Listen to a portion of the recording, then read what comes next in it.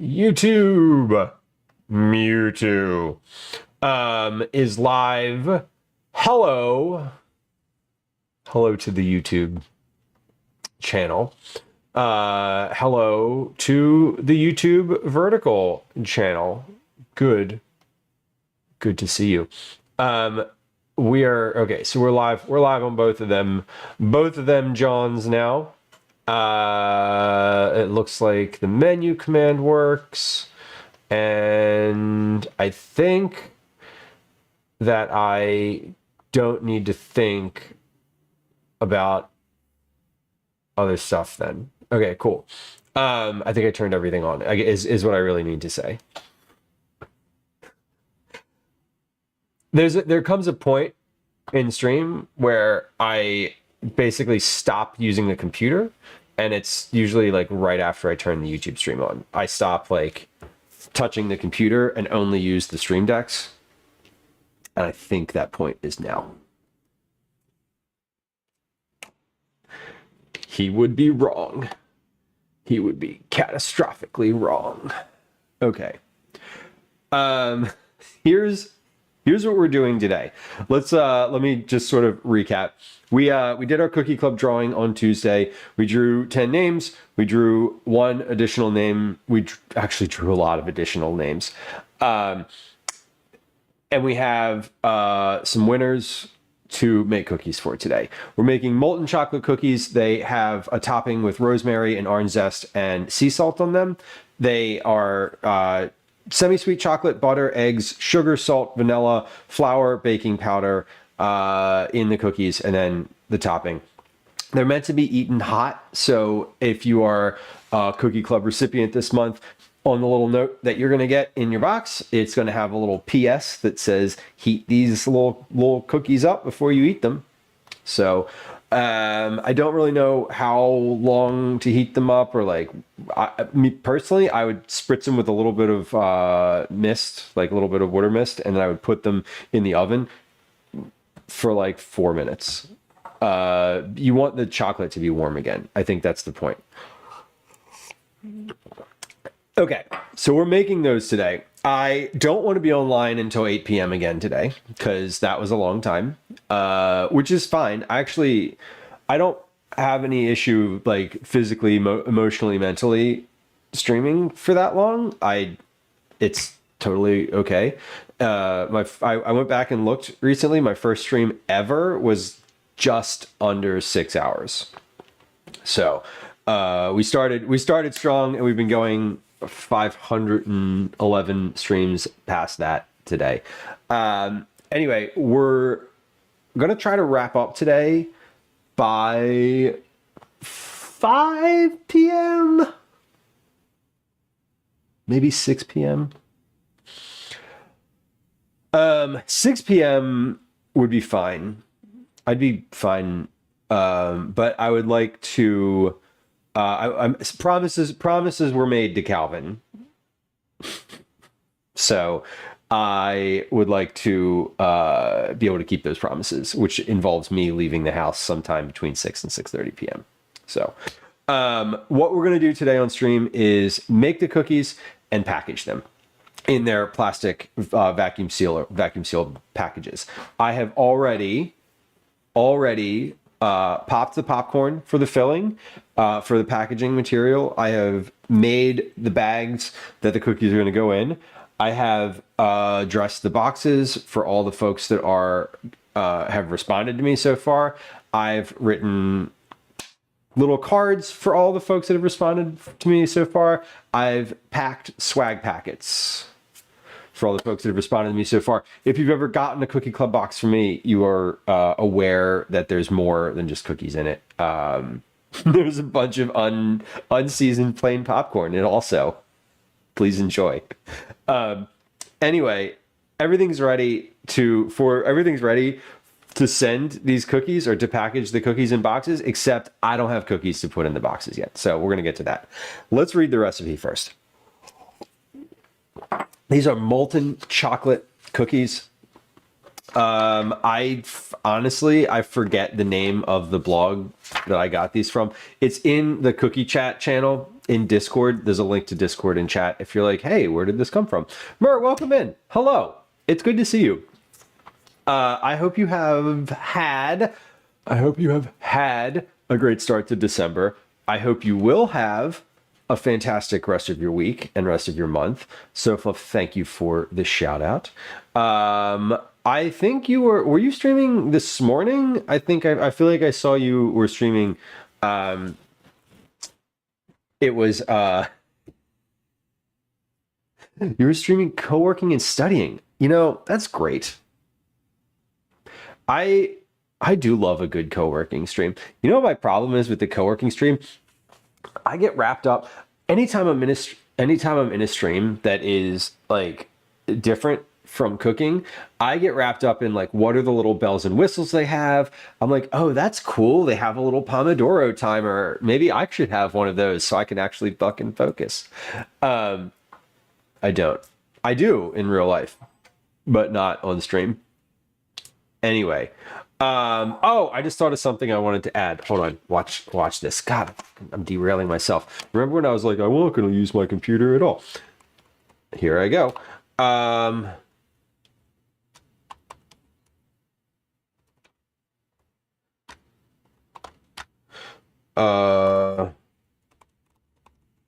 Okay.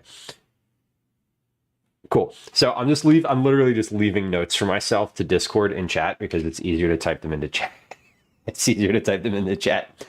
I co-work, but I'm really just playing around and looking at recipes, which is great. That's part of it. You're planning. I spend a significant portion of my like admin work time looking at cookbooks, looking at recipes, looking at all sorts of stuff. Be kindly welcome in. Fudge Darling, hello.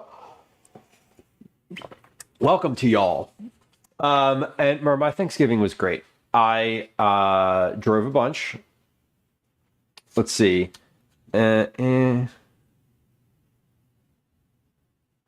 drove for 15 hours total between Thursday and Saturday. Dustral Shadow, hello, welcome. Good to have you. I'm working and I look at so many baking stuff and I'm like, I'm so blessed. You know, I love that. I do love that. Someone this morning, a car this morning, like almost hit somebody as they were, there's a point to this story and it has to do with what you just said.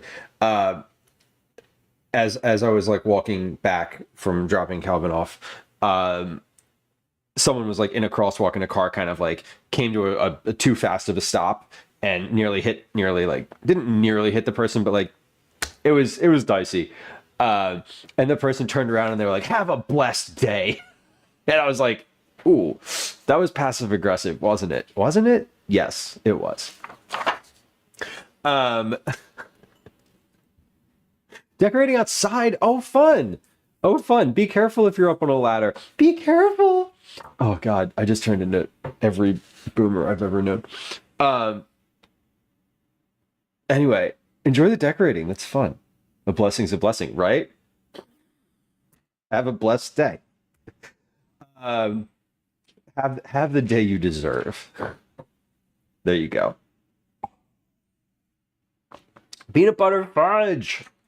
Is that like a classic holiday thing for you? Got a lurk. I appreciate a lurk. Thanks for saying hi. It's something I'm terrible at doing in chat. I'm great at doing it in real life. If I see someone I know in real life across the road, I'll be like, hey, hi. Unless I don't want to see them, then I will literally duck behind a car. Anyway, I'm going to say hi more. You know, can we agree that if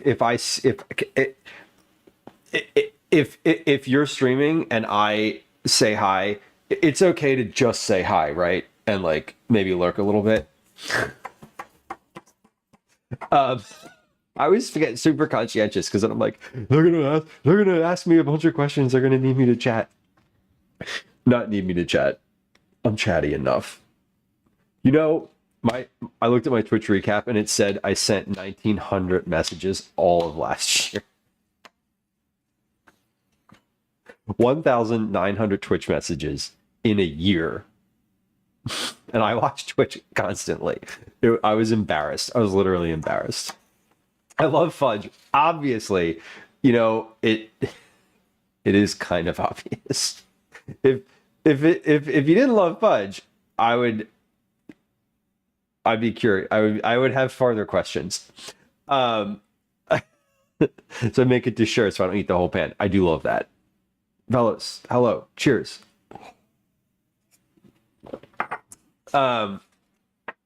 Okay, let me read this recipe because I want to make sure there's no surprises. Just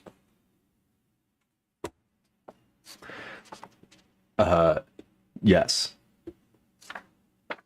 Anyway, there's a link to this recipe in the cookie chat channel in Discord. I know I said that already. Yes. Pause. Hold on. How do I do this? Where are we? Give the sub, give the sub, give the sub, give the sub. There we go.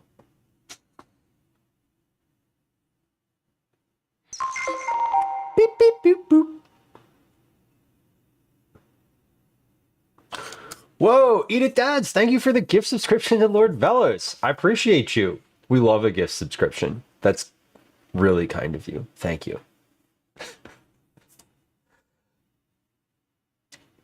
Okay. Sorry, I'm just being weird. It happens. It's my entire personality. Emotes. Yes. Congrats. Right. Lord Velos, whenever they win a cookie club drawing, opts for a gift sub to any one of the cookie club prizes is a gift sub to any channel. Lord Velos generously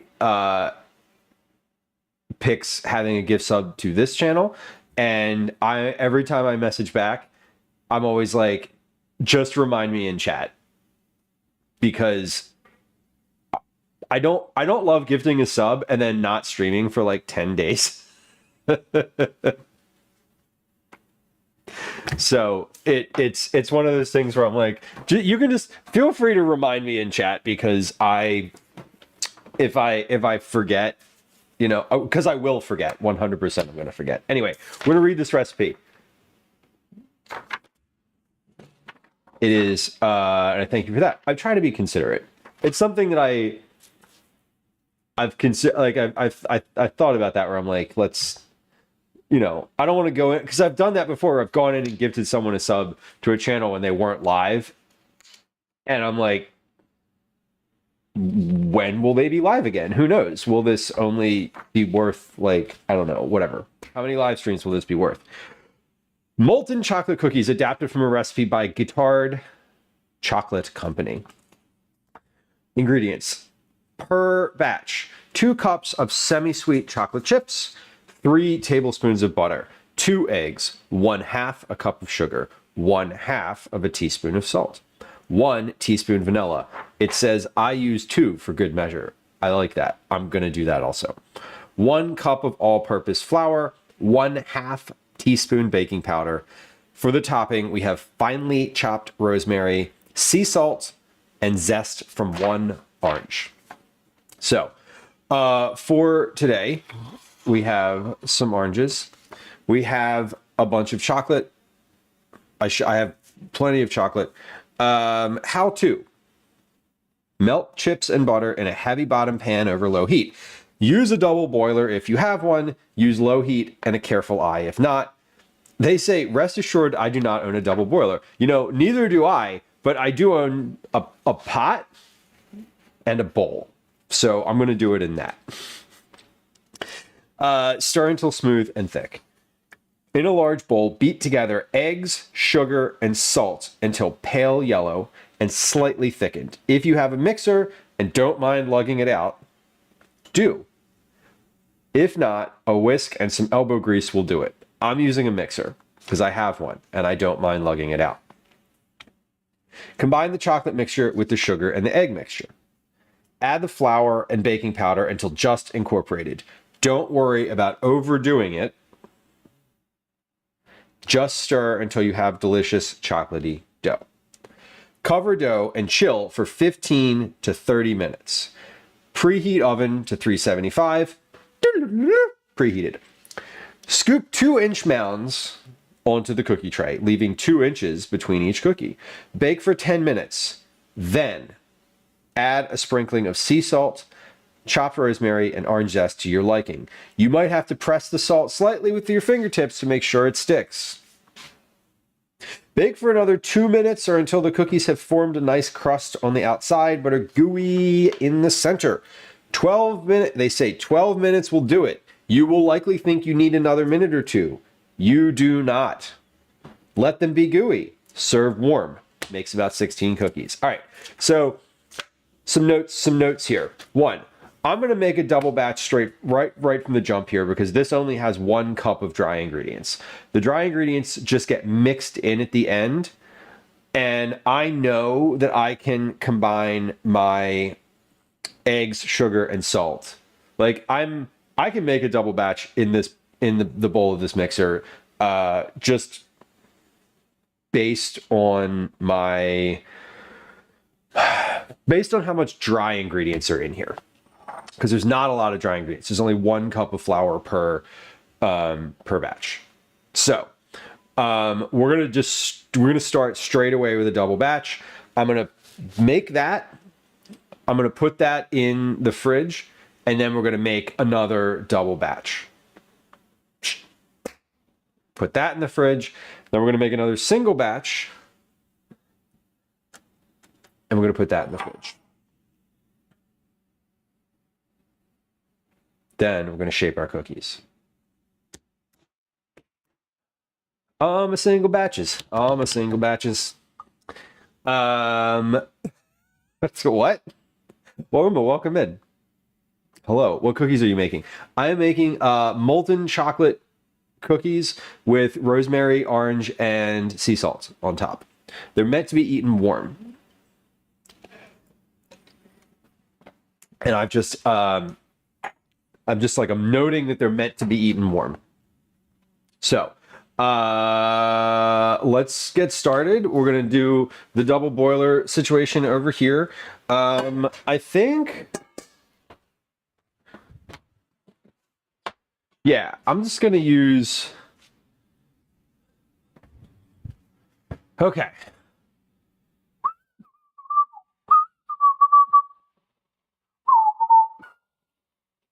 What pot am I using here? I want to use a sturdier pot than the one I have on the stove because that one is not great. It's guaranteed cookies this time, right? For my sub months. I can check. Let me check. I'll be honest with you, I do not recall. I do not recall. I printed that out.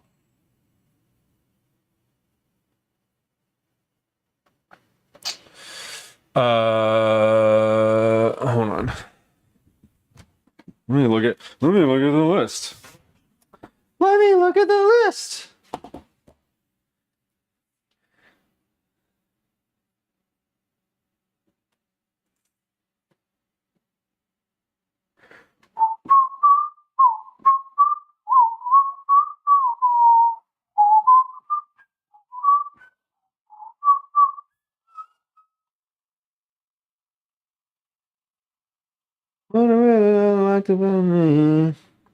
If you like it, then you should have put a ring on it. Correct. 18 months. That is accurate. That is factually correct. Hold on one sec.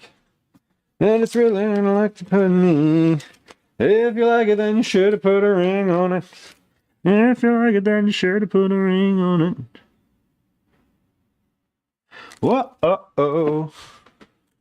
Whoa-oh-oh. Okay.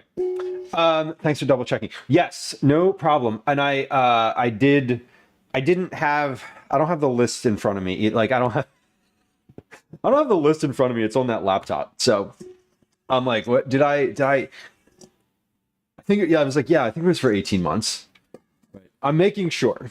Anyway, we're going to do a double boiler with a big pot of water and a big bowl. We're going to do, that's a lot of chocolate chips. That's 2 cups, 4 cups of chocolate, and 6 tablespoons of butter. So we're going to melt a lot at once. And it's going to take a little while, but that should be fine. Is this touching the bottom? No, it is not. Okay, great. So we're going to also come over to the stove so we can watch this happen.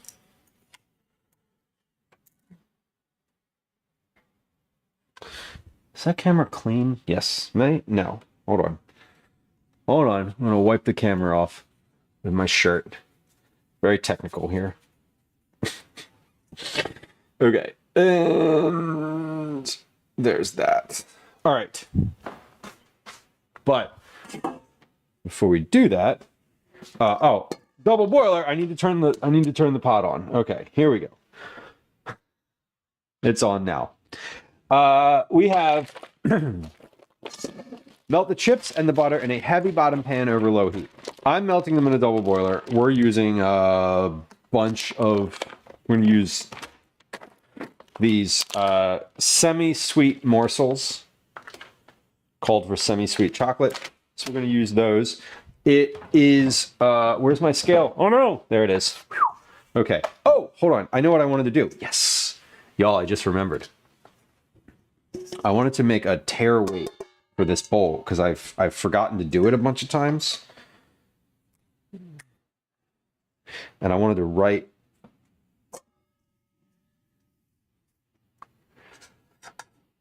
the actual grams on the bottom for this one and for my mixer bowl, because these are the ones that I have the dough in the most, or that I use the most for like batching things, and I forget. And now I know that this bowl weighs 274 grams, so if I forget to tare my scale, I can actually do the math. Okay, so wash my hands. Let's do that first. Again, forever. Hooray for remembering. I know, right? I've only been meaning to do it for a year. Well, like, because the thing is that I only remember to do it. I only remember it when I need it, not when I'm actually, not when I can do it. I remember when I needed to do it. I remember when it is needed. Let's say that. Not when I have the capacity to do it. Pause. Because we're going to forget to do the mixer bowl. We're going to do that one right now. While I'm literally talking about it, we're going to do that one too. 771 grams. We'll move it around a little bit. 771 everywhere. Yep. 771 grams.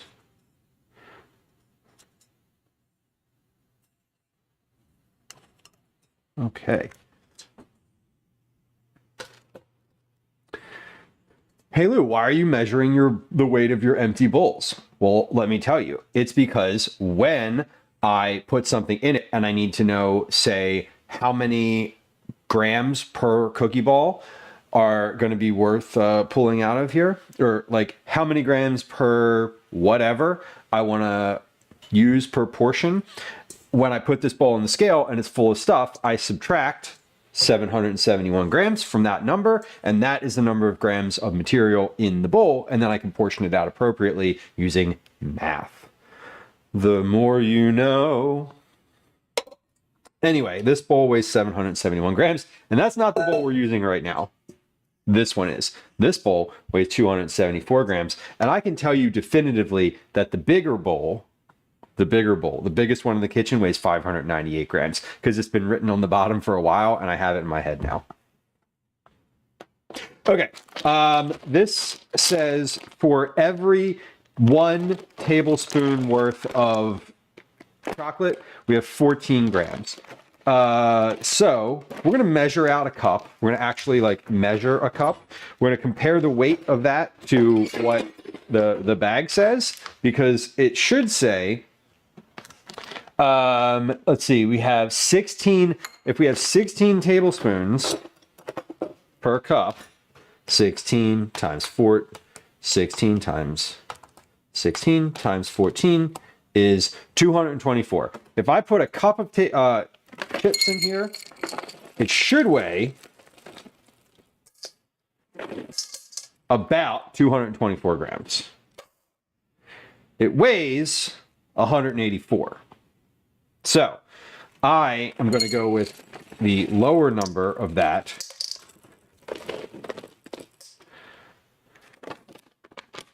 Because I just measured a cup, like I'm literally measuring a cup, and it said the weight here is by cup. So we're doing that.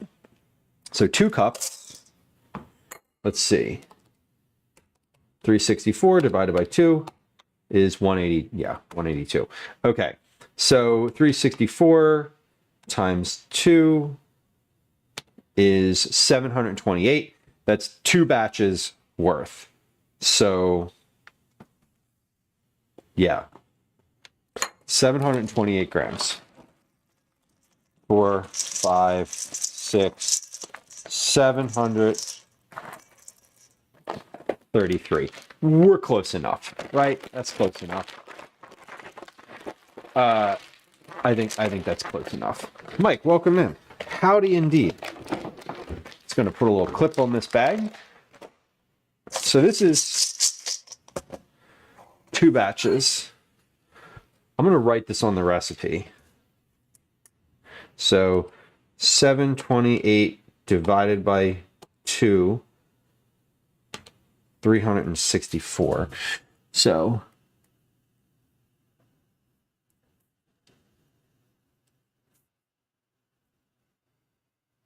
I am going to, I'm writing this down because later when I'm making like the next batch of this, I can just look here and I don't have to like do the math again. 3 tablespoons of butter. I'm pretty sure I can double that one in my head. Now I know that this is, it's always interesting because like most websites that have a like a testing process or have like some sort of vetting process will call for a specific type of butter, especially baking. This just says butter. It doesn't just there's no distinction between salted or unsalted. I am using salted butter. But that's because that's all I have in the house. And because I'm melting this in a double boiler, I'm also cutting this a little bit so that it is so that it melts a little easier. It's broken up. Okay, so that's 6 tablespoons. Let me get out my next batch here. So 1, 2, 3, 1, 2. All right, so I'm going to do 2 double batches. So that's 6 and 6 plus 1, 2 plus a single batch which is going to be that. Okay. Let's, I'm going to go ahead and cut this right now. So we're batching things. We're just doing everything in we're doing everything at once. We're going to do all the butter at once. We're going to do all of the, well, we're going to prep everything as I can. Like I'm going to measure flour one time and portion it out. I'm going to measure, you know, all my ingredients once. So butter is ready. Like I'm cutting butter right now. I don't want to cut butter a second time today. I just want to do all of that now. So that's what we're doing. Okay, and then this one is good to go right there. Hold on, that's a little, there we go. All right, pieces are good. Butter has been cut. This can just go back in. Let's put this in a little dish here.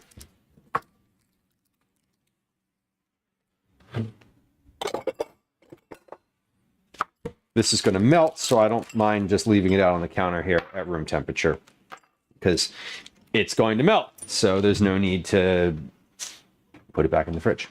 Okay, let's look at what we need to do first before we melt this in the double boiler, because this is going to take some attention, right? Like I don't want to melt this. I guess I could melt this because this is going to be pretty hot and it's fine to like sit for a little bit. The next part of this after I melt those though is beating together the eggs, sugar, and salt. So let's get out our batches of sugar here. So we have, we're gonna batch eggs. Okay, 3 for that. And then flour is going to be in here. Okay, so eggs. Eggs we're going to get out. Sugar. We need a half cup of sugar for a single batch. So 1 cup of sugar is what we're going for. 1 cup of sugar in a double batch.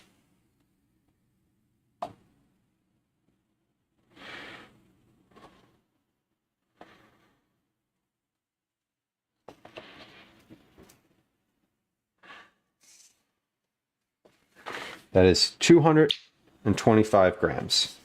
So that's 1.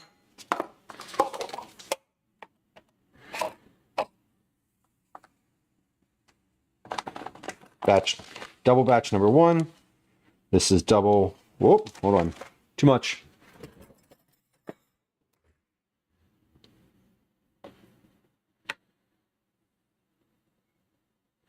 Double batch number 2, and then 225 divided by 2 is 112.5. So we're going to do 112. Got it. Okay, so we have sugar for all of our batches right here. Now we can put the sugar away. Like, we're done. We're finished with the sugar.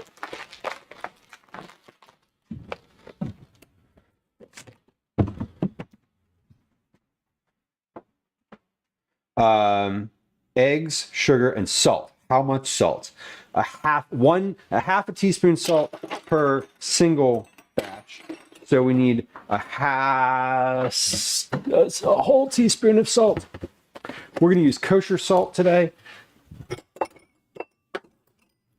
And I'm just going to pour a little bit in here so I can measure that out easier. Sugar and beat together the eggs, sugar, and salt. Okay, so for my double batches, I want a half a teaspoon is 1 batch worth. So I want to do 1 double batch, 2 double batches, 1 single batch. Okay, salt is done.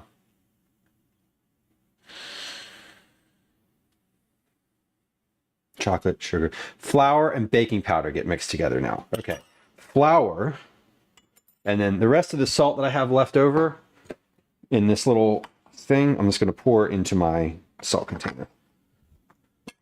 I don't love measuring out of my salt container because I usually like put my fingers in that. And for our purposes today, I'm trying to be a little cleaner. I'm going to work a little cleaner than that. Okay, for each batch of this, single batch has 1 cup of flour. So 2 cups of, we need 2 cups of flour is going to be flour and baking powder. I should be able to put 2 cups of flour. This is 2 cups. Like this container itself is a pint container. So this is a 2-cup container. So I should be able to just use that container, and then the baking powder can just sit, can just sit on top. So let's measure out a single cup of flour. We'll double that weight. We're going to measure here by scooping the flour into the cup. We're not packing it in. I'm putting it over the top, mounding it over the top, and scraping it off. That is a single cup of flour. That weighs 147 grams. So if I'm doubling my batch, I need twice that. So 147. So I'm just going to, this is now my single batch of flour.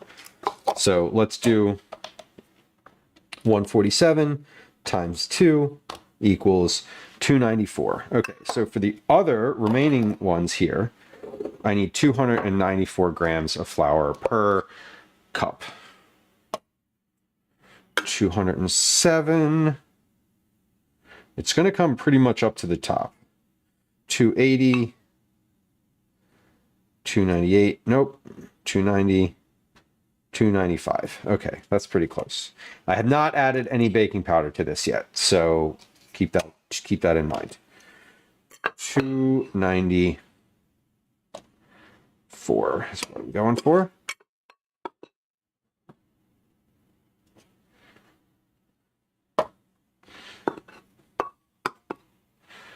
$240, 60, 70,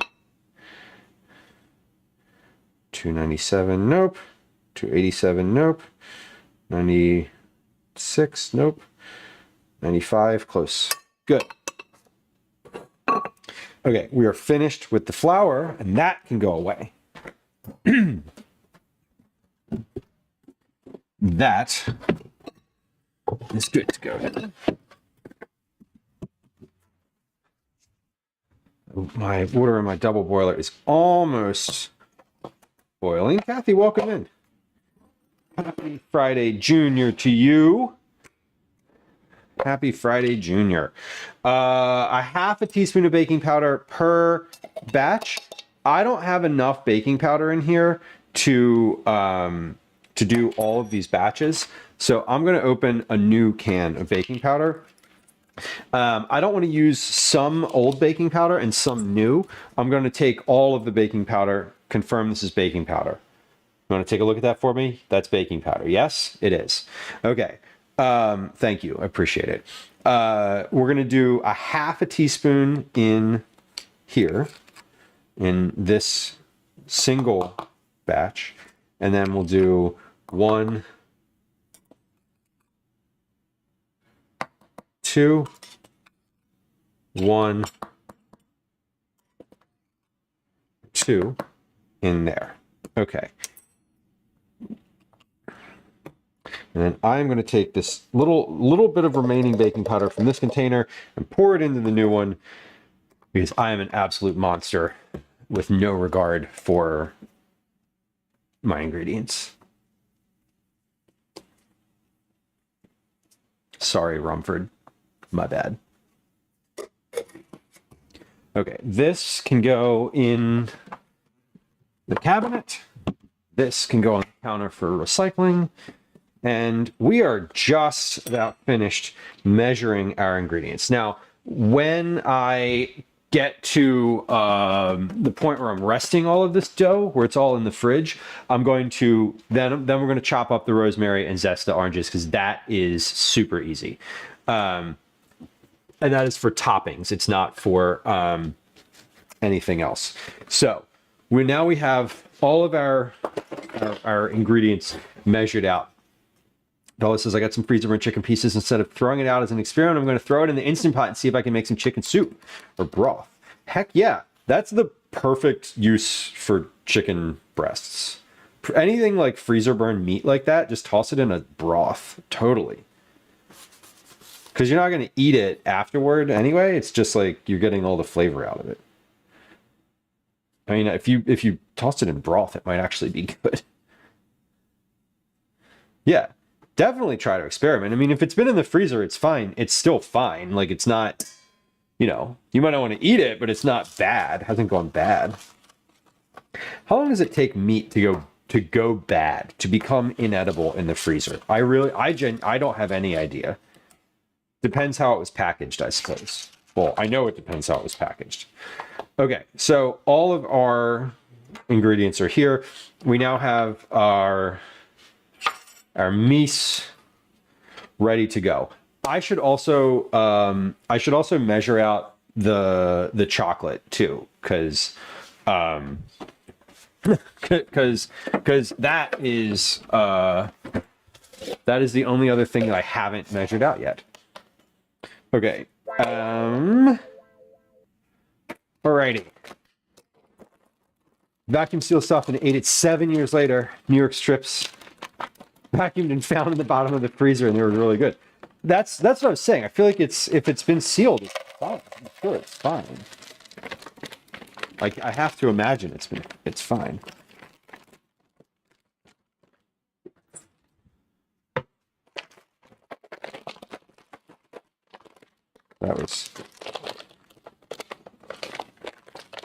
Where's the little John on here to open it? Here. There it is. Fucking liar. It lied to me. Tear here, my ass. All right, what am I looking for? 728 grams. 5, 6. Hold on. 690. 720. 728. Okay, so this is this batch, and then 364.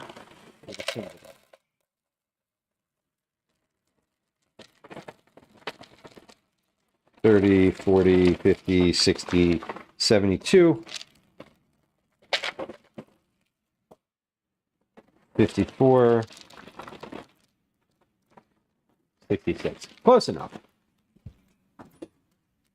We're within a couple grams. Not a problem. The steaks were better from 7 years ago. Well, they were aged, that's for sure. I mean, I don't think that's what people talk about when they talk about aging their steaks, but I feel you. Okay, we have all of our mise en place ready to go.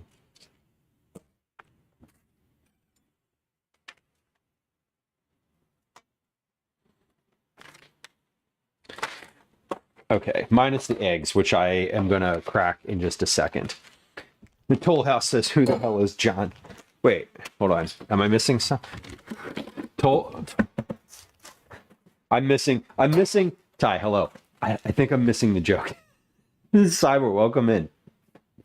Happy Thursday. I hope it's a happy Thursday. All right, let's get eggs. How many eggs per... 2, 3, 4. I don't think I can fit 4 eggs in one of these. I know I can fit 4 eggs.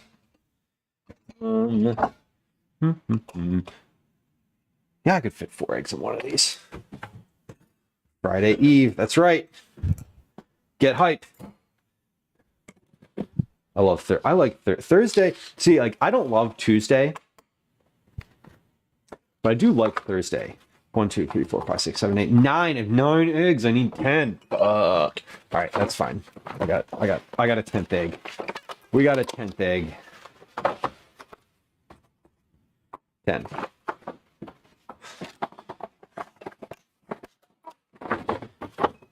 Okay. So we're doing everything all at once so that I can forget about measuring and just focus on process. That's the goal.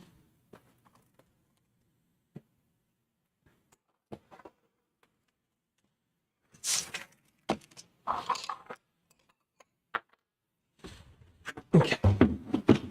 Compost bucket. Wash my hands again here.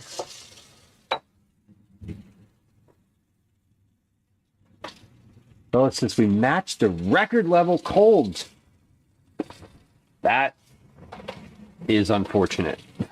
I think. Is it sticking around, or is it like just a day? I laugh at the name. I always laugh at that when they're like, the polar vortex is coming. And I'm like, oh man. But it sounds so funny because it's like, I don't know. It just sounds like a funny name. It's a very serious thing, but I still can laugh. I still feel like I want to laugh at it. Okay. 1, 2.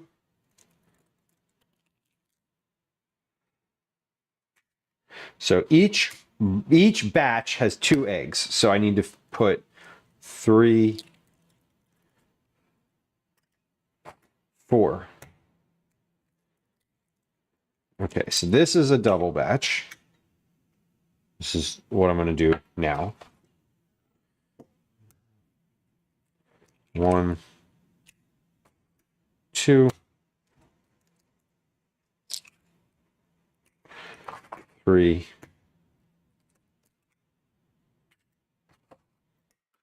4.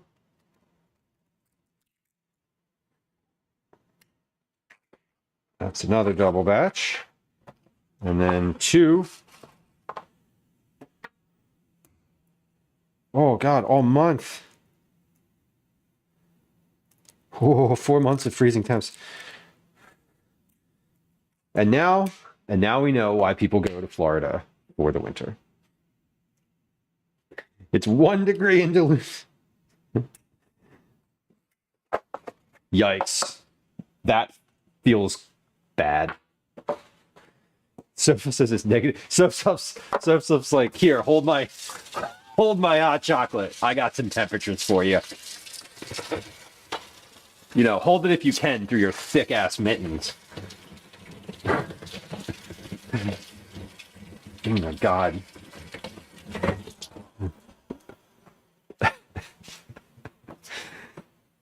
I used to snowboard when I was a little richer. Yeah. Now we shelter in place. I don't think I would, unless I had a place to go. Like if I still don't think I would. I like the cold weather's fine. I don't know. I say that as never having had the opportunity to like go south for the winter. So, you know, I also don't have any like practical experience doing that. So I don't know if I would like it or not. I probably would. And then I'd probably get used to it and then I'd complain about the colds. Robbie, welcome in. Let's come over to the stove here. We're going to hit this double boiler now because we're ready to go. Oh no. Oh no. What had happened? Hold on. We gotta go to the camera here. To the camera. Okay. Let's go here. And then we're going to deactivate and then activate, and you're going to see the stove. Yay! Okay. Nope, wrong one. Here we go. All right. So this is our double boiler on the stove. We're going to put our chocolate. Oh, no, we are not. I was about to literally dump this bowl into the pot. We're not going to do that. We are going to put the bowl into the pot. I was about to dump that in directly in. That would have been really bad. Okay, we're not going to do that. We are going to melt the chips and butter in a heavy bottom pan. I know what I'm doing. I have no Cyber, freaking idea what I'm doing. I didn't claim that I knew what I was doing. It definitely would have melted faster. It would have been sad. It would have been sad. And the other aspect of that is I have enough ingredients that I would have been okay. I would have been really, really immediately annoyed with myself, though.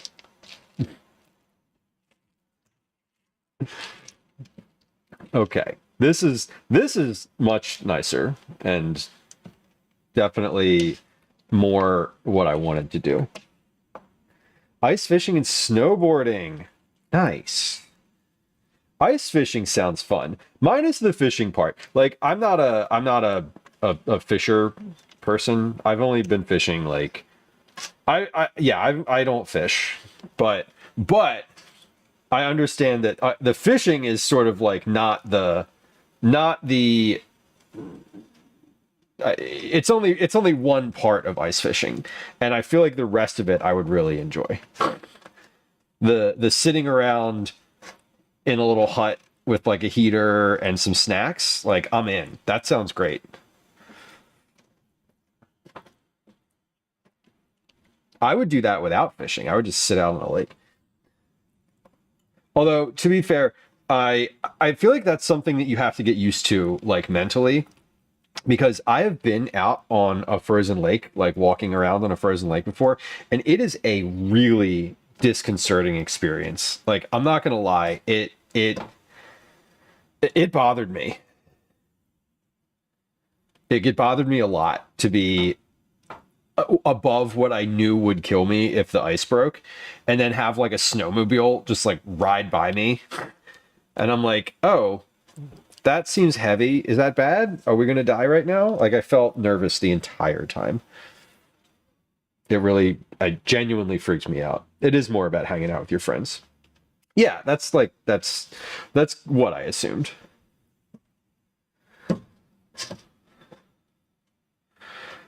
I can't imagine it's about the fishing. Fishing isn't even about the fishing.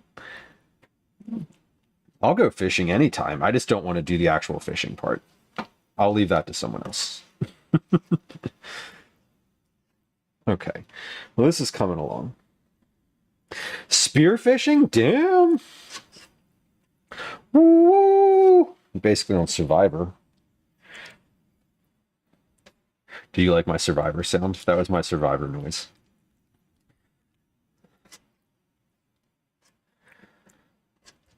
I'm not caught up on Survivor. Please don't spoil it for me.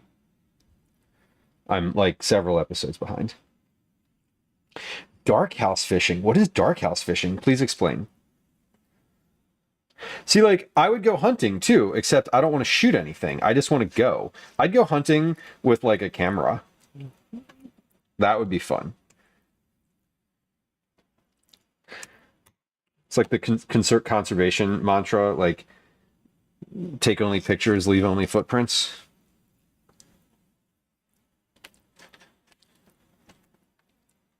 Woo!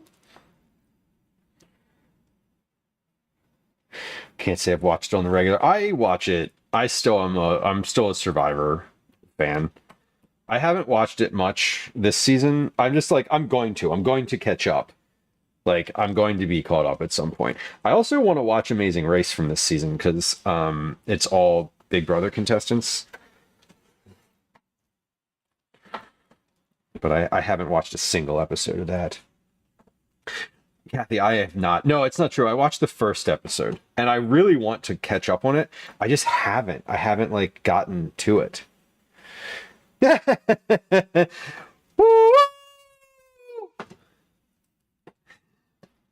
Gwen says, am I making Survivor noises? I am. We were talking about ice fishing, Gwen, and I said it was like Survivor. And I was saying how I'm not up on Survivor this year yet. The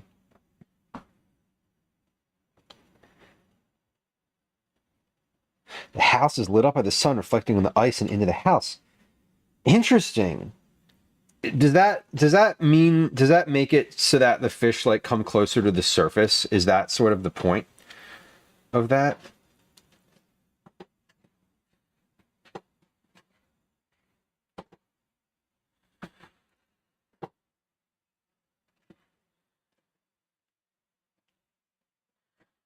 Okay.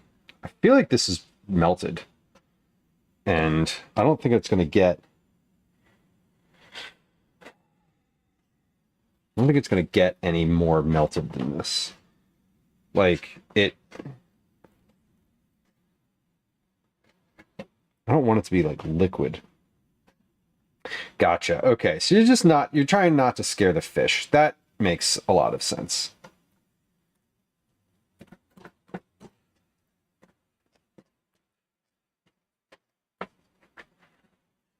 Okay. I'm wondering if this is melted enough. It's like solid, but it's not. I don't know. God, it is hard to find the time. Like it is kind of genuinely difficult to be like, all right. And if you get behind and you don't, because like it's also a show where if I wasn't watching it, like if it wasn't the show that Gwen and I watched together, I would probably be caught up on it. But it's also one of those things where, like, you know, last night I was like, hey, do you want to watch Survivor? And she was like, no. So we didn't. But I didn't watch it because it's fun watching it. If you watch shows with somebody, it's fun to watch it with that person. And I don't remember this shit afterwards. So it's not like I'm going to be like, hey, what about that thing that happened on Survivor? Like, I'm probably not even going to remember what happened on Survivor. I want to watch Amazing Race. I'm definitely interested in doing that. Is this melting? Okay. I think that this is ready and fine. Like, I don't think I'm going to melt. I don't think this is going to melt. Ah, that's hot. I don't think this is going to melt further than what I've got going on here. So we'll mix this in. This will all mix in with the liquid nicely, and then when we chill it, it'll be good. Okay, come on back over here. We're going to start with our mixing portion of the recipe. Again, we're melting a double batch. The closest thing to reality TV is Jersey Shore.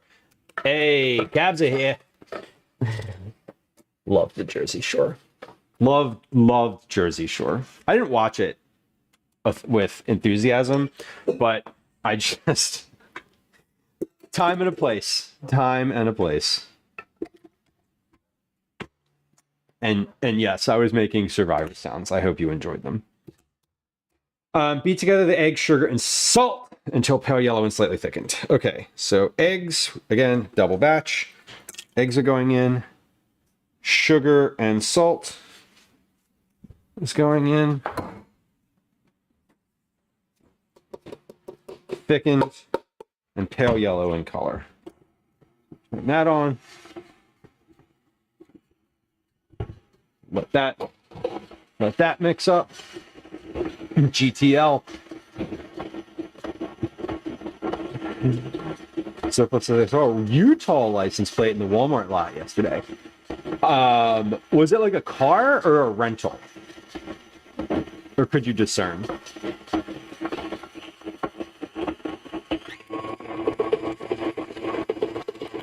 Pale yellow, it says. So I want it to be paler than what we've got here. Definitely someone's car. Utah is weird. I feel like, just a blanket statement. I feel like I see Utah plates more than I feel like I should. I feel like I see them more than I expect to. An old Vito. Nice.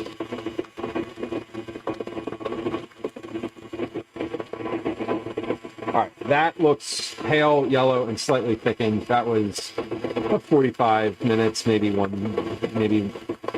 45 seconds, not 45 minutes. 45 minutes would be too much. Yes, that is pale yellow, and it is thickened. Combine the chocolate mixture with the sugar and the egg mixture. Okay. Let's get our chocolate mixture off of the stove.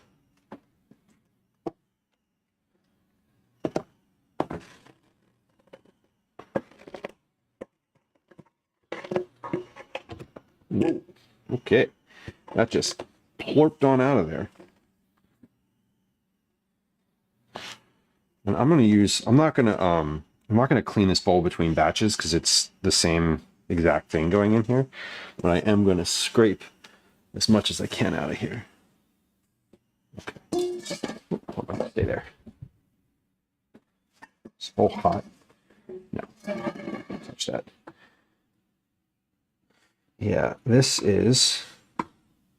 smells good, I'll tell you. That melted chocolate is like instantly fragrant. Where do we add the vanilla here?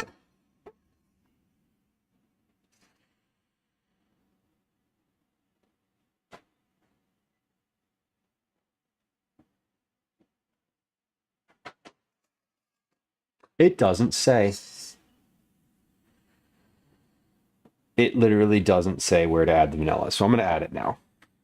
I'm like, what ingredient do I have left on the counter that I didn't measure out? It's the vanilla. 2 teaspoons. So we're going to put vanilla in here and it says 1, 2 per batch, 2. So that would be 3 and 4. Jane, hello. Jane, congrats. That's a Cookie Club entry. What was that, Gwen? Yeah, anytime we have a multiple of 20 check-ins now, it writes it to Discord and makes a little balloon celebration sound because it's a Cookie Club entry. Whisk and some elbow grease, add flour. Okay, combine the chocolate mixture with the sugar and egg. Got it. Okay, chocolate, sugar, and egg mixing together. Now, we're going to combine these thoroughly.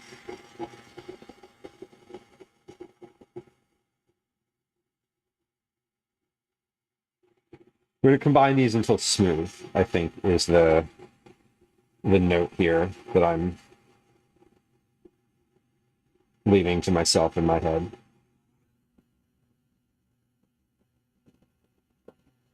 All right.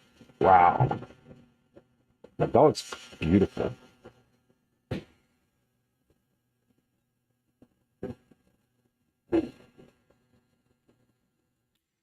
Okay. Great. Let's get let me get a different spatula here. And different spatula. Clean this attachment off. Scrape the bowl sides. Make sure there's no unincorporated mixture on the bottom. And then we're going to get to the flour. We'll mix the flour in. We'll put this in a different bowl. Then we'll clean this bowl and make another batch. So this, what I have here, Ray, welcome in. Happy Thursday. This, what I have here, is a double batch. And I was very correct that this would all fit into one bowl. Anything that has less, that has like any recipe that has 1 cup, one half cup or less of flour in it, of like dry material, I can almost always make a double batch in this bowl. Anything more than that, I'm probably going to want to do single batches at a time. Okay, so in a large bowl, beat together the eggs, sugar, and salt until pale yellow. Combine the chocolate mixture with the sugar and egg mixture. Add the flour and baking powder until just incorporated. Flour and baking powder pre-measured in this container. We're going to add this. I'm going to add a little bit. Add like half of that, a little more than half of that. I'm going to give this like a couple of pulse mixes so it doesn't pop up.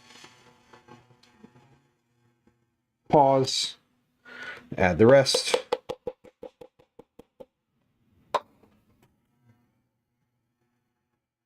And then we're going to mix, hit this with a spatula. And then I'm gonna put this into larger. We're gonna put all of this into the bigger bowl. So we're basically gonna combine all of our dough, all of the dough. See, 598 grams. Told you. Told you. Nah, I was right. We're gonna put all of the dough in here because I'm making exact same batches, so it's all just going to go in here. It'll be fine. But here's what I want to do after I measure this batch into the bowl. It says that it makes 16 cookies per batch. So what I want to do is dump all of this into the bowl, and then we're going to weigh it so that I have a good understanding of like what weight. We're going to weigh it and then divide that number by 32 because 32 is 16 times 2, right? Yes. Jane asks, have I made this particular cookie before? I have not. This was a recipe that was posted in, in the cookie chat channel in Discord. There's a link to that in chat. And it looked good. So we'll start with that. It looked good. The other thing is that it comes from the base recipe for this came from a chocolate company. So it's not just a like homemade, hey, I made up a cookie, here it is. Nobody's ever tested it version.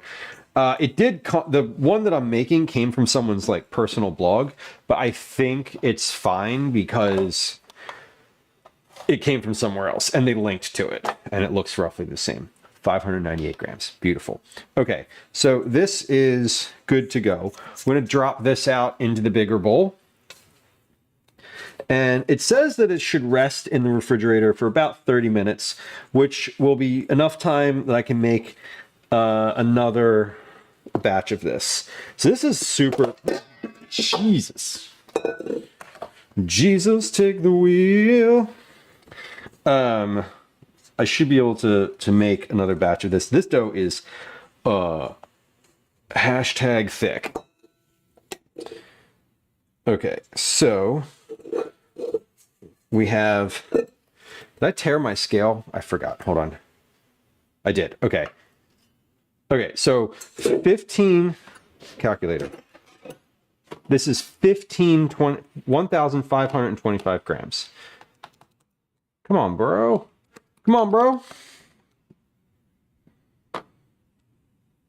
1,525 divided by 32 is 47 grams per cookie. That's a lot. That is a lot. Mostly when we do cookies for stream, they come in at around 25 to 35 grams. So 47 grams feels like a lot, and it might end up being a lot, but we'll see. It was actually 47.6, but whatever.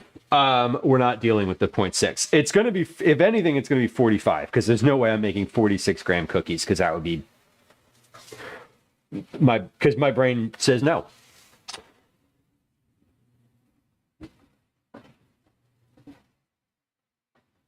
My brain would reject that number outright. Okay, but I wrote it down. That way I won't forget it. We're going to put this, it says chill for 15 to 30 minutes. So yeah, this is not liquid. You could spread this thin on a sheet pan and just bake it like that. I bet you. I bet. Oh, surprise, y'all. I haven't Surprise! There's an enormous bowl of or an enormous pot of stock in my refrigerator because I haven't packaged it because I didn't get to packaging it. Okay, I will, but not right now.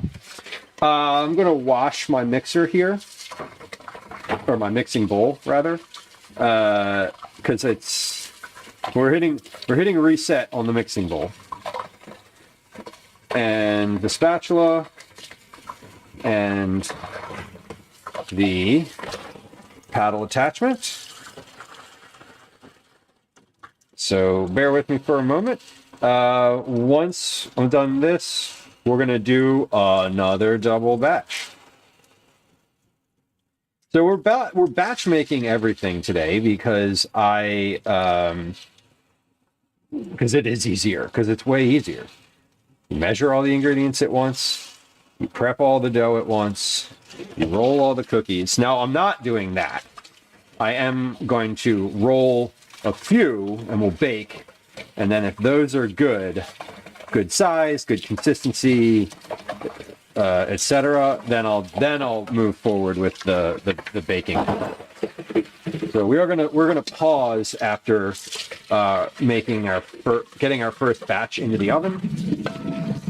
While that batch is in the oven, I'm going to chop my rosemary and zest my orange, and then we'll sort of recalibrate from there as we need to. Okay, so bowl is good, and we're ready for our next.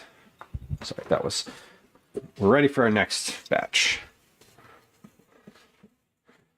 So we're doing 2 double batches and then a single batch. 5 total batches worth of dough here today. But this is a relatively straightforward one. There's not a lot of resting here. There's not a lot of complication with this recipe, so it's very it seems pretty easy. Seems pretty easy to do large volume. And if I had a larger mixer, I would just do all of it at once, and that would be fun.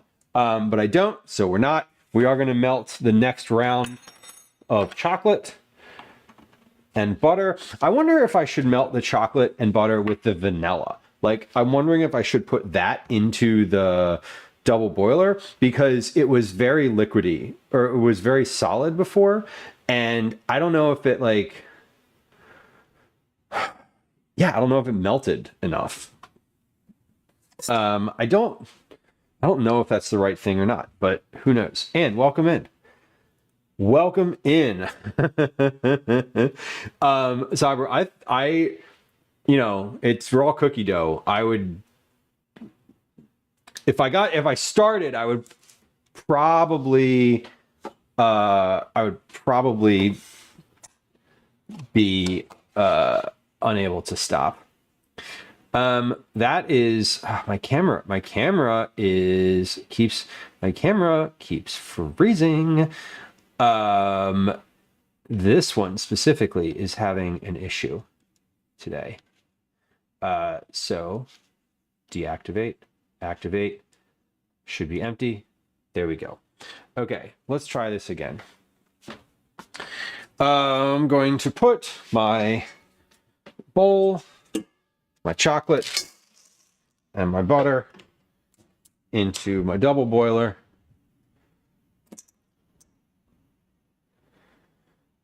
Jane says, I think the heating of the vanilla too much evaporates the alcohol and affects the flavor. I don't know for sure. I had the same question when I was watching a video and saw them add the extract later. Well, the interesting thing about this recipe is they don't tell you when to add the extract. It's not even in the recipe. So, it's in the recipe, it's in the ingredients list, but it doesn't say when to add it. So I'm sort of guessing.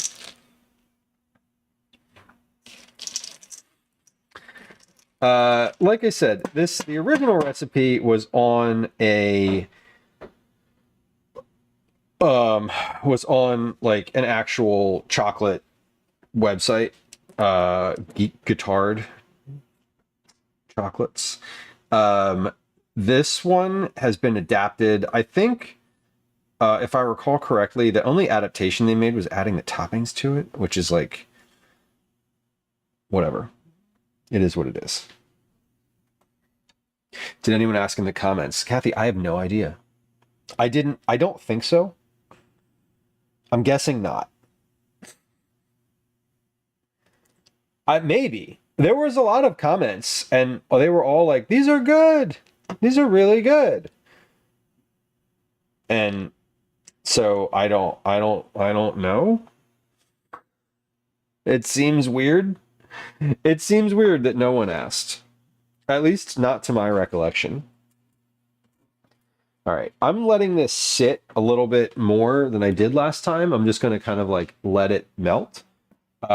Reason number one is because I'm going to dig in the refrigerator and get myself a water because I'm thirsty.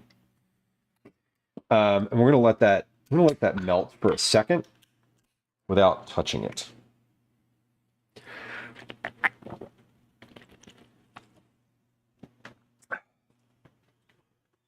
Because it is melting.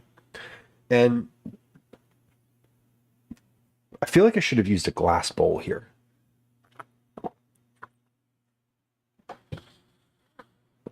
Or something that retains heat more.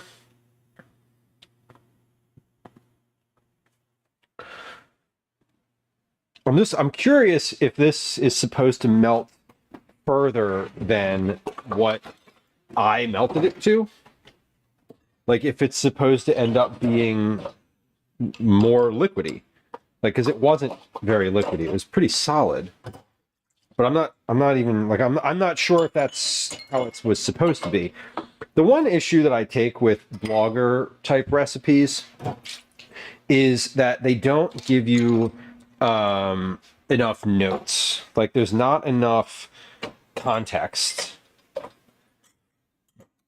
Like this should look like this, feel like this, and smell like this should be like present in every single step. Like it's not overkill. It really isn't overkill. People don't know what they're doing. Which is fine. There's nobody's a professional, you know. All right. So this is melting. I can see it melting. These are also not these aren't like melting chocolates. They're just like semi-sweet chips. So they do probably melt a little differently than if you got chocolate that was specifically for melting. And I'm wondering if I let these melt on their own without like a whole bunch of stirring, if it will end up being very liquidy. Because usually when I've melted chocolate before, it's like pretty liquidy, right?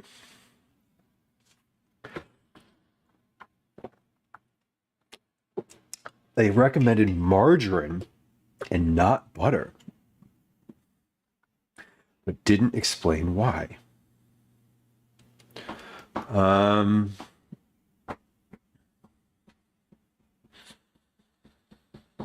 Actually, I don't know. I'm wondering if margarine has, I mean, I know that they have like a different fat content and a different hydration content. They have like different amounts of, different amounts of fat and essentially water in them. Like I know when you're making brown butter, for example, you're basically cooking out all of the water from the butter. But damn it. But I don't know why. I don't know if that's the reason. Like, I don't know if that is the reason why you would do it in a baking situation.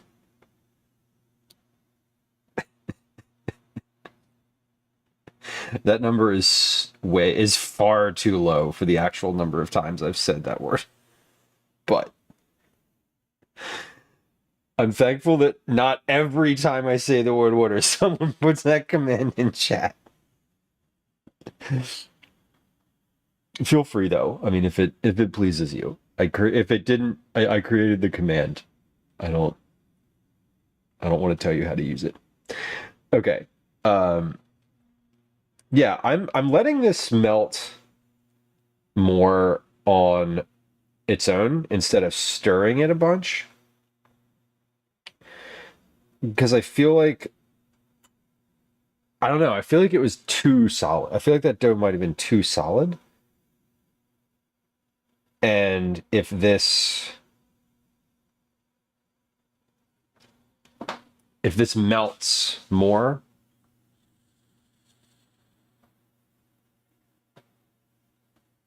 low heat and a careful eye, it says. Thanks.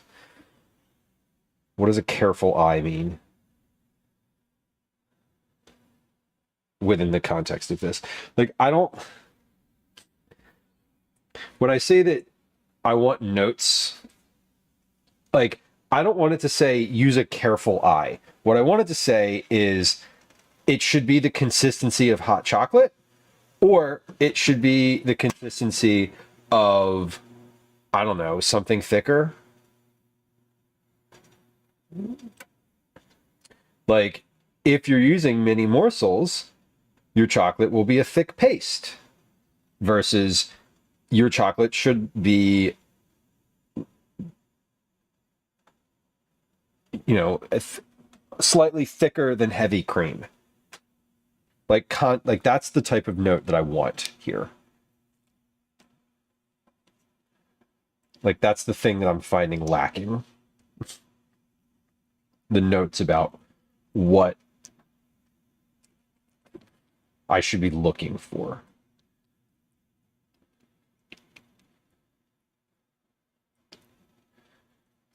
So I'm letting this melt.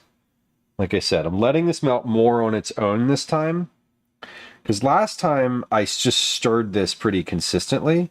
So I don't think it will make a difference in the end, really. Because it's going in the refrigerator again to like cool and solidify. So, you know, it's not like I'm putting it directly into something from here and then like back into the oven. Like it is cooling down again. But we'll see. We'll see what the consistency of the dough is if I let it melt on its own a little bit like this, as opposed to moving it around a lot. I'm really struggling right now because I want to stir this a bunch, and like I'm trying not to do that. I'm trying to just turn it over lightly.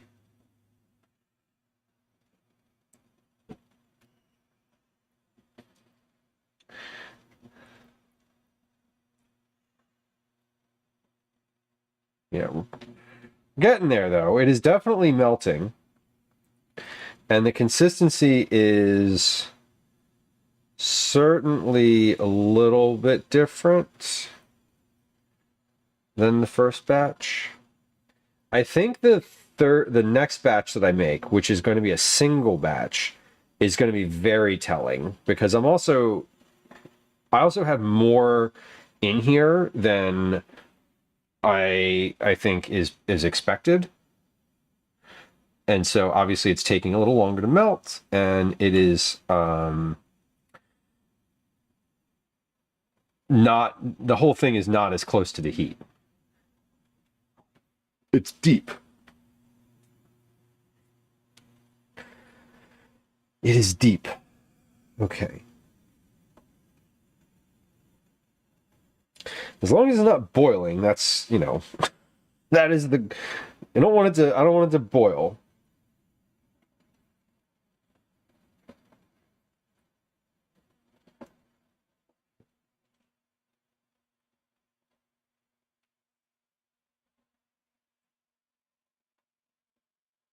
Yeah. Yeah, this is definitely a little glossier. and when I let it melt slowly. I'm wondering how much that's going to affect the final flavor. Who knows?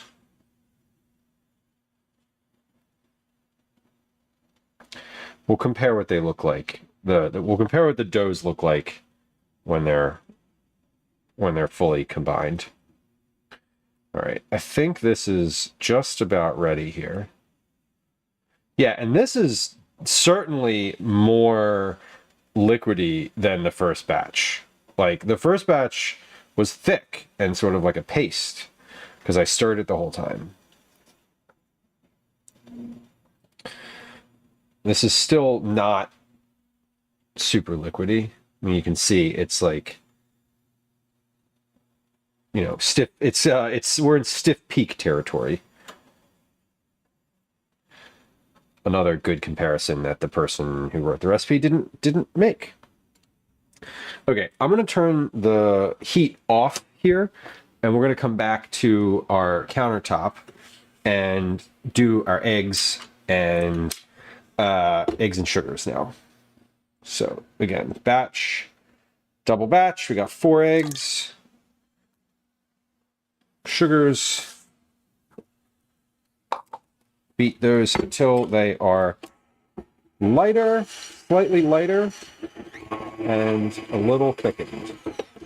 Paler and slightly thickened, I think was the note.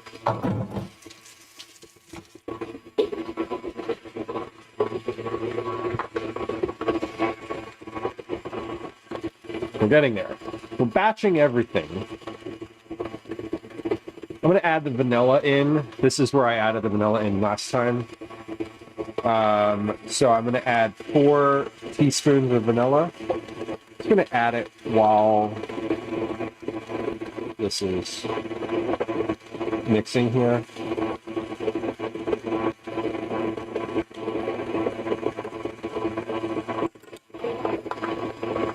I might forget otherwise. Right, this is almost there. And my oven is hot. Like, I've preheated the oven, so we're good. When we are ready to bake, we'll be ready to hit the thing running. I should put one of my sheet pans in the oven for a few minutes before putting cookies on it, because usually the first batch, when it goes into the oven on a cold sheet pan, it comes out a little differently. So I kind of want to do preheat. I want to preheat the sheet pan and the silicone pastry mat too. Okay, that is paler yellow and a little bit thickened. So we're gonna add the chocolate in here now.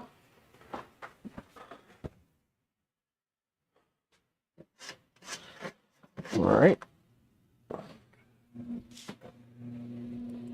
I'm gonna hold this just a little bit. Let the condensation drip off the bottom. Okay. So check. Combine the chocolate mixture with the sugar and egg. Okay. That is where we're at. Now this doesn't seem much thinner than the last one. Now that when I'm adding it in here, it's a little bit more melty and glossy, but it's not that much different. So I think we're going to end up with batches that are relatively the same here.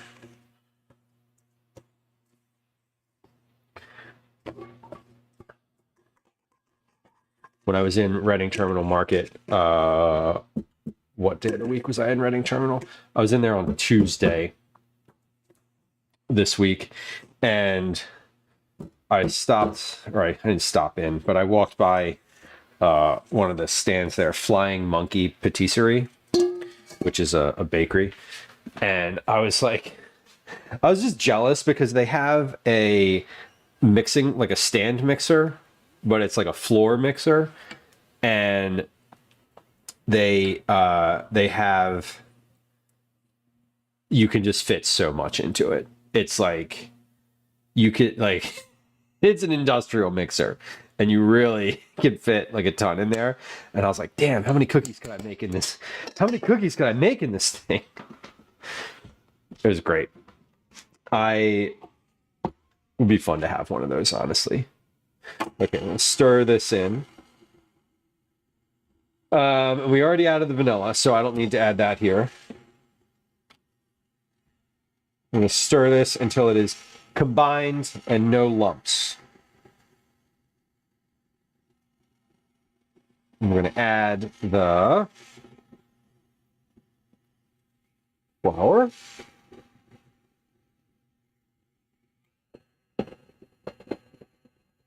A little bit at a time. Okay.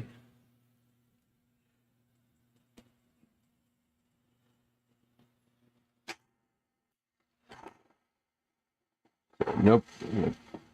Keep it on stir, so no popping.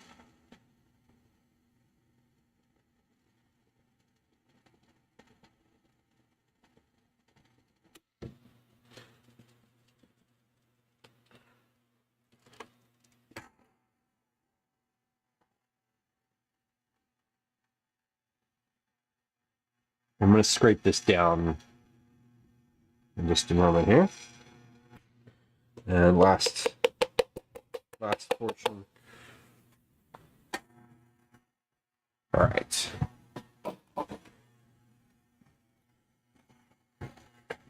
Oh yeah, this dough is still just thick. Like, this doesn't really look any different than the first batch. Okay, let's get this up though. I'm gonna kind of knock the beater off. Scrape that. Then we're going to scrape the bowl, and then we'll mix again to just make sure everything is incorporated. This Sunday, I don't usually stream on the weekends, but this Sunday we have a special stream coming up. We're going to be at the first ever Philly Cookie Fest. It is down in South Philly. It's starts at 10 a.m. Eastern, maybe. We're probably gonna roll in there around 11 a.m. Eastern. It is a bunch of different like cookie vendors and like bakeries from throughout the city. They're all sort of selling cookies. They're giving things away. There's a cookie eating contest, which I am not entering, but hopefully we'll be witnessing. The goal is to witness that. I'm not trying to fucking, absolutely not. There is a cookie decorating contest, which I have entered, and it is it's not like you do it on your own time and then people kind of come by and judge your cookie. So that should be super fun. There's music, and it'll be a nice little afternoon, hopefully. Look at how well that short is doing. I know, right? Liz, can you even imagine? It would have been so much better if I'd had sound for the first one. Liz, I want to tell you how much I appreciate you, because that is because you mentioned it. I posted a short on Instagram and Google and TikTok yesterday, and then walked away. I hit post and I was like, see you later. And I came back to it later and I was like, wow, that did pretty well. And I like looked at the analytics and I was like, man, no one is watching this though. Like 1% of the people that clicked on this in Google actually watched the whole thing. That's weird. That's not normal. And I was like, I wonder why. And I couldn't figure it out. And Liz in Discord was like, hey, was your thing that you posted supposed to have no sound? and I'd exported it with no sound. Anyway,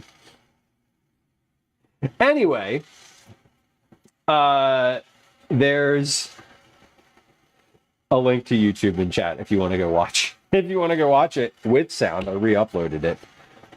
It is the highest viewed one. All it takes is making fun of Italian grandmas. Who knew? But I'm learning CapCut, and I'm learning that when you export things, you can't have them on mute because it won't export the volume. I thought it was just on mute in the app, and when you export, it would just export the sound because like the video has sound. Who knew? Anyway, now I also know that when it exports correctly, there are 4 files that export. So I know what to look for now. I know that if the sound file isn't there, then it doesn't have any sound. I also know that I should watch it before I post it. Watch the thing I'm going to upload. But my browser is on mute, so I don't. I didn't. It was the equivalent of like turning the test in without realizing that there was another page. That's how I looked at it. Okay, we have batch number 2 or 4, if you're being specific about how many total batches we're doing. Batch number 4, batch numbers 3 and 4 is going in our big bowl. Let's do this again. We're gonna put this on here. We're going to tear our scale and take it off the scale to put the dough in because we're learning.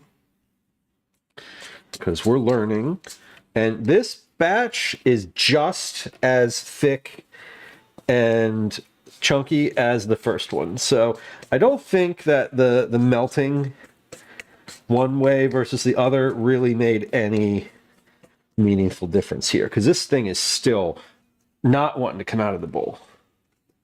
Whoa, come on. There we go. Okay. Great. That looks... What am I even doing with this bowl? That was very acrobatic. Did you see that? That was like... Man. Deft. All right. So, what's our weight here? 1,521. 15, 20, 22 divided by 32 is 47.5. Okay, so we are 0.1 grams difference in weight between batch number 1 and batch number 2. That's good. That's really good. That means that like things were consistent from one to the other. So what we're going to do now is put that in the refrigerator. We're going to wash our mixing bowl and we're going to move to the last batch. So this is 4 total batches worth of dough. We're going to make 1 batch more. I did 2 double batches, which are in here now, and then we're going to do 1 single batch. And then we're going to start making the cookies. So this is things are moving along. Once I'm between, once I finish that last batch, we're going to take a quick break. Just to take a quick break. Then we'll be ready to go again. Okay, but let me wash my bowl out here. Bowl, beater, spatula, good to go. We're almost there. This is a for how easily those batches came together.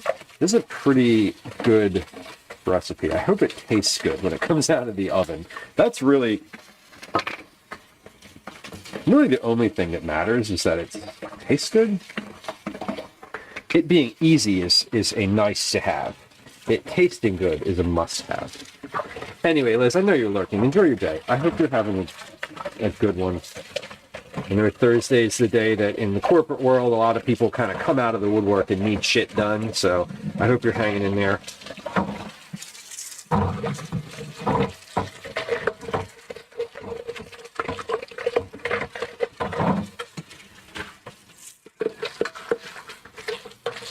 Anybody else who's mired down in the corporate world in this period between the two big American holidays, I hope you're hanging in there.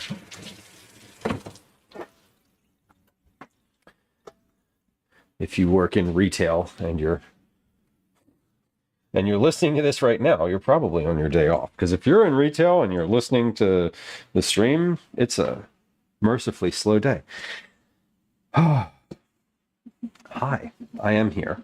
I was just doing some dishes at the sink real quick because we're on to our last batch. This is now we're getting there. We have one batch to go, and then we're going to start baking. Okay, we have one final batch here. This is going to be a single batch. A single batch. So no, should be a little easier to melt here in this bowl, but we'll try. We'll see. Hold on. I'm going to rinse this bowl out because it's got chocolate off the side of it now, like around the edge, and I don't want that. I want it to look nicer, and I also don't want like the older chocolate crudding up the thing. So let's wash this, and we'll melt that third batch here in just a moment. Let me turn my stove back on.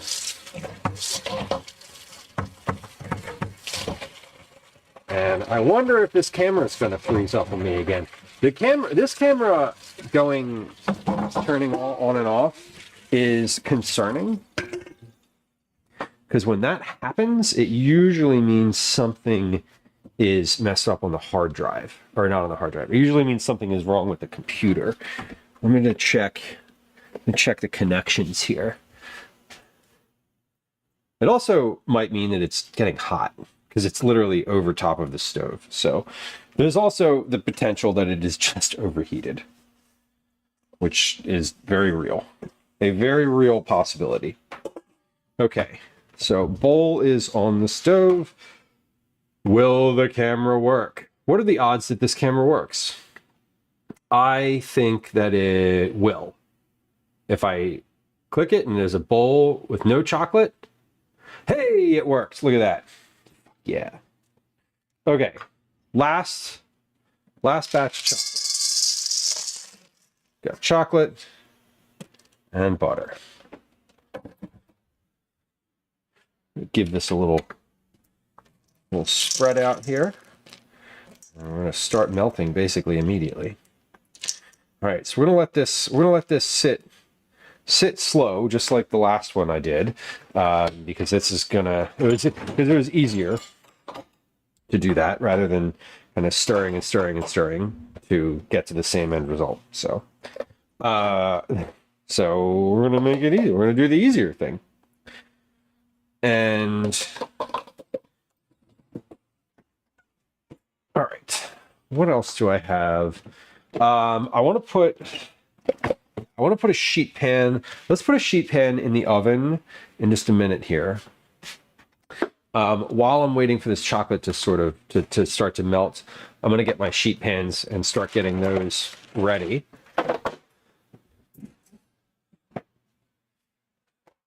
So I'm going to use the silicone pastry mats for these cookies because I like them, and I feel like for chocolatey stuff, I feel like I was kind of considering that these cookies they're not the type that like are going to spread super far, because I feel like they're very, I don't know, they feel super thick. So I don't know if they're going to spread, how much they're going to spread. We'll see. We'll see. Anyway, this is melting quicker than the previous batches because there's less in here. Frankly, there's more. It's the whole thing is just touching the sides, so this should melt relatively quick. It's not boiling underneath yet though, so we'll see. Time check, 14:10. All right, so we've been live for about 2 hours now. That's good. I mentioned earlier I want to 14:10. Yeah, 14:10. 2:10 p.m. I would like to try. My goal today is to be finished by around 5 p.m. Eastern. 6 p.m. would be fine. 8 p.m. like yesterday would be, or Tuesday would be bad. That would be really bad. We don't want to do that. But we should be okay. I'm tracking well with time here. We're doing great. We're doing great so far, I think. I hope. All right. Chocolate looks great. You can see it. It's melting, very slowly melting. This is like a very good visual, like ASMR, noticing the differences in the chocolate. Very satisfying, honestly. I think.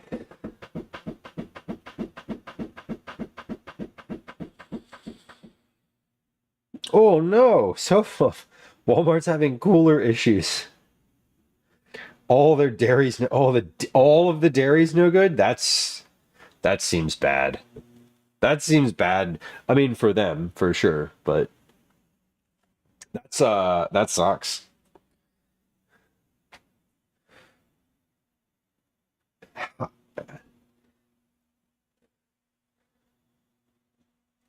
Damn.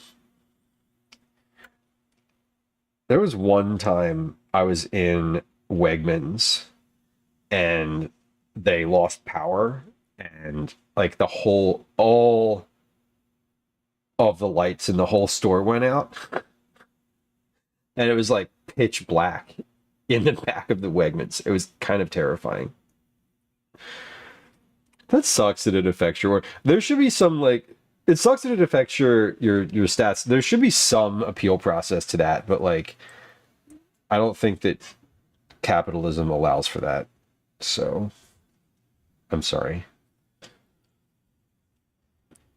If it's any consolation, people who have perfect stats, I'm like, what's going on here? I always, 100% of the time, rate my Instacart order with like 5s. Like literally no matter what, unless there was something egregiously wrong with it.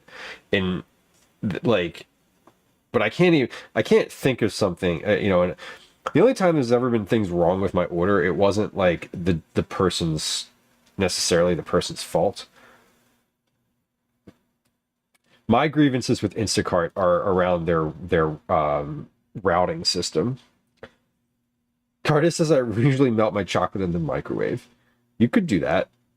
That would work too. It would certainly work. This is not a quick process. That's quick enough, I suppose.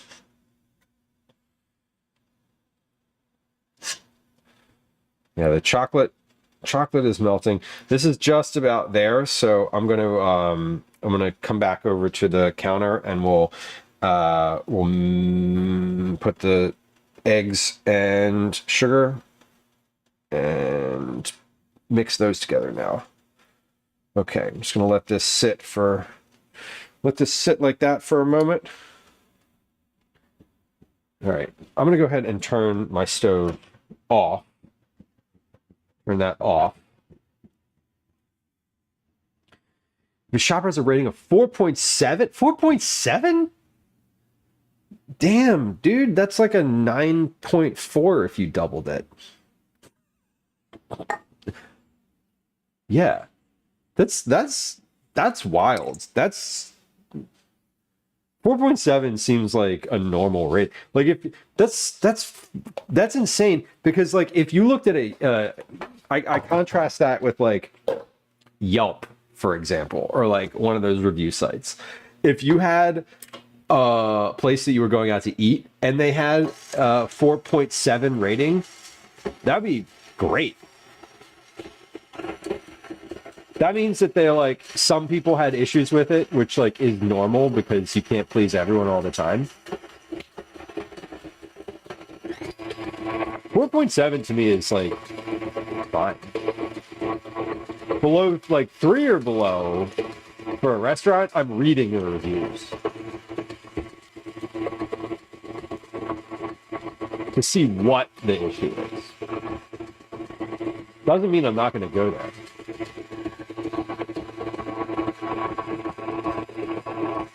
Let's add the vanilla. 2 teaspoons of vanilla.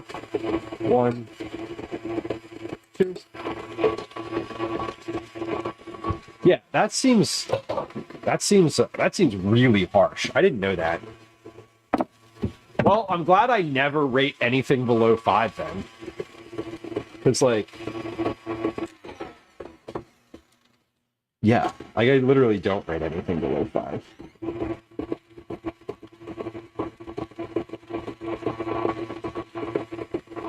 If I have an issue, I won't rate at all. I think that's rare though. Okay. This is ready to go. Oh man. I'm one of the good ones. That's funny. I have a I used to do Yelp. I don't know if you're familiar with like the Yelp stuff, but Yelp has like Yelp Elite. And it's one of those things where like you review a ton and you add pictures. Like basically if you're like a prolific review writer on Yelp, they give you rewards. They like you can be like part of their special club and get invited to like monthly parties and you get like free swag, blah blah blah. Anyway, I was a Yelp Elite for a few years and enjoyed it. And I always like just rated like pretty highly. And if I didn't have anything that I nice like to write about a place, I just didn't write anything. Like it's not, and I had hundreds and hundreds and hundreds of reviews on there all around. Like everywhere I went, I used to fucking review because it was fun. It was how I met a lot of my friends actually. None of my current friends are from Yelp still, but there was a period in life where that was like my entire friend group, minus a few. But I think, yeah, if you don't have anything bad, like if you have something shitty to say, like just don't.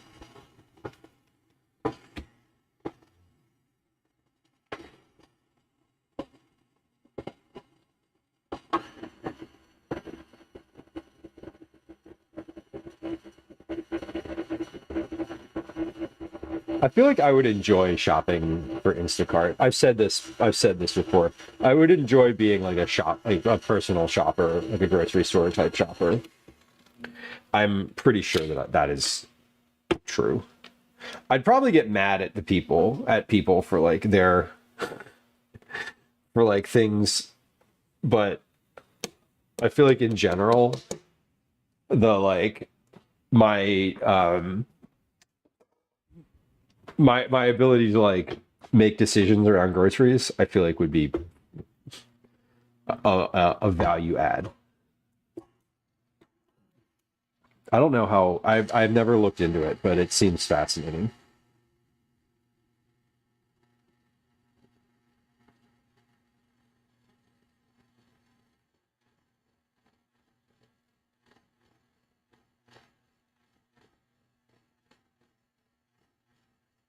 There's a bunch of pictures of me. All the Instacart orders. When you take the picture at the end to like prove that you put the stuff on the steps, there's like several pictures of my Instacart orders that have me in them, like in my fucking gym shorts and Crocs, like looking awkward, waiting to take my groceries in. I'm like, hey, I know you have to wait. I know you have to take a picture. I'm just waiting. Like, I'm really here.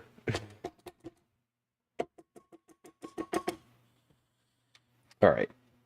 Last batch. What I'm going to do next is we're going to take a quick little break here. We're going to run a 3-minute ad, I think, just so that we can clear out the pre-rolls for the next hour. Then we're going to make cookies. Like, we're literally going to just start batch making some cookies. I'm going to give this one more spin in the mixer. I'm just checking to make sure that there's no flour underneath of here. There is not. Okay. So good. Last little go round.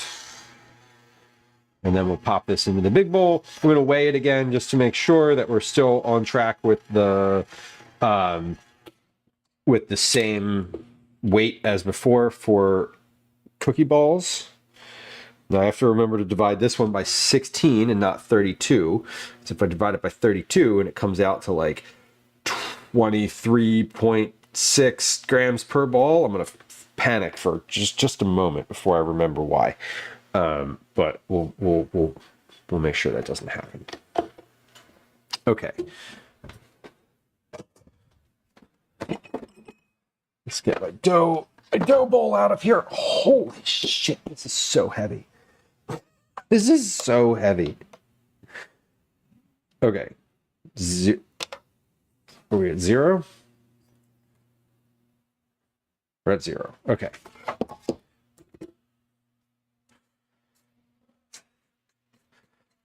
Alrighty. So this is the last bit coming out. This is like getting pizza dough out of here.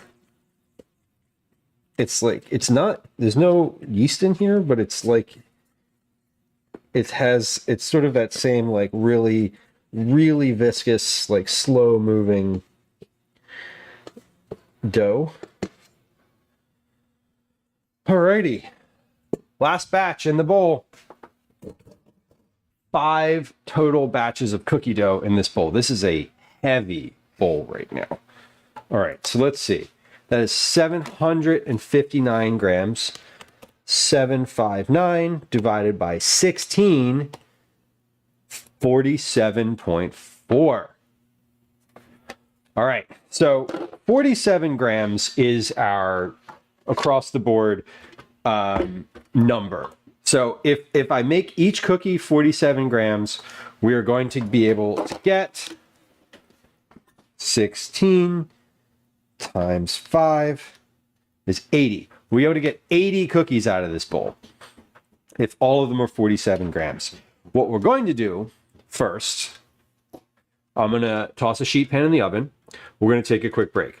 We're going to, I'm going to actually, yeah, I'll toss both sheet pans in the oven. Then we're going to measure out, let's actually, hold on. Let's do this.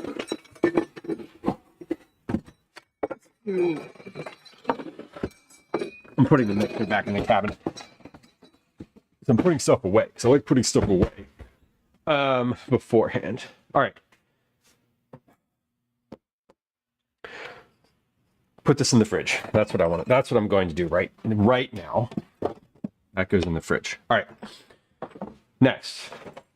Oven is on. Oven's at temp. 375. I'm going to put my sheet pans in here. I'm going to let those preheat so I can measure cookies onto a warm sheet pan. We're going to take a quick 3-minute break here. I'm going to run an ad.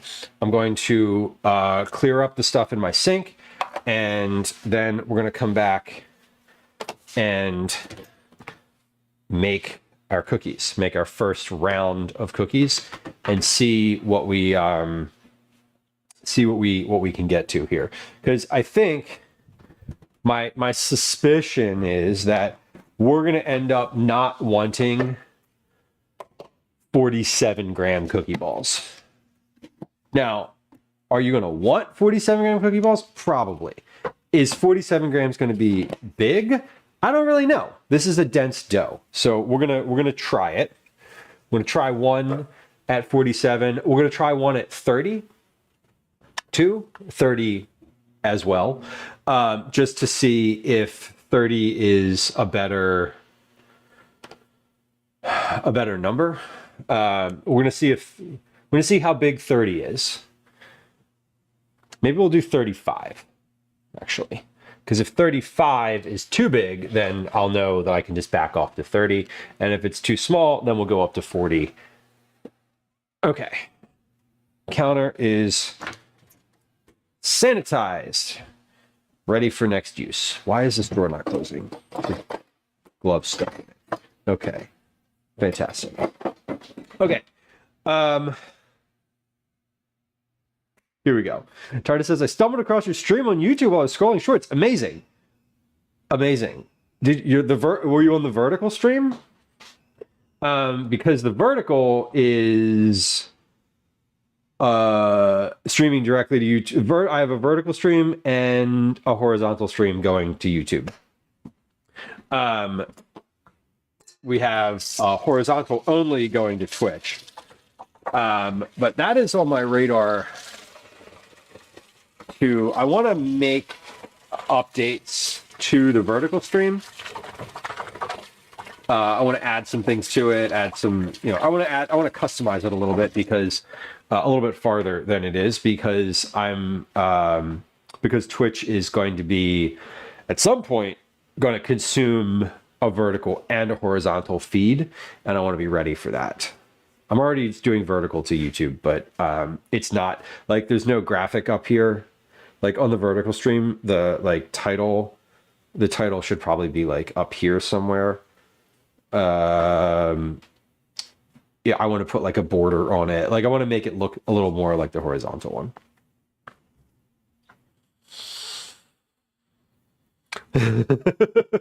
Bella says, I have this weird app that translates local police radio traffic to text. How does an 89-year-old man fall into a bathtub at a restaurant? What restaurant has a bathtub? What restaurant is letting an 89-year-old man take a bath in their restaurant? Not a better question, but an additional question. I have farther questions than that. Okay, we're going to take a quick break. So a couple housekeeping notes.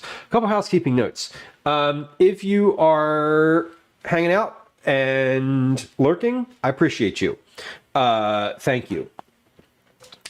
For folks that are lurking and not following, or anyone who's listening to me and hearing me chat and has been having a neutral to good time doing that, follows are silent. If you hit the follow button, there are no alerts, there's no sounds, there's no chat messages. I'm not going to say hi to you. It's just completely, like literally you hit the follow button and nothing at all happens on stream. No acknowledgement, zero acknowledgement. So if you are currently lurking, we love lurkers here. We appreciate lurkers. We stan lurkers, and are just like a little housekeeping note. Follows are silent. We're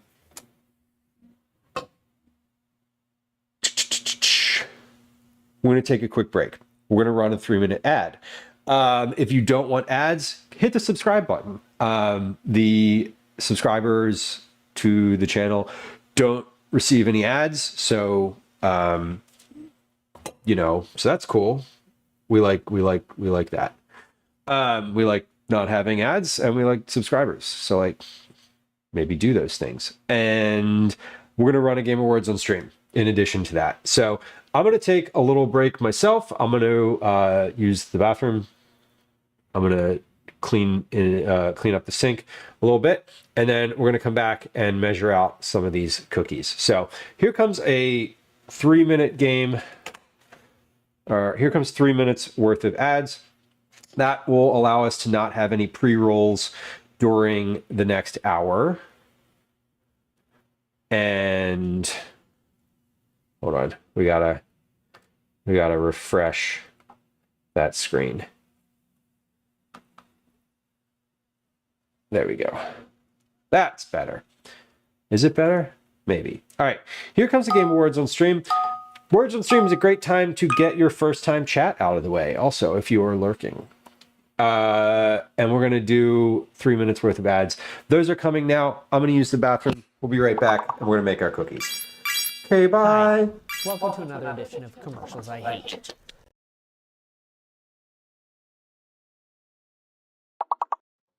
Microphone is off. Okay. Nope, it's on now.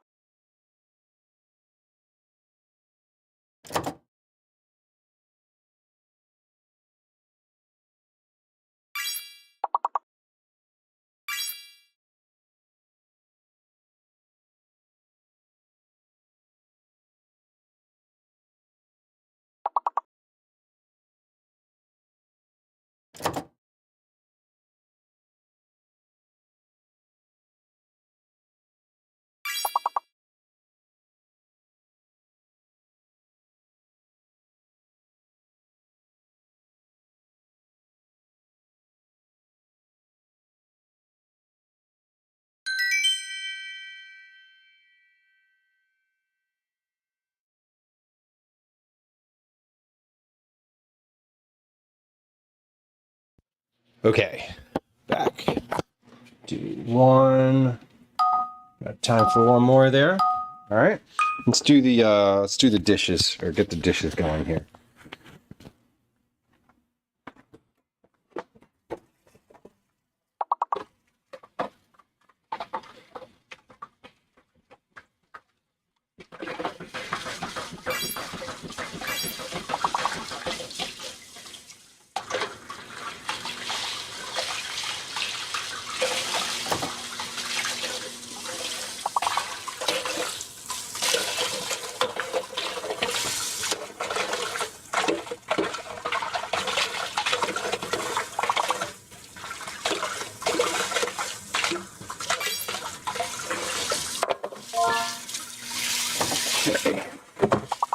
Not doing the dishes right now. I'm just getting the dishwasher settled.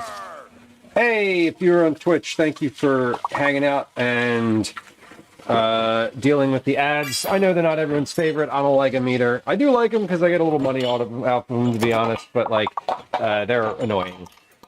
And I'm more consistently not running them during stream times.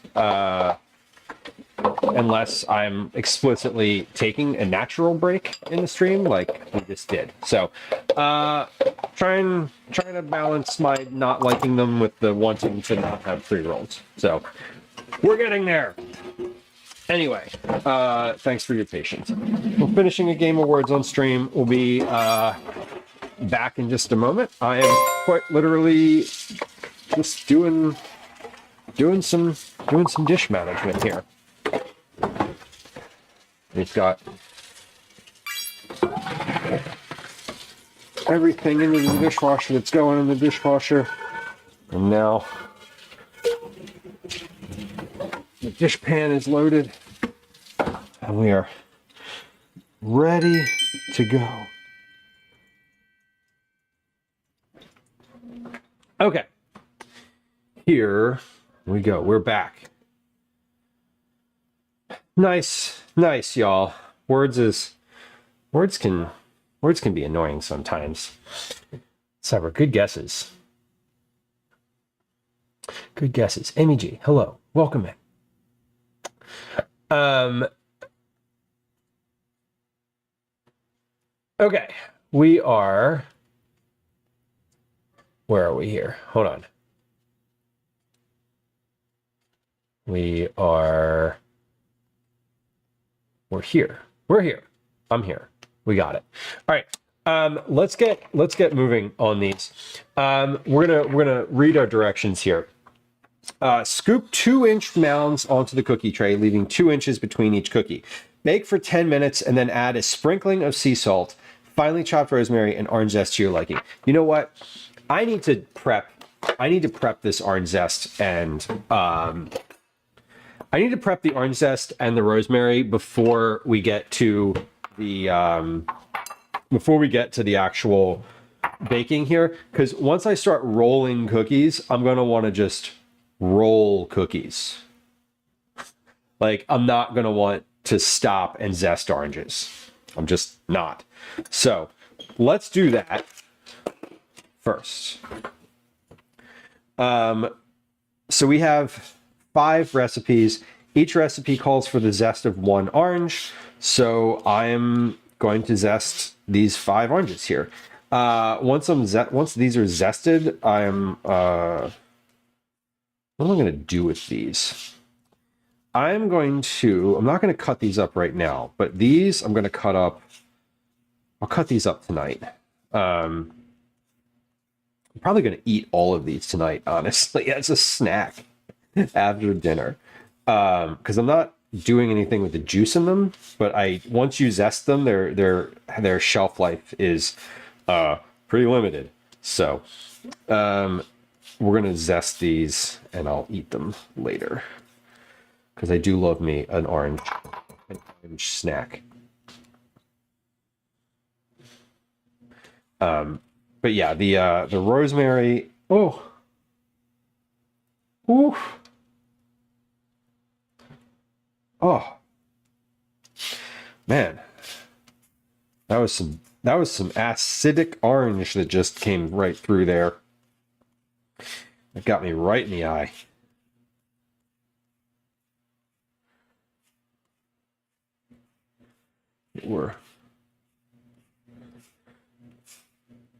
Once I start, well, I guess my point with doing this while I'm baking the first batch was I don't really know how much. I can't roll. I can't start rolling with enthusiasm until I've baked 1 tray worth of cookies, because then I'll know what size to make them, up to 47 grams.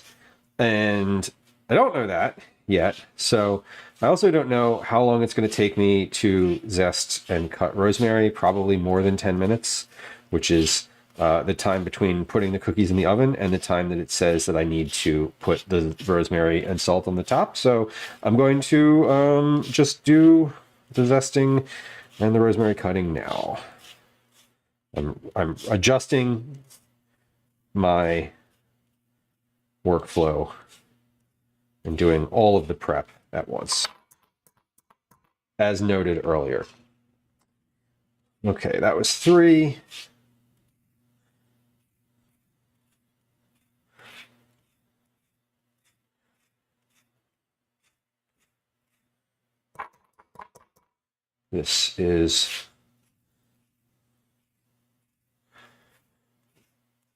These oranges are really pretty. I got these from Iovine Brothers in Reading Terminal. They most likely got them from the Philadelphia Wholesale Produce Market, and they were perfect on Tuesday. I thought they were perfect on Tuesday, but they feel even better now.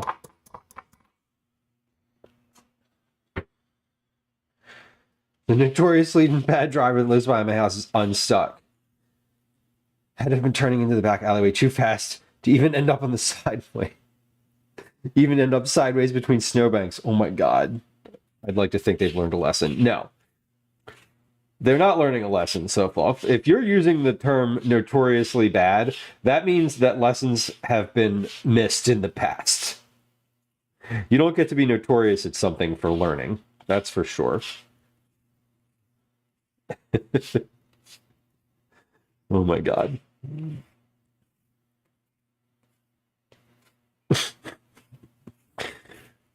The fact that you have snowbanks behind your house is wild. Okay, that is five lemons worth of zest. Nope, those are oranges, not lemons. Okay, we have our oranges ready to go. We're not ready, but there they are. Oranges are good.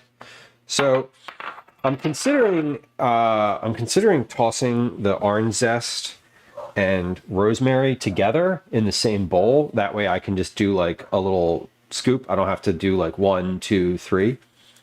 And I think I might do that. Where is my rosemary? Aha. At a moment of panic, I looked at my herb box and it wasn't there. Because I didn't put it in the herb box. That's why.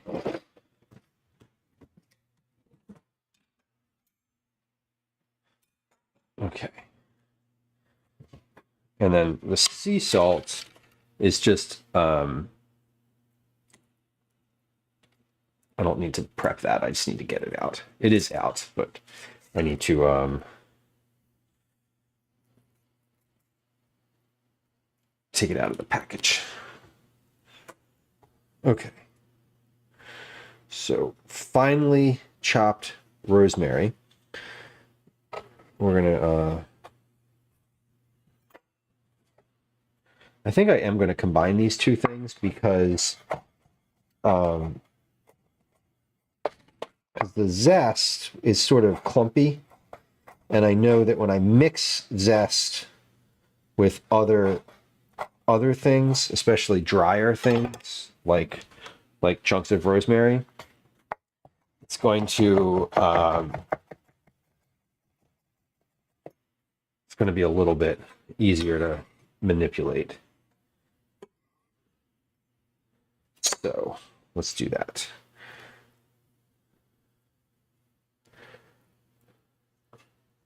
Just getting all my rosemary together.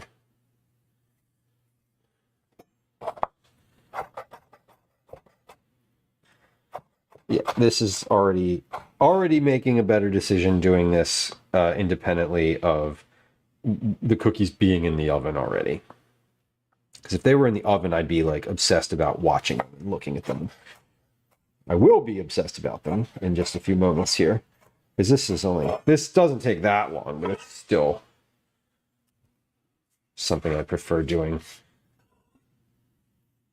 in one singular focused moment.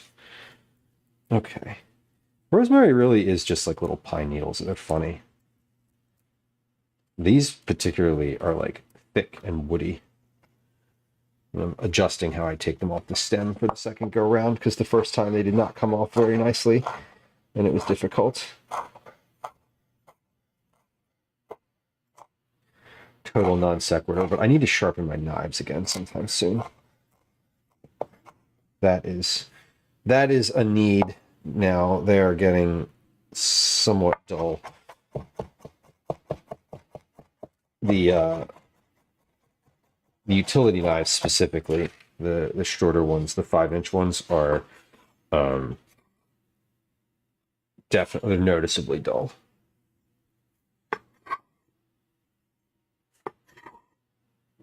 Okay. So I think, I don't know how much rosemary I'm going to end up putting on each cookie. I did zest all of my oranges, so I need to be mindful of spacing this out a little bit. I think just like a teeny tiny little pinch sprinkled from pretty high up on top of each cookie, like a very small little bit, is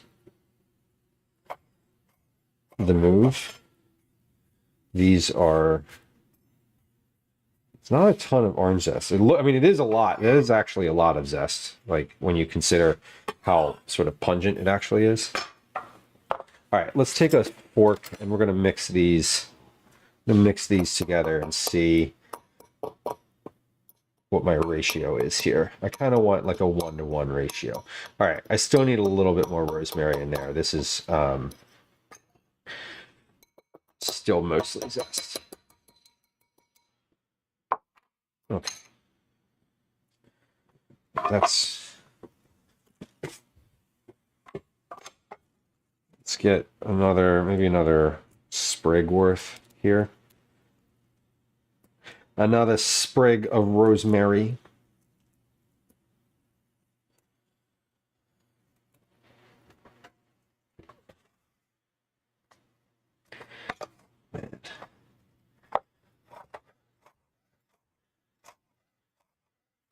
I was out yesterday for a little bit in the city. I had some errands to run, and it was incredible out there. Just like the number of people that were out.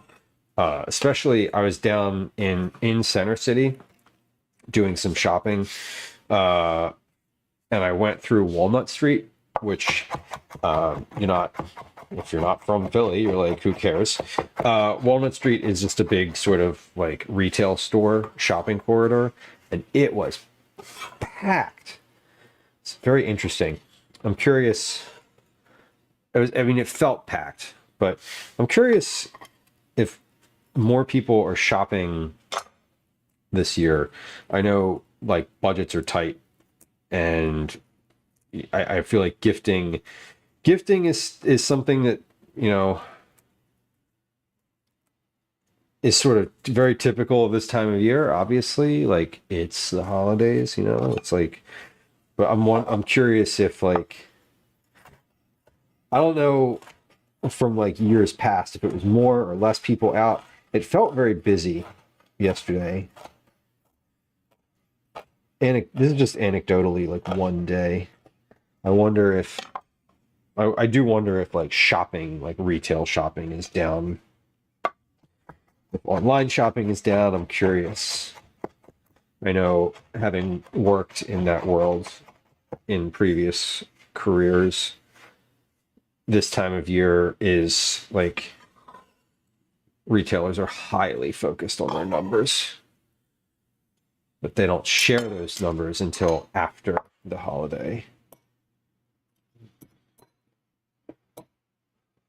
All right. I think that's pretty good. We have a little melange of rosemary and orange, which looks pretty nice. I think that'll be good. That's plenty. I feel like the 2 whole rosemary sprigs, diced, fine diced. Yesterday was super quiet. Yeah, and like I was noting, I was like, it feels like a lot of people on the street, but I mean, it was Wednesday. It's like an odd, I'm sure that Saturday is intense, but Saturday and Sunday even more so. I want to do. It does smell amazing. I want to do a stream this year from the Christmas market again. We did that last year, and I think it would be fun to try to do that again. My hope this year is I'd like to do a stream from the Christmas market, and then check out the holiday light show at the downtown sort of. It's called I think they call it the Wanamaker's Holiday Light Show. Wanamaker's was the name of the department store like a lifetime ago.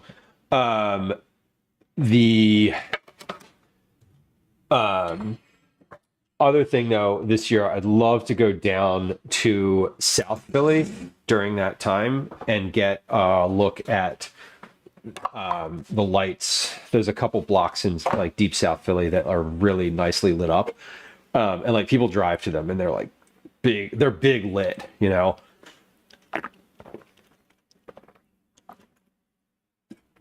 And the fact that it gets dark at 4:30 in the afternoon means that it would be reasonable to do that during stream. Okay, so here's where we're at. We're ready to roll. I got my cooling racks over here, got my scale ready to measure out dough. I have my topping for our, I keep wanting to say carrot. It's not carrot. It's, it is orange zest and rosemary. I have a little bit of sea salt here. And we're going to put those ready to go. So the recipe says scoop 2-inch mounds into the cookie tray, leaving 2 inches between each cookie. Bake for 10 minutes, then add a sprinkling of sea salt, finely chopped rosemary, and orange zest to your liking. You might have to press the salt to make sure it sticks. Bake for another 2 minutes or until the cookies have formed a nice crust. Formed a nice crust on the outside, but a gooey in the center. That's a specific note. I can work with that note. I like that note. That is meaningful. Okay, we have an enormous bowl of dough here. This is quite hefty. This dough has all been in the refrigerator for at least 15 minutes. So I'm gonna just kind of make a go at taking dough out of here. I'm not going to focus on like one particular batch. They're not mixed together, so there's no like mixing. Dan, hello. Welcome. Hey. It didn't do the thing. I didn't do anything. I didn't do anything. I made 0. I'm noting. I'm noting that it didn't. And it's interesting because it crossed over to 210.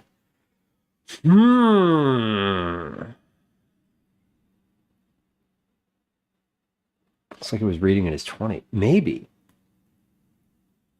But there are other folks in the yeah, maybe. That might be true. That might be it. I really don't know. I don't know. I would like to know, but I definitely don't. Okay.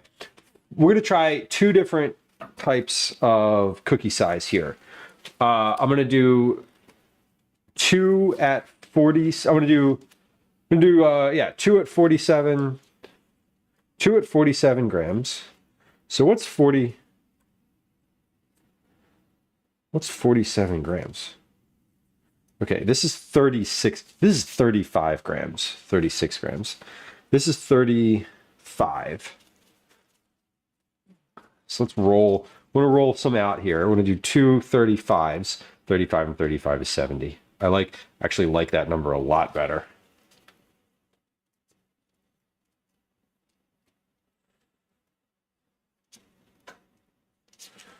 Okay, we're going to do 2 35-gram balls.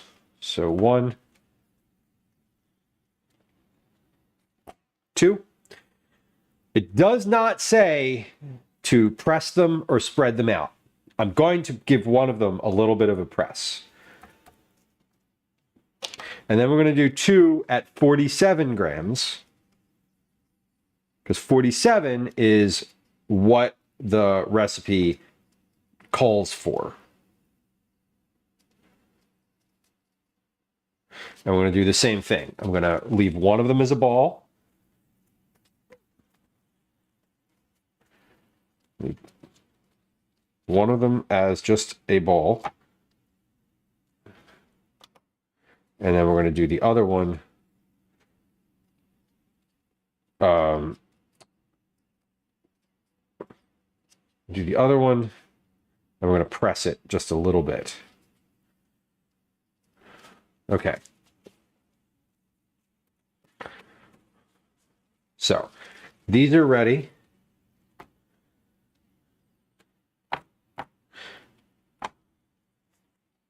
ready to go. Let's pop these in the oven. We'll give them 10 minutes. We'll see what they look like when they come out. This is so the 35 grams are closest to the logo. Okay.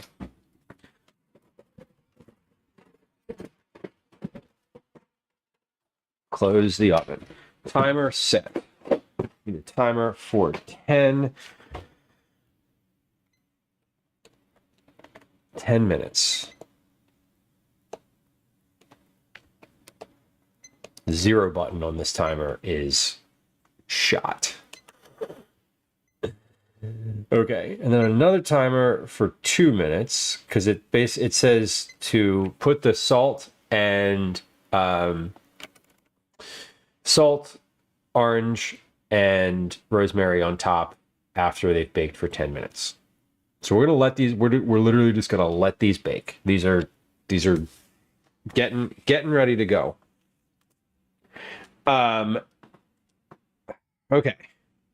This makes about 16 cookies, so it's at 2-inch balls. So that's pretty on par with what the 47s. They look like about 2 inches or so.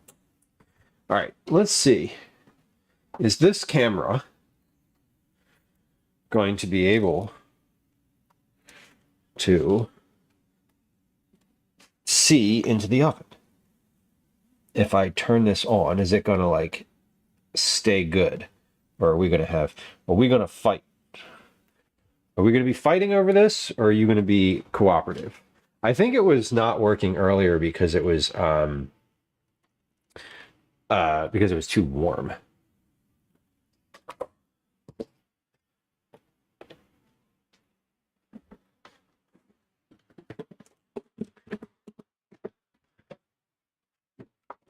That's my guess. That's my guess anyway. But we'll see. We'll see.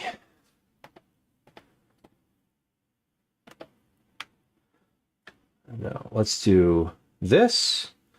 Doop, doop, doop. And this. Doop, doop, doop, doop, doop. Doop, doop, doop, doop, doop, doop. Well, that's as low as the white balance goes. Okay, well, there. Now they look.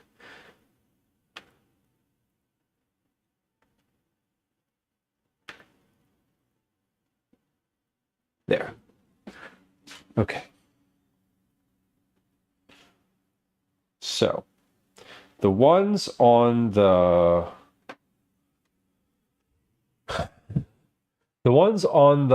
left, these ones that are closest to here, those are the larger ones. These are 47 grams. The ones that are, well, I can't put my finger on them. The ones that are farther away are 35. What I'm trying to find out is I just want to make sure that the size is good, that I've got the right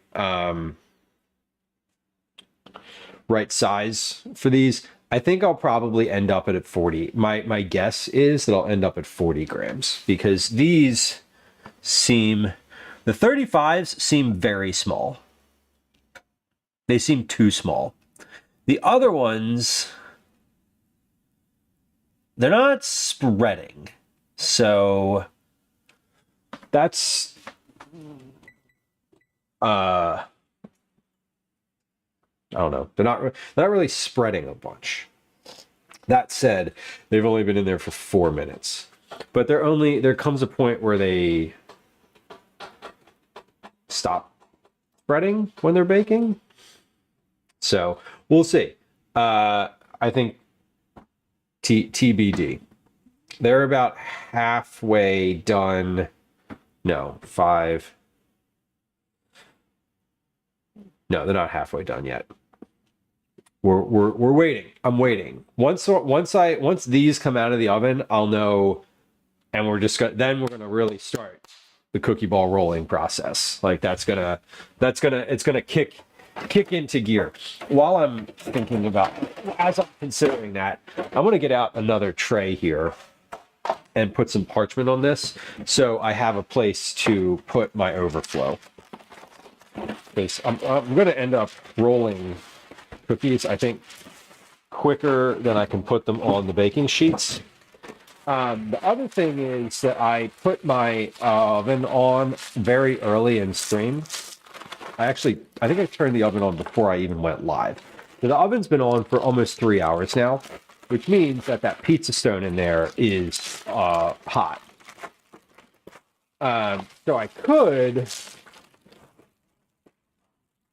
could probably double up the trays in the oven and have 2 going at once, but I don't think I want to do that just yet.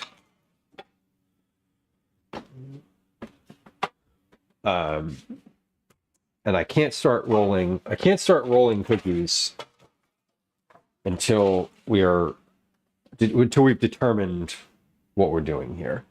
These look good. The 47s look good. The ones that I pressed down are it's interesting. Like, these have not, they are not spreading. They kind of are, but they like, the 35s are definitely too small. So the ones that are on the right in the oven here are too small. So lesson learned. I think I'm probably going to end up with the 47s, and I think I'm going to end up with this. The one that's closest to where my finger is here is the one that is 47 grams and pressed down. So I think, if I'm guessing, this is the one. This is what we're going to end up doing: 47 grams with a press, because they don't this is not spreading very much. Who knows why? But we have 3 minutes left until I pull these and sprinkle them with salt and orange. So the other thing that I'm determining here is how many of these I can put on the tray. How many can I cook at once? And rosemary, yes. But I combined the orange and rosemary into one bowl, though, which is the goal was to get the rosemary to soak up some of the orange zest liquid and be able to sprinkle it a little bit easier. So we're working on it. But yeah, I'll be able to determine how many I can put on the tray. It does smell good. This whole kitchen smells great right now. It smells like chocolate and orange and rosemary. Like, there's 3 very strong scents happening here right now, and all of them are good. The other thing is that when the dough, if this dough warms up a little bit, like to room temperature, it's been in the refrigerator, so it's still like it's colder. You know, it hasn't been in there for a long time, but it's a little cold. When this warms up, it's going to be a bit. It will probably sink down a little bit more too. It'll probably spread a little more. That's what I'm trying to say. All right, we got about a minute and a half left on these. And they are supposed to be molten. They're literally called molten chocolate cookies. Now, I do want them to be able to be cooked, you know, so like we're experimenting right now.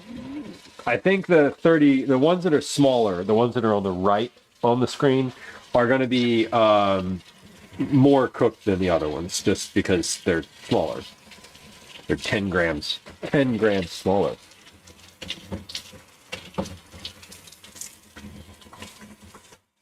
Oh yeah, Liz, no worries. No worries. Sorry for the ads. They are probably going to do another end of year discount, I think. I don't know. I mean, I don't have any insider information, but they usually do. All right, about 30 seconds left on these. And then I'm going to get my getting my rosemary and my salt ready to go. Rosemary and orange and salt ready to go. And I'm just going to pull this tray out. I'm not going to take it out onto the counter. I'm just going to do that. No, I'm going to pull it out onto the counter because if I leave the oven open for that long, it's going to like just all my heat's going to leave my oven. So let's pull these out onto the counter. I don't want to leave my oven open for that long. Oh, wow. These are pretty. Okay. All right. So a little bit of orange and rosemary. Yeah, these are soft. A little bit of orange, a little bit of rosemary, a little bit of salt.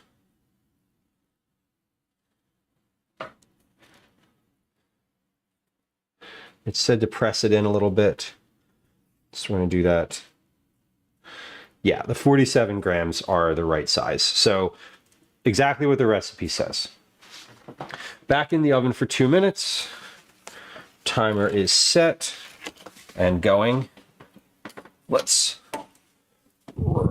this and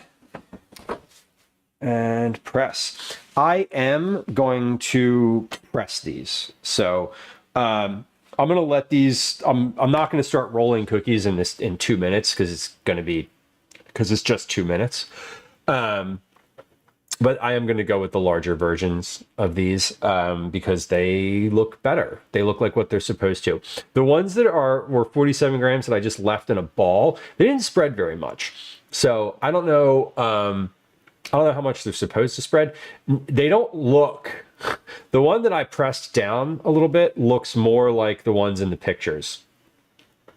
If you want to see what these are supposed to look like, there is a link to Discord in the chat that will, if you look at the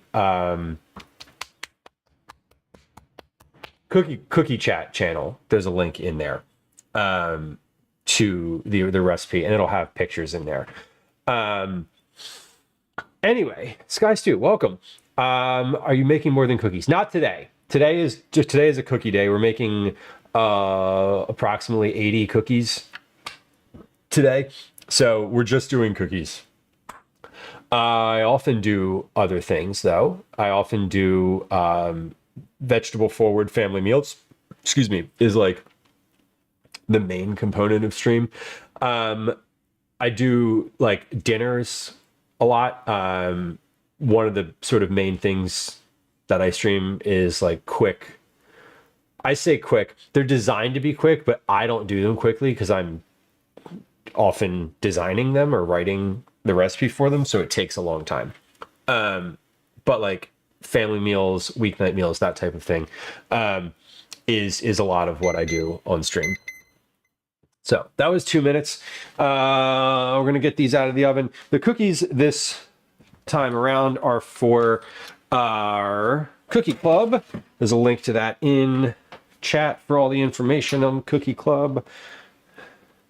So here are some finished cookies on the sheet pan, ready to go. So this one, well, those are rubber gloves. Let's not put the pan on those.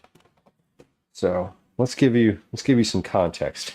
Let's give you some context here. We have 4 different cookies, or not different cookies. These are 4 sizes and versions of the same thing on this tray. Let's do it like that. Okay, so we have 35 gram cookies. This one was flattened. This one was left in a ball. I have 47 gram cookies. This one was left in a ball. This one was flattened. So you can see that there's a size difference between them. Now, to my eye, the one that is the 35 gram left in a ball cookie, that would be this one looks, this one I'm pointing at, that one right there, looks the best. It is very small. This one, 47 grams, flattened slightly, is the one that is, I think, is what I'm going with. This one looks good and is also like, it's a good shape. This one is 47 grams and it looks great. It has some nice cracks on it, which are fun. So does this one though.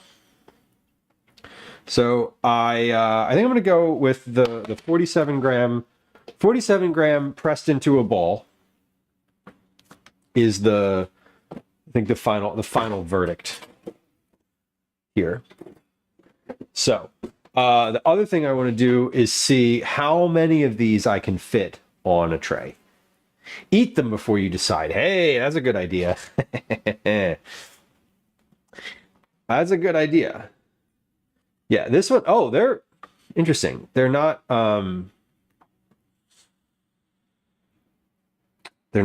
soft per se. Oh, they are.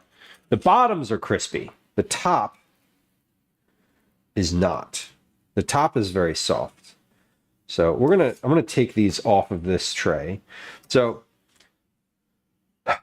they might be different inside. They're definitely different inside. The 47, so I'm gonna put these 35 grams aside because these are too small. Just from a size standpoint, if I was making those to send to people, I would want to send 3 of these. And I haven't done the math on whether I could do that or not. So we're going to stick with the 47 one. Zach, welcome. Welcome. Nice to see you. Someone cares about size. Of the cookies? Yeah, because I package them in a specific size bag. And also, I think it's nice to get like if I'm sending them to somebody as a reward, I like sending them like a reasonably sized cookie. I don't want to send somebody 2 tiny cookies. I know that's what you meant. I'm pretty sure that's what you meant. Had to be the cookies. Couldn't be anything else. Size doesn't really matter. It's how you eat them. Do I sell the cookies? I do not sell the cookies, and you cannot purchase them. You can purchase them. You can become a tier 3 subscriber, or you can sponsor a cookie club. These are for folks that have entries throughout the month in Cookie Club. There's a link to that in chat. You can earn entries a bunch of different ways. You can give bits, you can donate money, you can subscribe, you can gift subs, you can check in, you can clip the stream, you can invite friends, you can level up in Discord, you can be a recurring subscriber, you can buy things from the merch shop. There's a lot of different ways. They're all listed in that link in chat. Let's try these. Okay. So this is 47 gram flattened cookie. They're meant to be eaten hot. They do look like brownies. That is the inside of that thing. And it's looking pretty good. And now this one is the 47 gram non-flattened.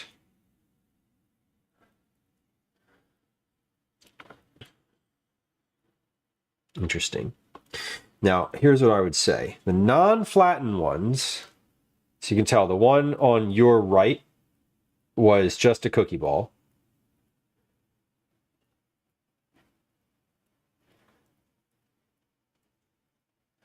And the one on your left was a flattened one. So they're roughly the same. Let's get a taste on both of these though. So I'm going to try the 47 gram flattened cookie first.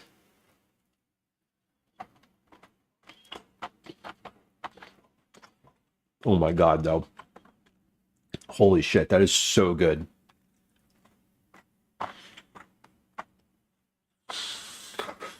Mmm. Mmm. Mmm. Sorry for all the chewing. Hold on, let me take my microphone away from my skull. You can hear the chewing. Probably pretty loud. Okay. This is... I'll put the other two halves here. This is the 47 gram non-flattened one. They're the same volume.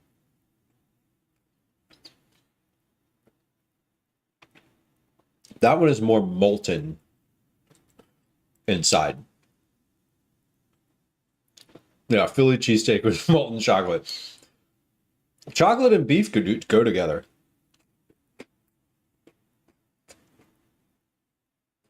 Okay, verdict. Verdict. I have an answer, and I know what we're doing.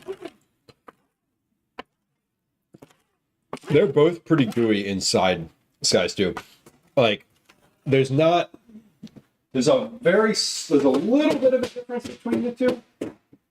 So I think I know what I'm going to do. We're going to do 47 gram cookies, and I'm going to flatten them, just not as much. And I think that'll be the right move. Here's the other thing I want to do. I want to see how many of these I can fit on the tray. So I have about a foot, 30 centimeters or so between here. If I put one, these spread to, let's see, 3 inches, 2, 3. I can fit 3 and 1, 2, 3. I think I get 5 across here. I'm pretty sure I could actually get 5 across here. Yeah. So if I did, so that's about 3 inch between 4, 2 inch between 3 inch between 4. No, I can do about 12. I could fit 5 on here because they don't spread that much, and I don't need a full inch between them. I just need them not to run into each other. So 5 across is the move. For the sake of continuity here, let's also take a look at the inside of the 35 gram non-pressed cookie. This is the smaller version.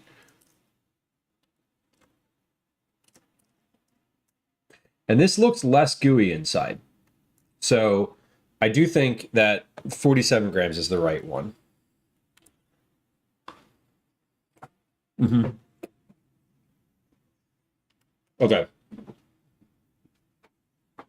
We got it. 47 grams, 5 by 3. 15 cookies per tray. 80 total cookies. 15, 30, 45, 60, 75, 6 trays. Should take about an hour and a half to bake total. Hour and a half from now. Hour and a half, we should be finished baking. That's 320. It's 320, 420. 450, finished by 5. Okay. Minus 4. So, yeah. Okay. We're good. I'm doing the math for the time because I want to package these two. So, let's get to it. Squeeze 5 more on the last try. Once I once I bake another tray, once I do this tray, I'll have a super clear understanding of how to space these. They get this crust on the outside, so they're not going to like run into each other and stick together. Okay. Here we go. 47 grams per ball. Should I join Cookie Club? Up to you. Cookie Club is voluntary. You don't need to spend any money to participate in the pulling of the names. You can guarantee yourself cookies in only a very small handful of ways. So the only way to guarantee cookies is being a tier 3 subscriber. So if you're like, hey, I absolutely have to have cookies like this month, and I check every month. So like, you know, if you're a tier 3 subscriber this month, then you get them. And if you're not, then you don't. So that's just kind of how it goes. Is tier 3 high or low? Well, it depends which direction you're going, really. According to Twitch, it's the highest. Or it is the most expensive tier. I'll say that. So the other way to guarantee you get cookies is to sponsor a Cookie Club, which is a $50 donation. Which is higher than tier 3, but it's also you don't need to subscribe. Anyway. All right. So 3.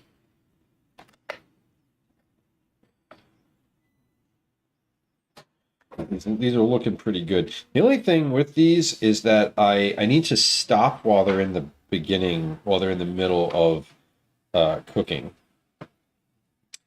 Go ahead.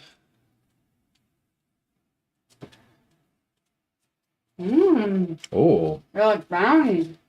They are Orange brownies. They are kind of like brownies. They're very good.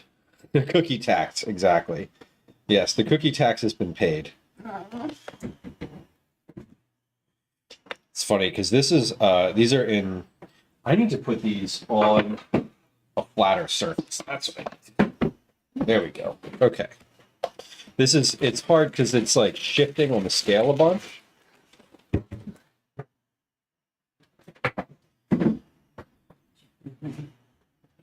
The chip gremlin? Yeah. The chip gremlin is here. How do I become tier 3? Well, there's a subscribe button, should be underneath it here somewhere, and then there's a drop-down menu when you go to the page to subscribe that has an option to pick which tier you want to subscribe at. 3 being somewhere in the neighborhood of $25 a month. Might be more now. But tier 3 subscribers get cookies every single month. There's a select few people that get cookies every month.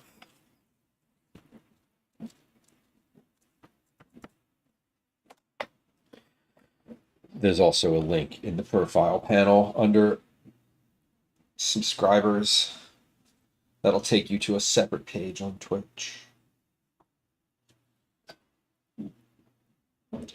Now, granted, if you are subscribing and you get cookies, you do need to give me an address for to send them. So if that is a concern of yours, I would take that into consideration. Now, I will tell you that I don't do anything with those. I just address boxes with that information. Nothing else. on mobile. Oh, I have no idea on mobile. This guys do. I have zero idea how to do anything on the mobile. I actually don't use the Twitch mobile app really at all. Which is probably for the best, honestly. Although I know it's interesting because I know a lot of the people who watch this stream are on mobile. Don't use mobile. Only use mobile to chat. Ah, okay. I can appreciate that. I watch on the TV often myself, but I just don't chat. So I don't know. All right, these are looking great. I'm happy. I'm happy with how this is coming together.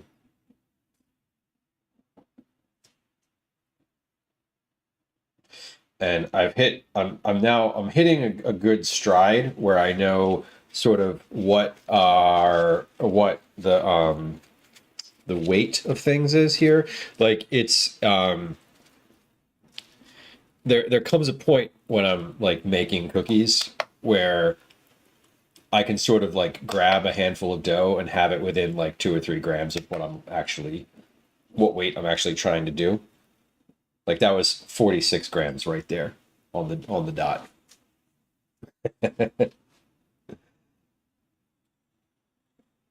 That's funny. How many cookies do you give to Tuesday? Depends on the number of cookies that I can fit in a package. It is always at least 2. Occasionally it's 3. One time. This month it's going to be 2. One time we have done a 4 cookie month. That was the small, very small thumbprint cookies. Those were very small, so we did 4 of those in a package.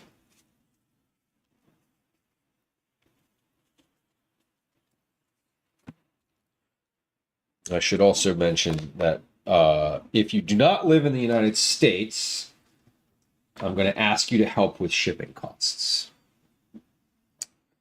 Because it is expensive to ship out of the country. I live in the US, and so anyone who does not live in the US, I'm going to ask for some of your ducats.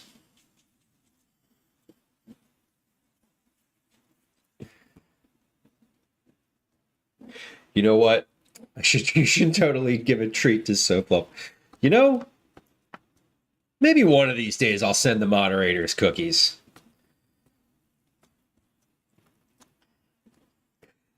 Maybe one of these days.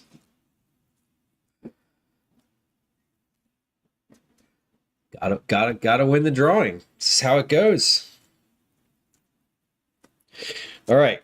These are going in. We got a tray full of cookies. I didn't press these as much. So these are, I still pressed them, but not as much.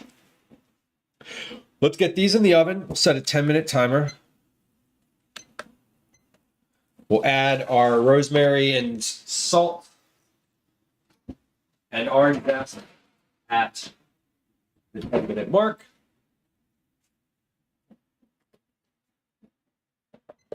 I'm going to start this next tray. I forgot that I didn't put my mic back on my head. There it is. I did all that. I was chewing a bunch, and I didn't want it to come through because it's always like, there's always, when I watch stream back sometimes, because I do watch streams. I watch, I usually scrub through the stream for like clips and stuff like that. Anytime I'm like chewing something and I have my microphone like right next to my hat here, I'm always like, oh God, it's so loud. So I try to be conscious of it, but sometimes I fail. Today, I was mostly conscious of it. All right. 47. So I wonder if I can get 15 cookies on a tray in the time that it takes to, in the 10-minute span. We'll see. I don't think I can. I don't think that I can get, because I'm doing basically like one cookie a minute. Do I cook with groups of friends? Occasionally. I've had friends of mine on stream before. I think I've only cooked with someone else on stream. Maybe someone can correct me, but I feel like I've only cooked, aside from my son, who I've cooked with on stream multiple times, I've only cooked with another person, I think, once. In this kitchen.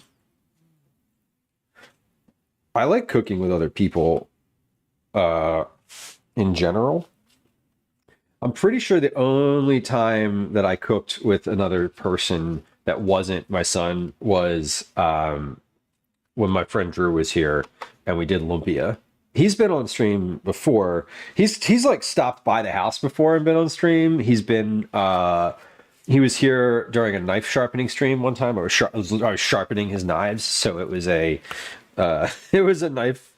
He was here for that because I was literally sharpening his knives. But I think that's it. I do like cooking with other people. My dad wants to cook. My dad's aware of stream. He watches streams sometimes. So just FYI, I don't change my behavior because he watches stream. Just it doesn't change how I am, but I'm aware that he watches. Anyway, he wants to help. He wants to like come on stream and cook gnocchi with me sometime, and I would love that to happen. I'd like to do that, but I keep failing at like figuring it out. Quilpy, welcome in. Hello, good to see you. I hope your holiday, such as it is, was a good one. Alley Cat, hello. Hello. Nick, welcome in. Good to see you. Nick, that DM that I sent you was so funny because like you responded and I was like, oh shit, now I actually have to follow up. Damn it.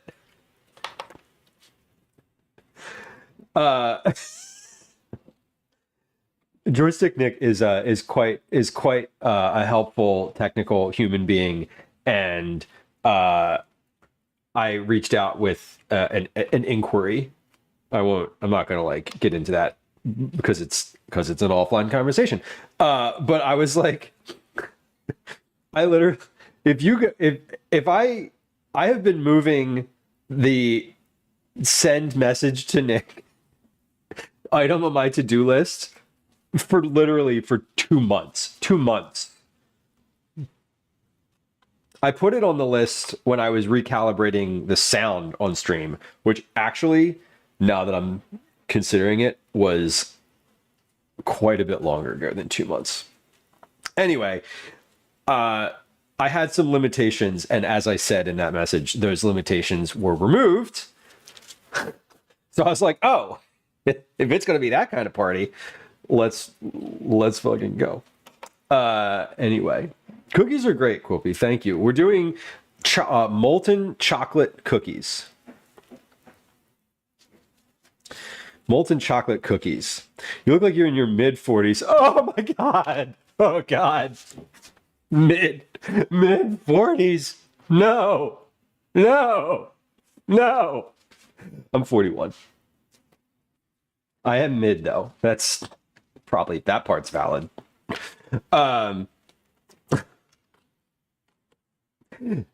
Never ask a lady her age. I mean, you can ask, but I'm 28. That's right. Forever. No, I don't want to be 28 again. 28 would be fine, actually. 28's a fine age. I don't want to be in my early 20s anymore. I like have no yearning for that time of life.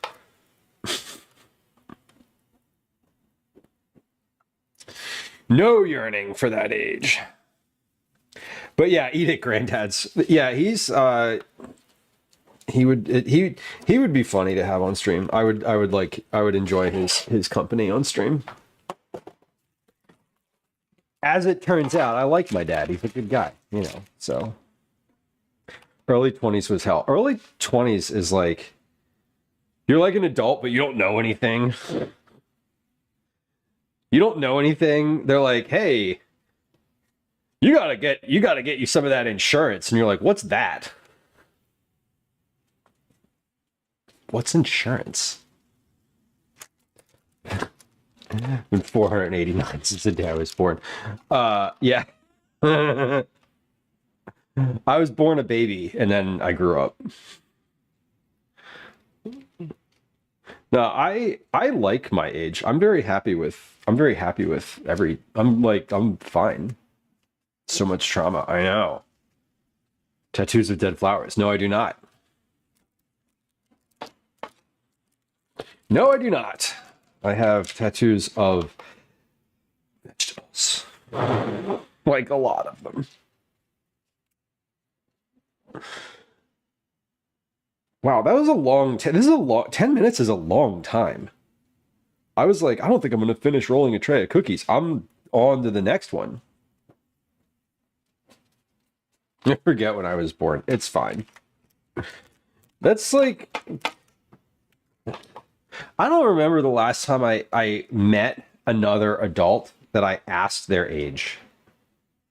That's the one of the things that I actually really love about the age that I'm at is like I'll meet somebody and I don't care how old they are. It doesn't matter. Like it literally doesn't matter at all. There's no reason to care. Unless they explicitly are like, basically, if they're older and they have some condescending shit to say, they'll say it. And then they'll tell you that I'm older than you.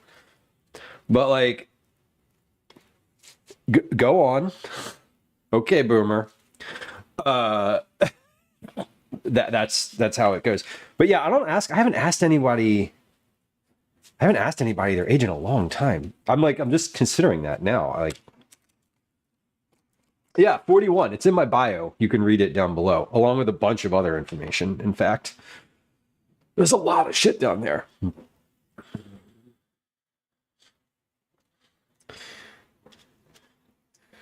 That is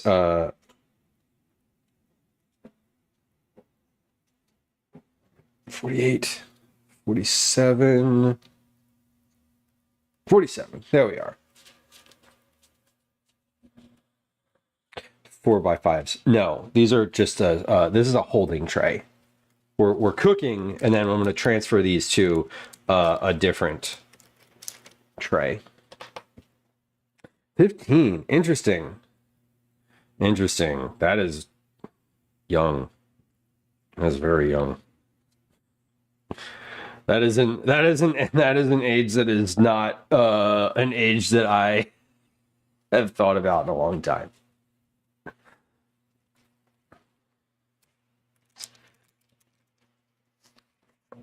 Okay, need to take these gloves off. Got 20 seconds left. And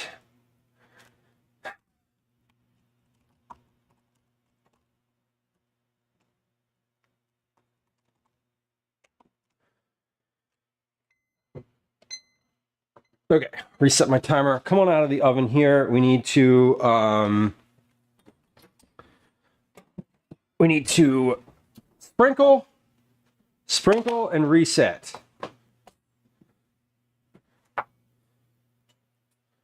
Sprinkle, sprinkle, sprinkle, sprinkle, sprinkle, sprinkle, sprinkle, sprinkle. Yeah, the fork is the right tool for this because I don't actually know how much I need to like.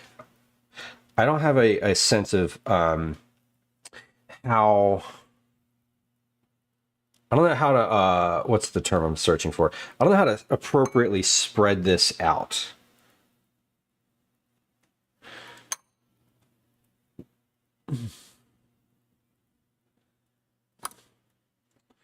Okay. How to portion this is what I'm saying.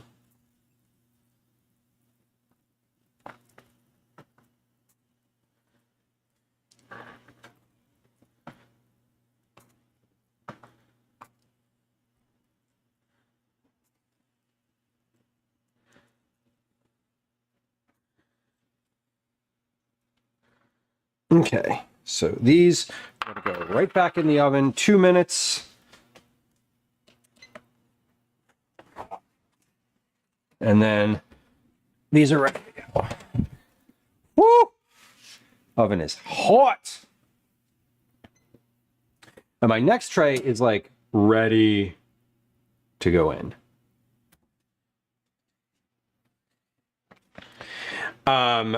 Ready to go in.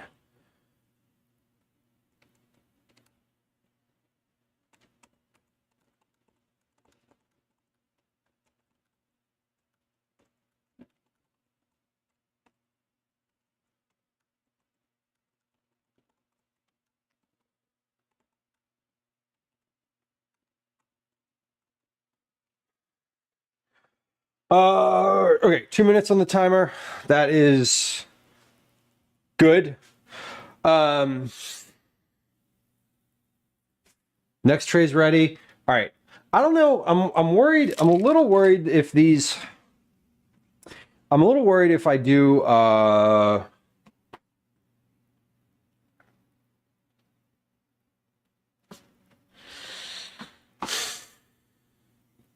I'm a little worried if I roll too many of these at once that they're going to dry out. And knowing that I can do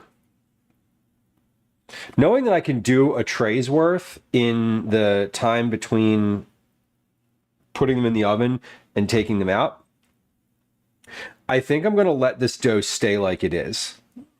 And I'm going to, because I can also take these off the tray and put them on the cooling rack pretty quickly based on that first batch that I did.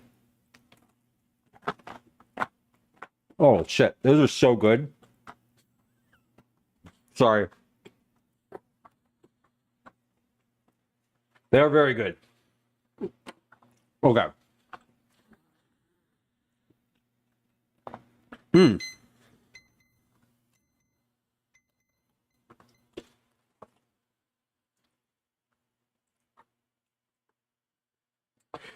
Let's get those out. And okay, here is a tray. Come take a look at the camera if you're so inclined to see some cookies. These are finished.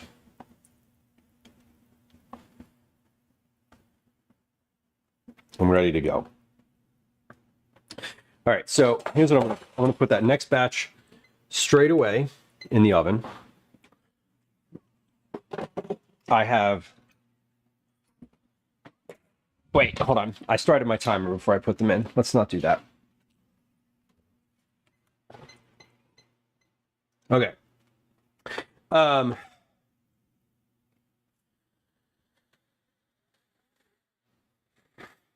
right, those look great. Do I ever get stale bones? No. No. I'm not sure what stale bones means, honestly.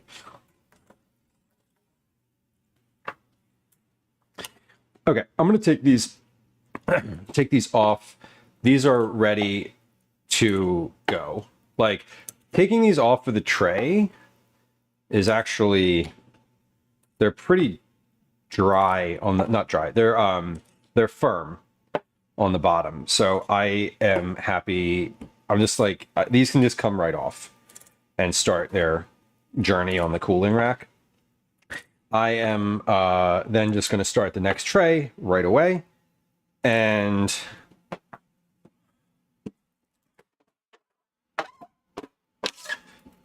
yeah, and I think kind of knowing that I can roll these between is helpful, because as these were drying out, hey, Sky2, I saw that you redeemed Stretch. I'm in the middle of doing some things, okay?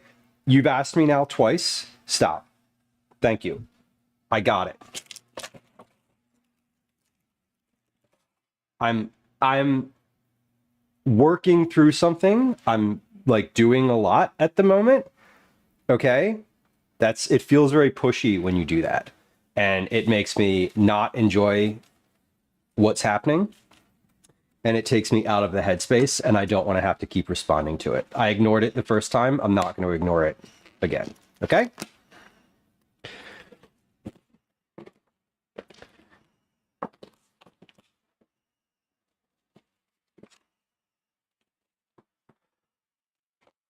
Okay, we're going to put this in here. I'm surprised you have it as a redeem. Cyber, I like stretching. It's one of my favorite things to do. But I'm not going to stop and do that when I'm quite literally working against a clock.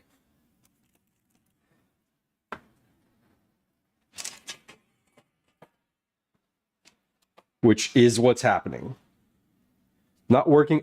We're working with the clock. We're not working against the clock. But I want to stretch, and I would like to do that. And I saw the redeem come through. It's in my dashboard.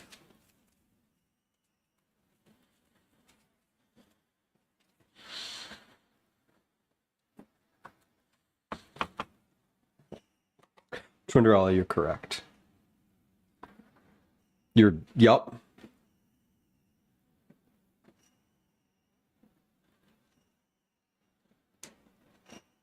Yup. 47 grams. Okay.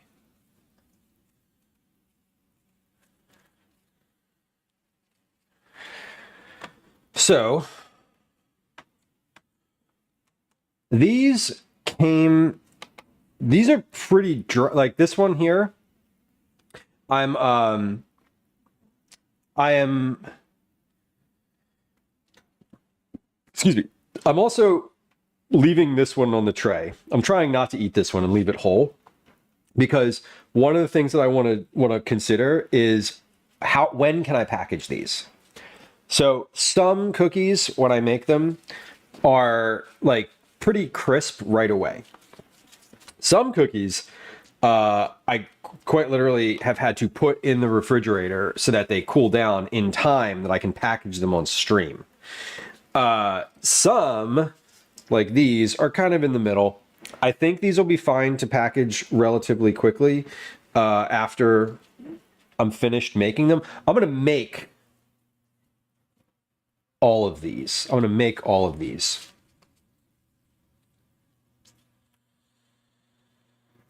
Alley Cat, I will check that for you. Can you do something for me, Alley Cat? Are you able to message me on Discord?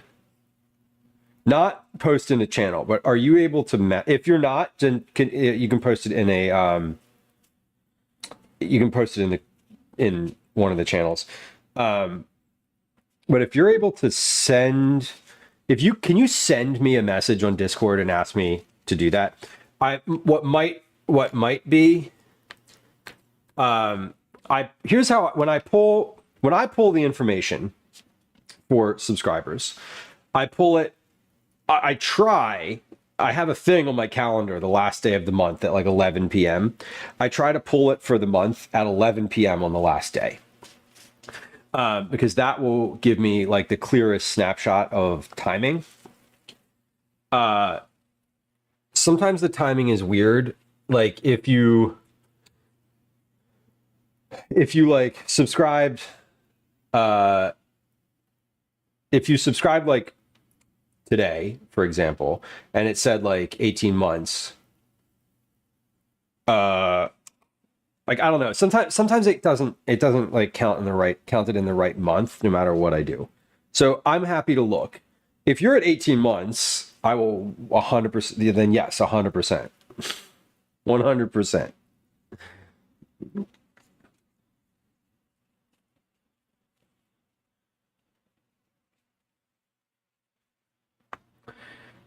Yeah, I'm happy to check. Subaj. I don't actually Cyber, is that a command that works in other streams? I wonder, I'm sure I could set that up. Interesting. Onion rings or soft pretzels? Yes to both. Follow age should work. Command follow age should work. Oh, it worked. Look at that. It worked so good. It worked so good that it did it twice. Oh no. Oh no, the bot is just like oh my god. Watch me ring. I saw that video about the cookie run.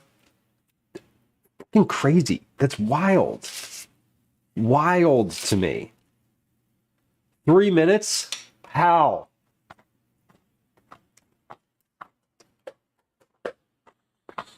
That watch time information comes directly from Twitch, by the way. I don't, the follow age comes from the bot. That's why it's doubled up. Oh no, it's doubled up because it's still on in Stream Elements, I bet. Sparky Crows, welcome.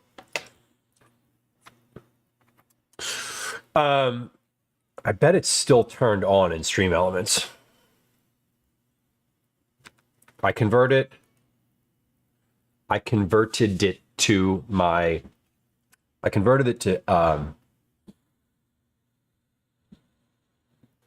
StreamerBot modules. I converted it to StreamerBot recently. And I think I just didn't turn it off. Let's see. Chat commands. E, F. Oh, I did turn it off.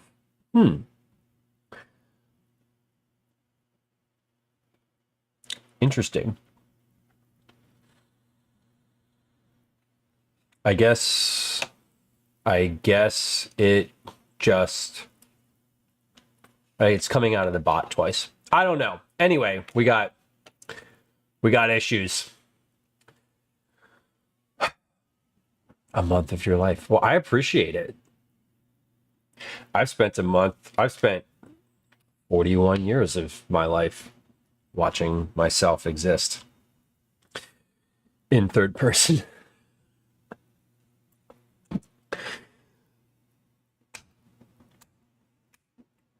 I want to add a note to the end of that just says you should probably go outside now. Having your birthday cake. Is it your birthday then? It sounded very British of me, didn't it? Happy birthday. If it's a thing that you'll allow me to say, happy birthday. That's great. That's great. All right, next tray of cookies coming out. Feel old as hell, 29. 29 is a great age. 29, you're still in your 20s, but you're old enough that people are like, oh, that person's got it. That person's like, oh, they're older. They're older. Oh, the camera froze again. Yay. Okay. Speaking of age, we're going to put our orange zests on here.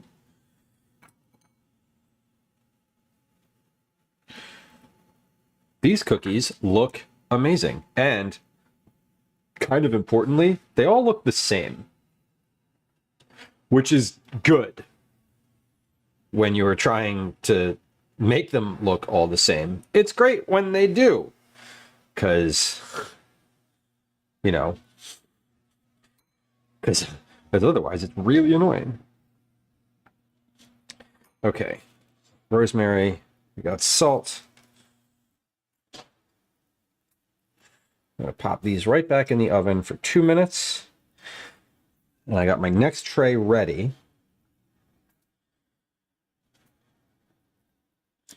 So these are gonna be done. We'll take those out. We'll tray those up. And I feel like I'm gonna be able to start packaging these actually relatively soon. I might be able to start packaging these before I get our last batch into the oven. My camera went off again. Because I feel like they're going to be dry enough.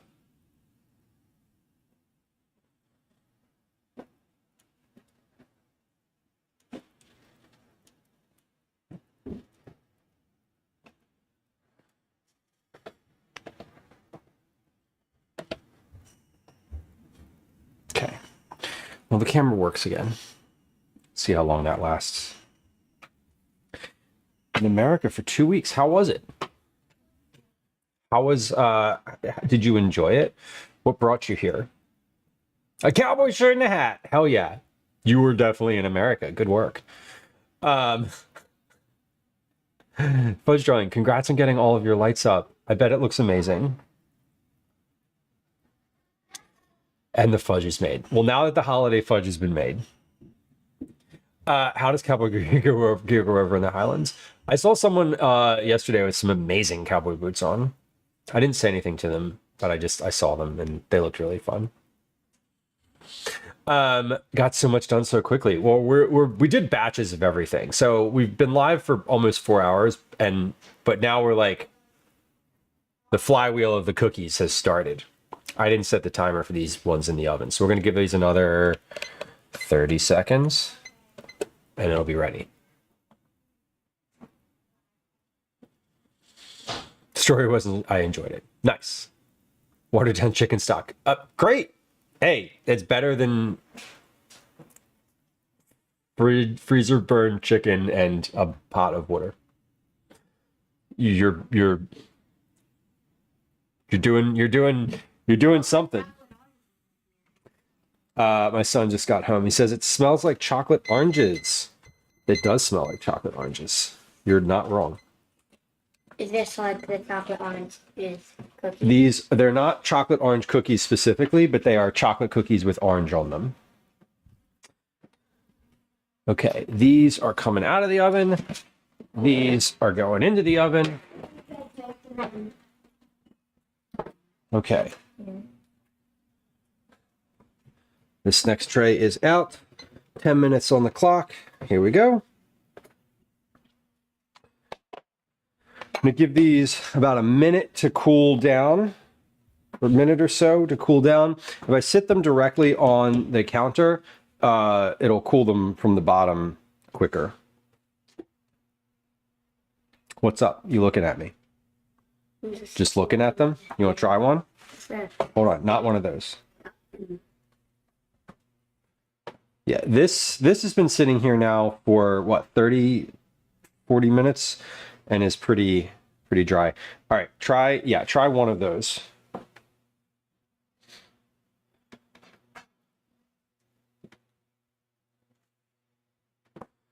Those have been out of...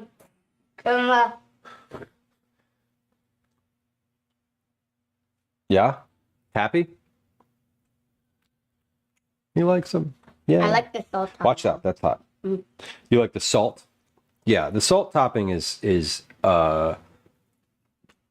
definitely makes it. Salt on cookies is like beautiful. Mm. Let me give these a little pat on the top to kind of get everything to settle in. Okay, let me, can I scooch by you here so I can take these off the tray? We got to keep it moving. A lot of people couldn't understand my accent. You know, that's an interesting problem to have when you're speaking the same language. Calvin, Liz wants to know what's been your favorite cookie so far, like generally speaking from Cookie Club. Those what were they? They were like, it was like orange something. The orange creamsicle Yeah. cookies, you like those? Yeah. Okay. Yeah, the orange creamsicle ones. he says. Interestingly enough, those didn't, those were the ones that I think didn't ship as well as I wanted them to. Yeah, they were really soft. Yeah, Which they were. made me. Yeah, they were That's part of the very reason that soft. I liked them. They were very soft, so I think they got a bit squished in the packaging. Those were ones that would have. Those were a cookie that would have benefited from a overnight rest before packaging.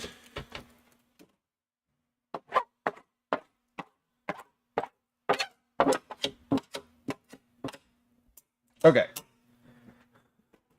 so that's good.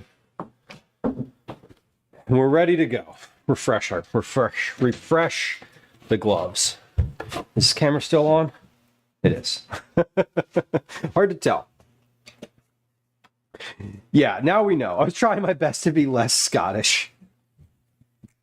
Which probably what feels awkward and makes it worse. Somehow. Tried to talk to people in slang. Oh my god. Can you imagine? Well, I'm glad you had a good time. Like, I'm glad it was a good experience, despite the not even like language barrier is not the right word. Language barrier is it is funny. I noted I've only been in other countries that don't speak English a very small number of times. And the one thing I noticed is that like way more people speak English elsewhere in the world than speak other languages here. So the fact that it's just an accent is kind of funny to me. When we were in France, everyone that I interacted with was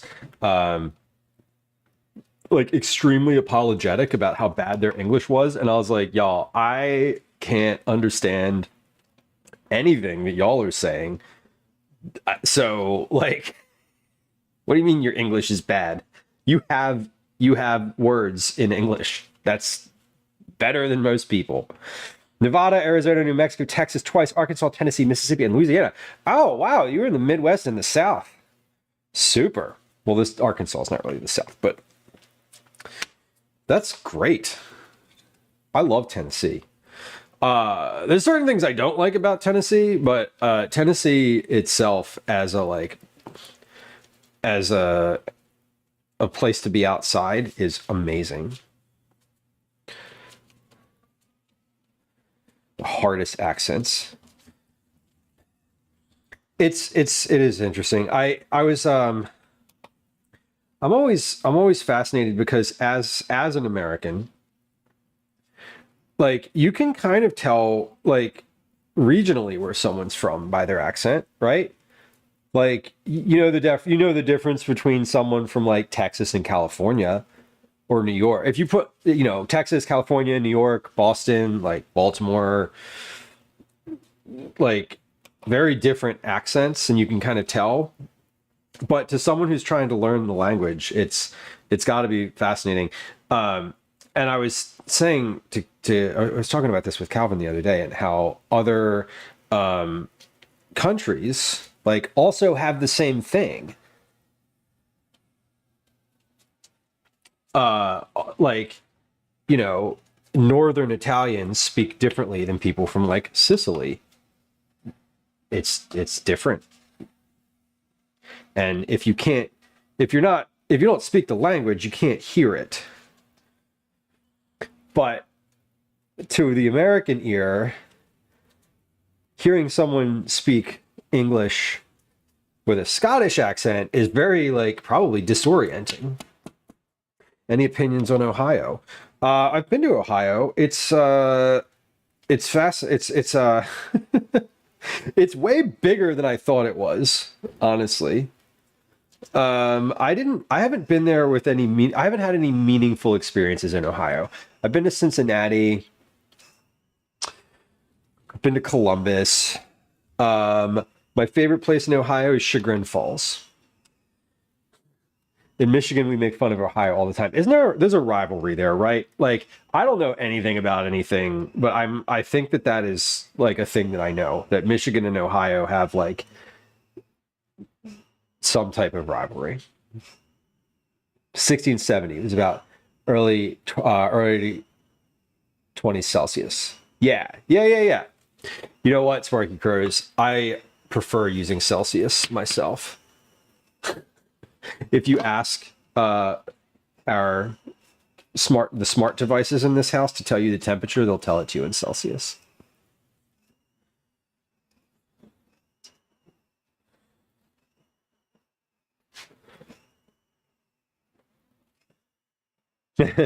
Weird seeing the sun for longer than 20 minutes a day. Ohio has no race. That's funny. I don't know. I think, you know, there's a lot of empty space in this country. And most states have the redeeming value, if nothing else, of having like a nice outdoor area, like nice outdoor amenities, because we have so much room that it's just open space everywhere. We should plow it over and build strip malls. Yeah, bowling alleys and shit. There we go.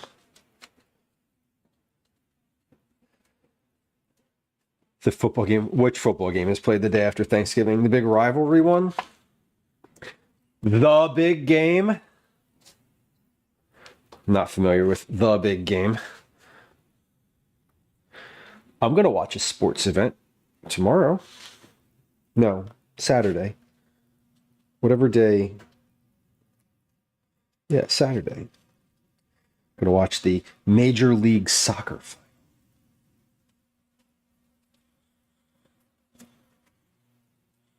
One of the few states that borders. Right.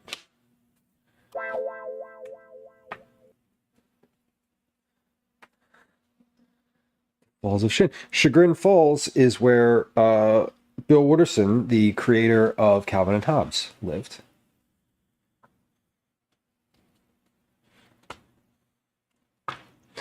After miles and miles of corn and soy. Yeah. Driving through this country is a very weird experience. Or it can be a weird experience. It's like there's just there's a whole lot of nothing going on in a lot of places.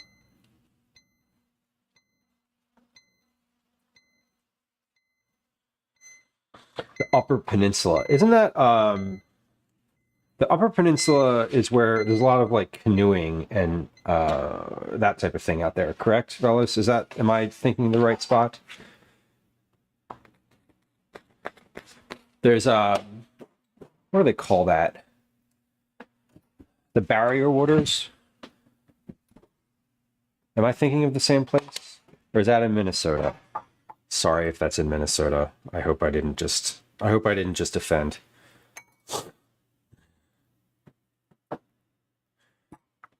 Okay, we're going to remember to set our 2-minute timer for this one. Do you find nature cool? I do. I like being outdoors. I'm not an indoors person if I can help it.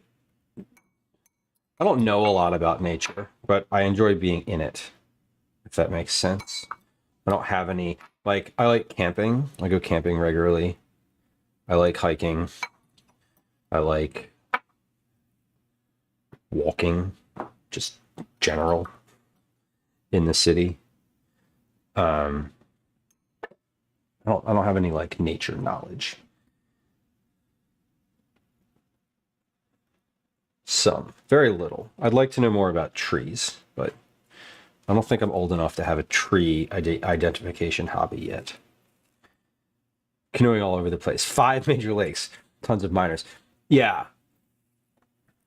Flagstaff. Albuquerque. I've been to Albuquerque. Roswell, Dallas. Graceland. Oh, cool. Sounds like you hit some good spots.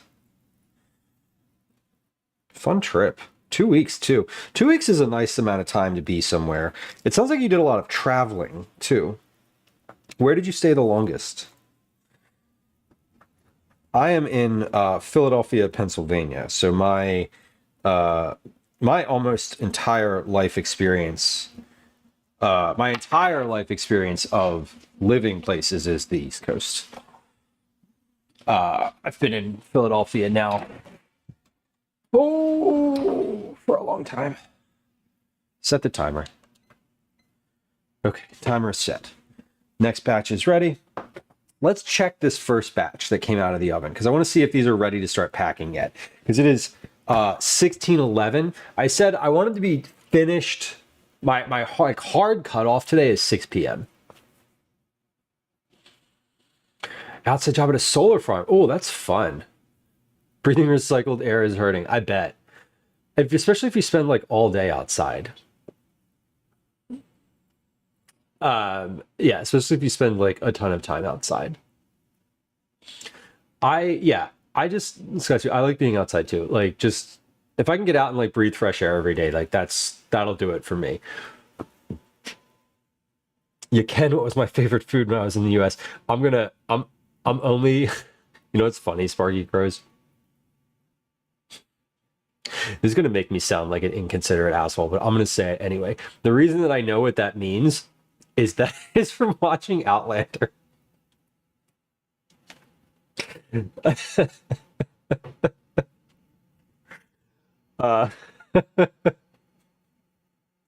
Anyway, sorry about that. But I did know what you mean, so that was helpful. What's life like without school? It's better.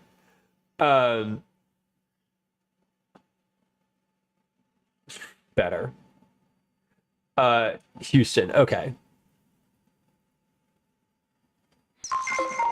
30 out right now. The sun hasn't set. Yeah, that's cold. I had to do the math in my head because I was like, that's below freezing, right? Yeah, it's below freezing.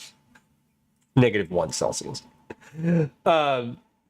Aberdeen, Amsterdam, lost my suitcases. Oh no! That sucks. That sucks. Fisty Foods, welcome in. Welcome in. Good to see you. I hope you had a good one. Or I hope you're having a good one. I'm having a good one. Thank you for the reset. I appreciate it. I appreciate it. Did you do any cooking over this recent holiday? Family Thanksgiving, Friendsgivings, or other? Or just personal cooking? All right. Batch of cookies in the oven. Batch of cookies out of the oven. These look great. They look great and they taste great. And Liz, one of our amazing moderators who shared this cookie recipe originally, had reminded in chat earlier, but I will say it out loud again. I'll say it at the end of the stream too, that if you're receiving cookies for Cookie Club this month, you need to heat them up. You need to heat them up. $600 for missing your flight. Oh. Well, I'm glad you had a good trip regardless. Things in my world are good. They're good. My little bubble is decent. Of course, I set the wrong timer. I started the 10-minute timer, so we'll set a 1-minute timer because it was right at about 9 minutes. Great. I'd rather have my clothes. Yeah, there's no replacing clothes. I mean, there is replacing clothes, but like, you know, if you packed all of your favorite stuff and then it's gone, it's like you can't get that favorite shirt back again. Like, losing your personal possession, like getting money is nice, but losing your actual things is really frustrating.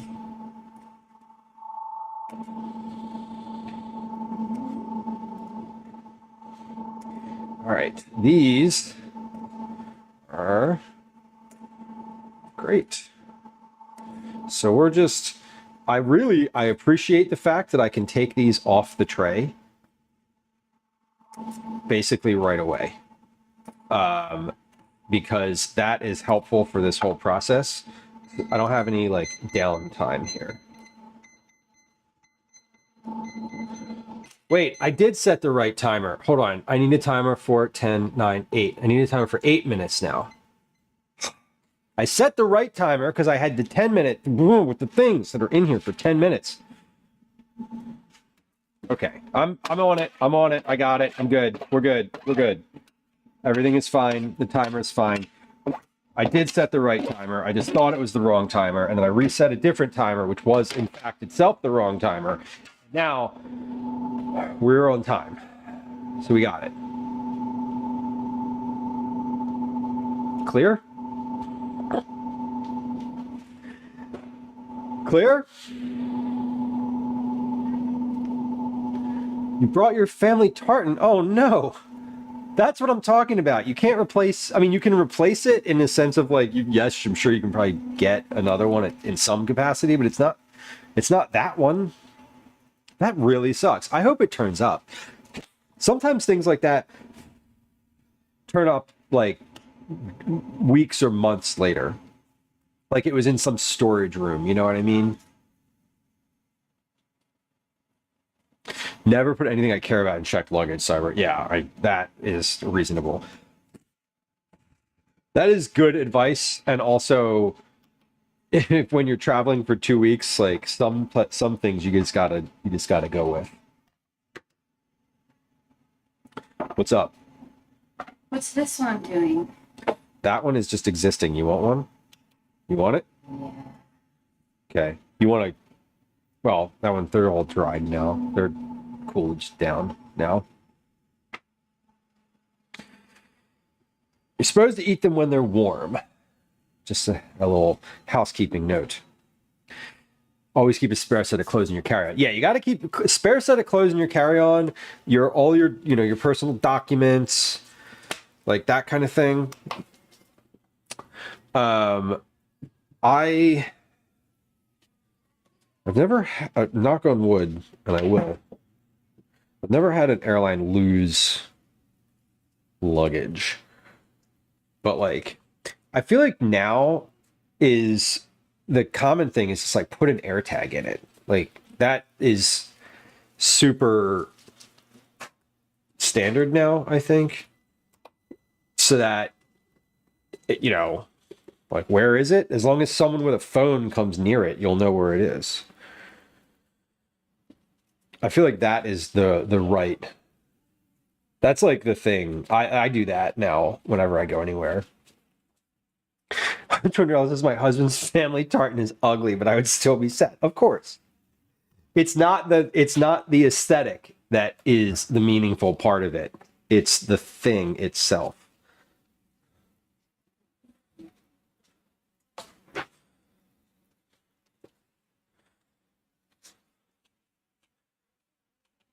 Go to Walmart. Well, you really did have an American experience now, didn't you? Having to go to Walmart to buy your wardrobe. Didn't put that on your list of things to do, but there it was anyway. That sucks. Christmas threw up. Yeah. You're like, I'm married for the aesthetics.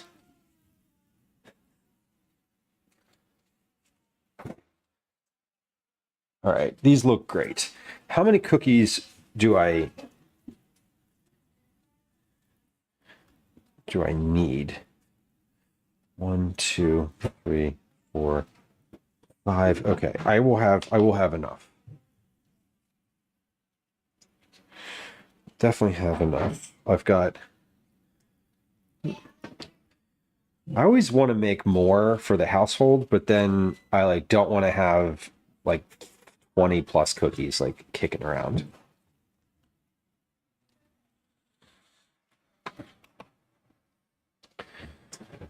I wouldn't mind that, but I don't want to spend all of my cookie club allocated time doing cookies for myself in the house.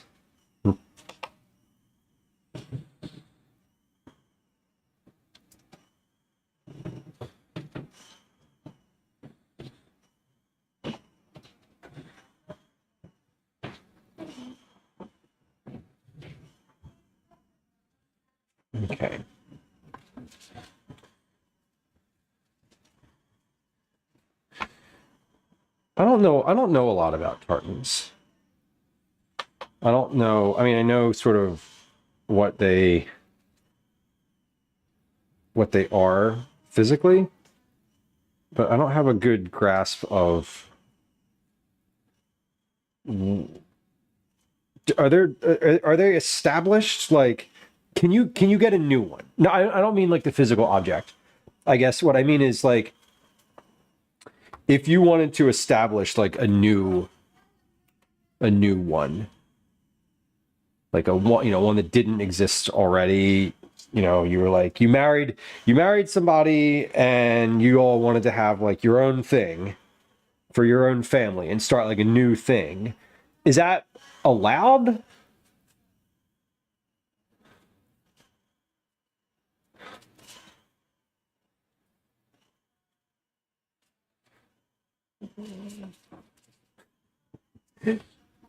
And to your point, is it like sacrilege to wear someone else's if it's not your explicit family's? I have little understanding of how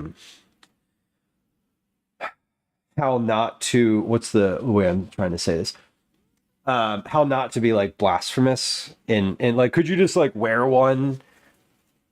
If you were wearing one and you didn't know anything about it and someone came up to you and it was their family's tartan, would it be offensive to them? Tartan design service, by that link, Cyber, I'm assuming that yeah, it's totally fine. And Sparky, I understand what you mean when you say like I can get a new one, and that's what I mean is like, oh, they've been around for thousands of years. Like, can you just design a new one for your family? I'm not suggesting that you do that because you lost one. Like, don't misunderstand. Don't mishear or whatever. That's not what I'm trying to say. What I'm trying to say is like in a vacuum. Cyber, thank you. Yeah, you have to get them officially registered. Okay, that's what I thought. That's what I meant when I was like, is it even allowed to design a new one? Like, obviously anybody could just like throw a pattern out there and get it made up and wear it, but like in order to be recognized, can you do that? You can't wear someone else's. Okay. Or you shouldn't. Because, I mean, I'm imagining it has implications similar to, like, because it's cultural. It's like a cultural thing. You can't just be like, hey, I want to do that,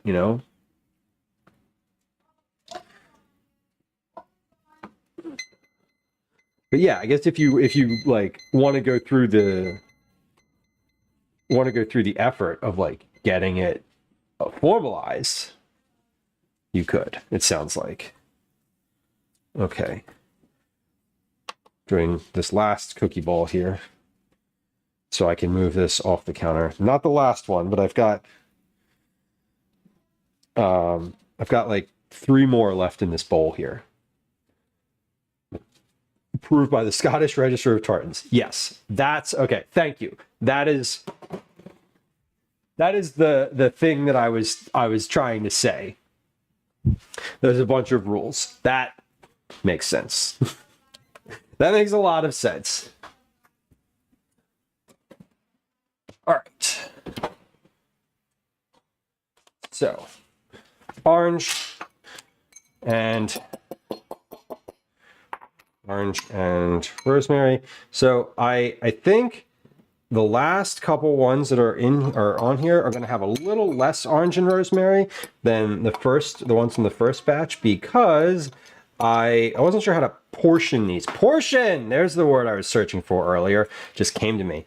I wasn't sure how to portion this appropriately earlier, and I put a little more on the first cookies. So when I am doing these last ones, I guess these will be fine, actually. I only need like one more.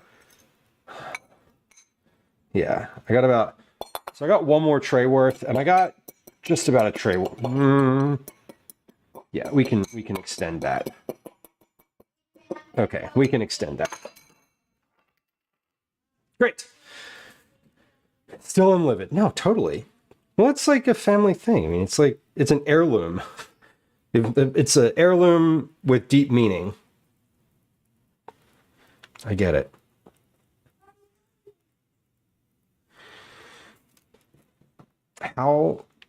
How more stuff doesn't get lost is shocking to me with a volume of things that go through. I kind of assume that something's going to get lost almost every single time I travel.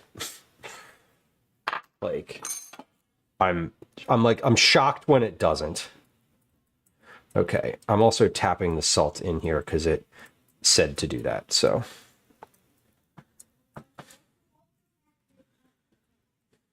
Okay, great. We get these in the oven, back in the oven, 2 minutes back in the oven, and then we got one more batch after this.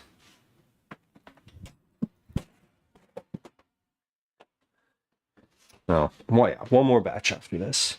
I can also put, I only have like 2 or 3 cookies left on this in this bowl. I can squeeze those onto this tray, like we said earlier. Cheap ones off of Temu. You know, I've actually never been on Temu. I've never even opened the site. I'm not saying that as like a, oh, look at me, I'm superior. It's just I haven't, and I don't know. I used to do work in e-commerce, and I think when I left that world, I sort of stopped caring as much about shopping online. I don't love Amazon. I do try to avoid Amazon, but it's hard not to. Right, I think I can get one. Let's see. 2.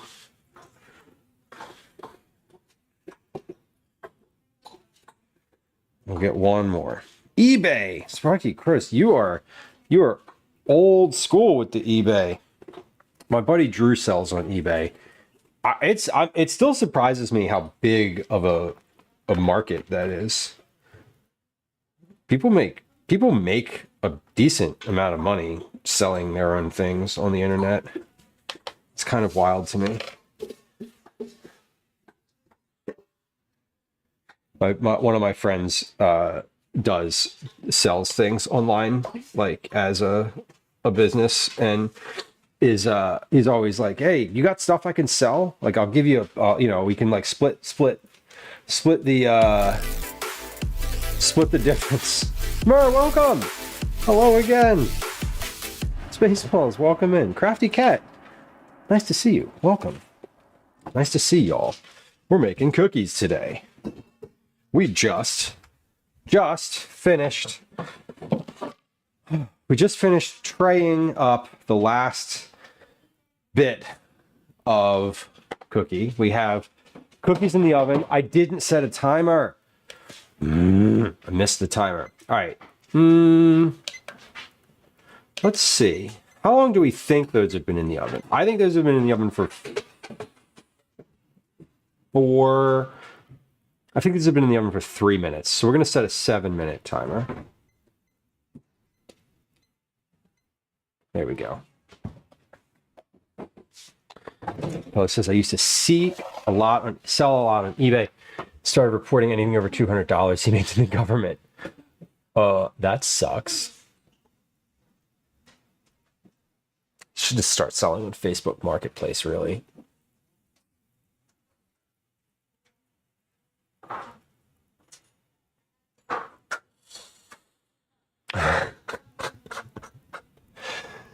Bet Facebook would report you too.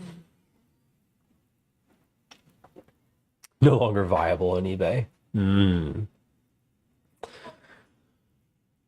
Gotta go to the dark web. No, I'm kidding. I'm kidding. I'm sure you don't. I'm sure there's plenty of places where novelty items are available. Novelty meaning unique. No implications there. Okay, we're done with the scale. We're done with the scale. We're done with this tray. Let's clean up a little bit over here and get ready to pack.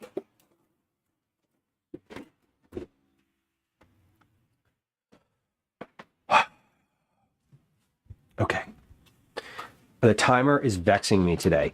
I'm not putting these in for 10 minutes. These are finished. I'm putting these in for 10 minutes. I just looked in the oven. I was like, how are those going? And I'm like, oh, they already have salt on top of them. Shit. Okay, so these are done. They look the same as the other ones, so they didn't they didn't overcook, thankfully.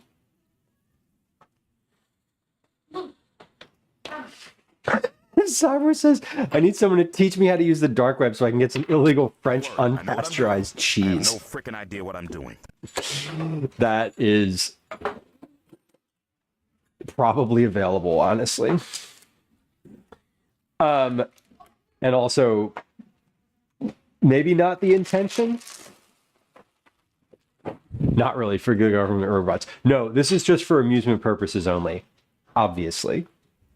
Hold on, is that tray hot? Yeah. Good. Okay. Mer, thank you for bringing friends over. Y'all, if you are not following Mer Bakes on the Twitch, Mer is a fellow food and drink streamer who also does non-food streams. Recently a co-working stream. I would also encourage you to follow Chef Devins. Devins, welcome in. Good to have you. We are making cookies today. And this is great. I can introduce myself. Hot Dish Grey Duck. Welcome, y'all. How was stream today for the cooking, for the food and drink? What was don't ask for leftovers. You know, I do love me some leftovers. How are we all holding up with our Thanksgiving leftovers? Do we still have them in the fridge? I heard on the radio on Monday, they were like, today's the day to get rid of your Thanksgiving leftovers. If they're still in your fridge, they're no more good. And I was like, y'all, it is Monday. Those leftovers are from Thursday. Like, no, you're wrong. Like, I'm holding on to my leftovers. I'm clutching them in my cold, dead hands. Anyway.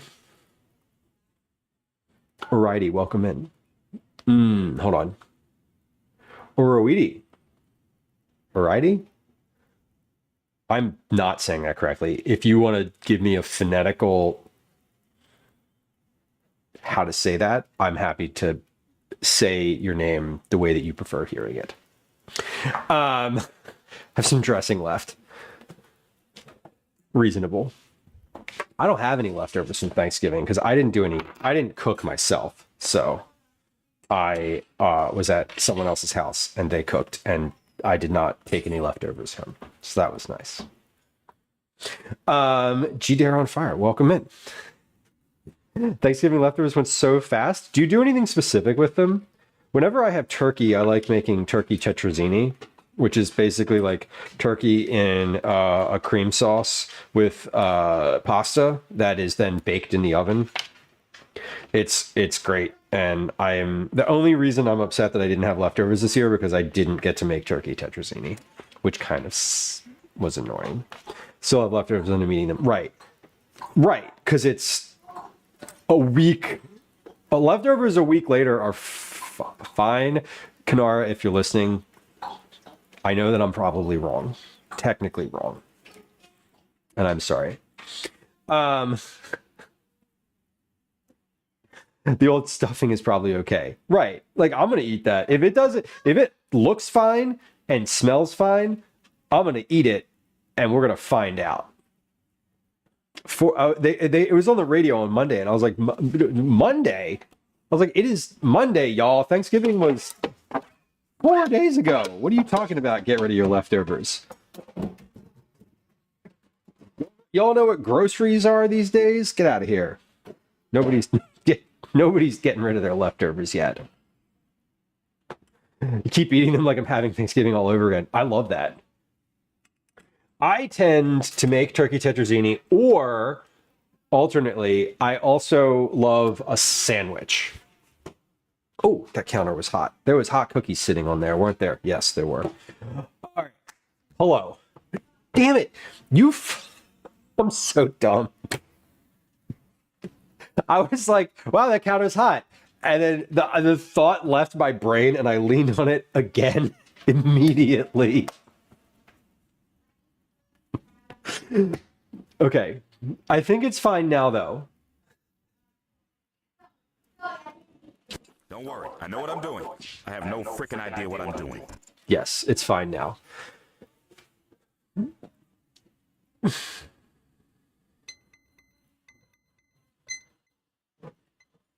Okay. Dear God. Sometimes I just think to myself, I'm like, why am I like this? Why did this keep happening?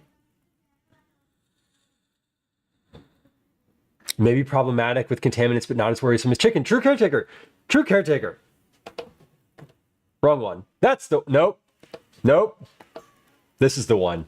Thank you for following up. I appreciate knowing that. I really actually appreciate knowing that. I'm also glad to be in Kanara's good graces. Nobody wants to cross Kanara. Devins, how are the cookies today? The cookies are great. I've got the last batch in the oven right now. Here, I'm pointing to the oven. It's behind me, but they're also on the screen right there. These are the actual cookies. Did this camera freeze again? No, perfect. I like your hat. Thank you. It's baking. It's like baking stuff. Yes. Command hat. If you like hats, this one also has a pen holder. And my microphone on that side. And in the back is this webbed strap, which is super secure. And I've had these hats for years, and they've never broken.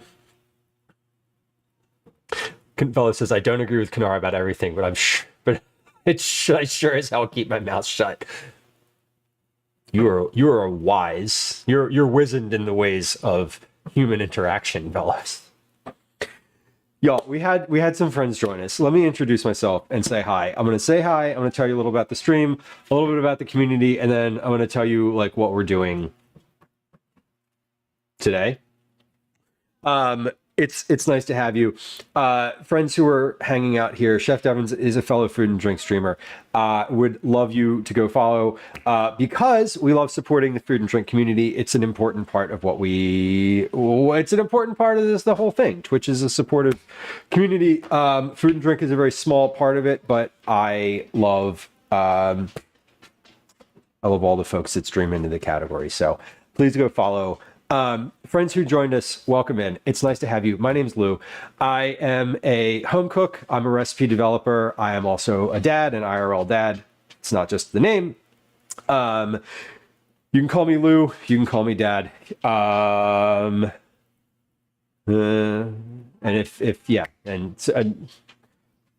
I was going to say something else, but let's not. We're going to keep that as an inside thought. Anyway, I live in Philadelphia. My pronouns are he, they, and it's really lovely to have you.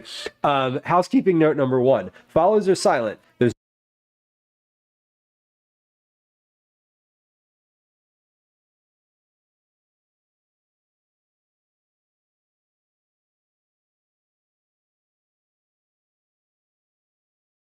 Say something, anything, Test 1, 2, 3. anything but that.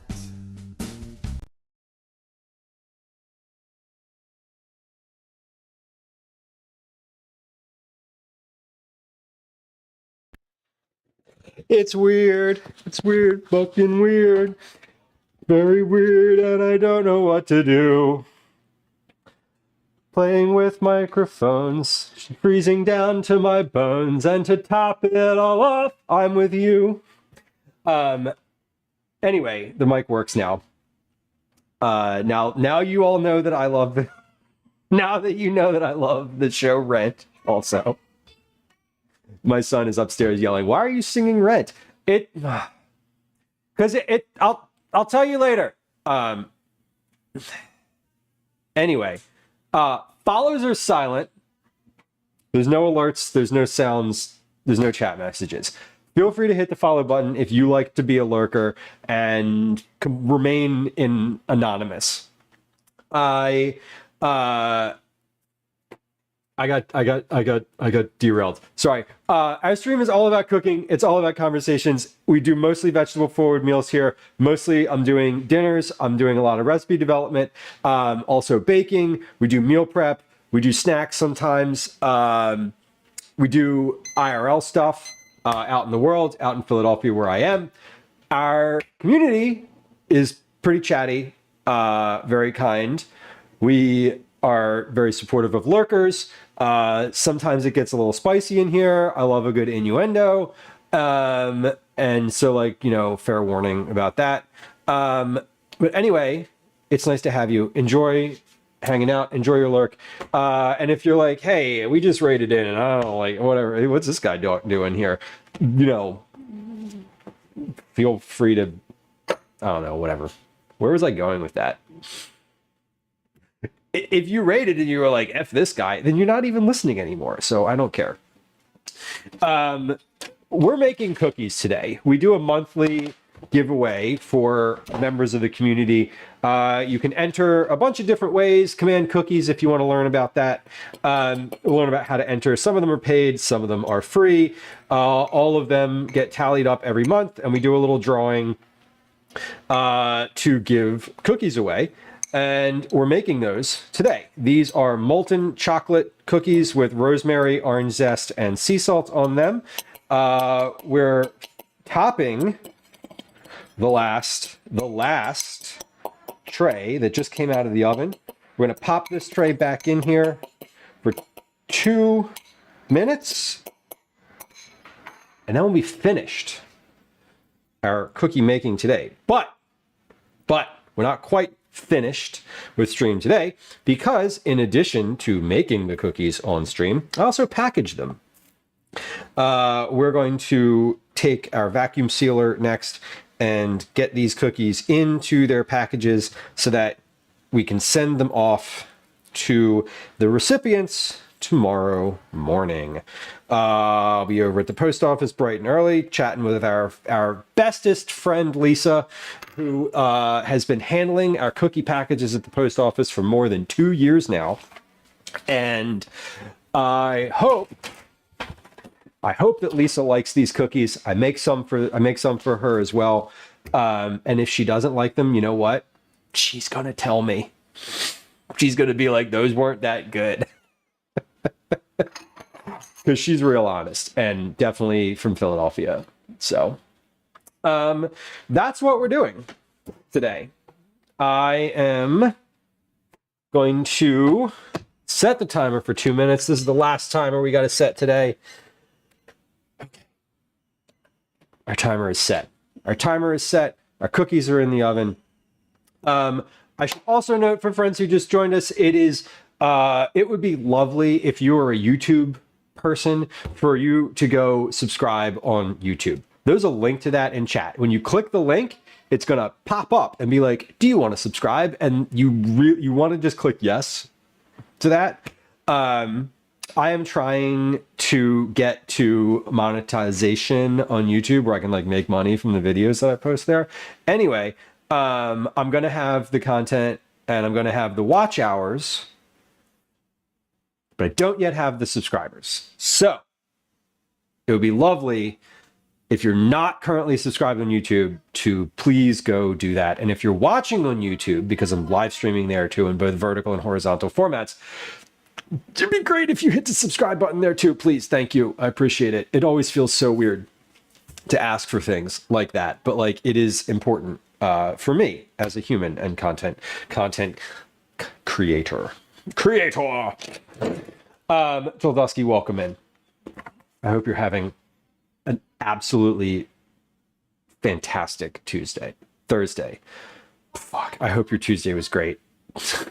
You were hanging out on Tuesday too. I remember saying hi to you. So I hope the rest of your Tuesday went well. And Wednesday, and now Thursday too. Yes. I watch on YouTube so I can watch on my television, but I like checking in here. Time out. Can I ask you a question? You watch this stream on YouTube?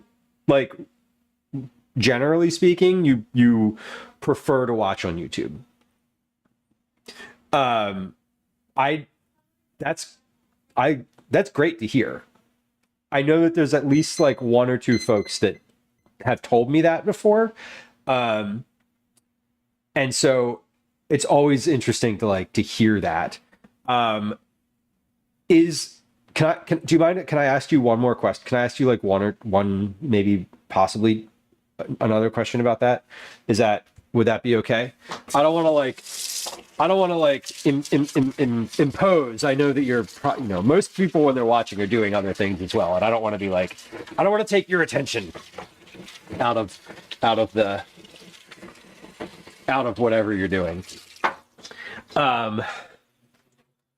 Yes, Cyber. I do have two versions of the stream on YouTube. One is vertical. One is horizontal. So if you go in on your phone, it should automatically serve you the vertical one, and if you're on your desktop, it should automatically serve you the horizontal one. I don't know if that's accurate, but I'm sending two different versions of the stream to YouTube, and that is intentional. I have a completely separate setup for horizontal.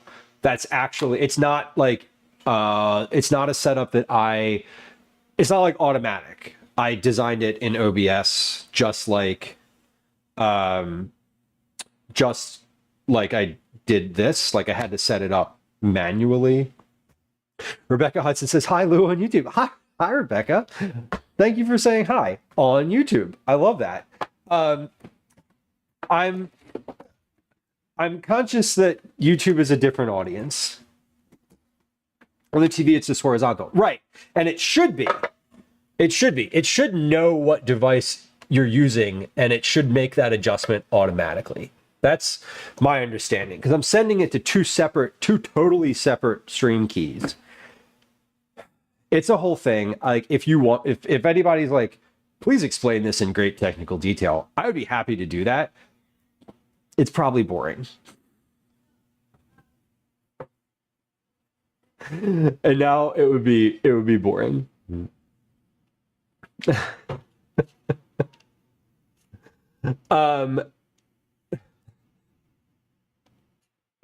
Let's see.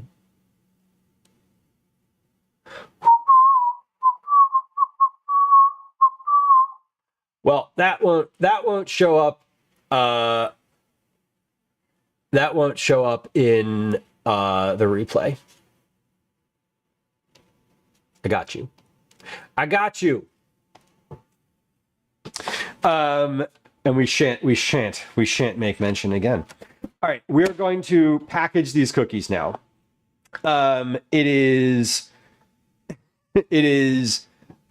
been at least an hour or two since the ones that are on the far side of the counter, the Gary Larson cookies, the ones on the far side. Sorry. That joke sounded way worse than I thought it would. I'm really not that sorry about it. I thought it was clever, but like who's getting that? Funky Punk. Thank you. Thank you. All right, let's get our bags. So I'm going to need a lot of bags. We already have our bags made up here.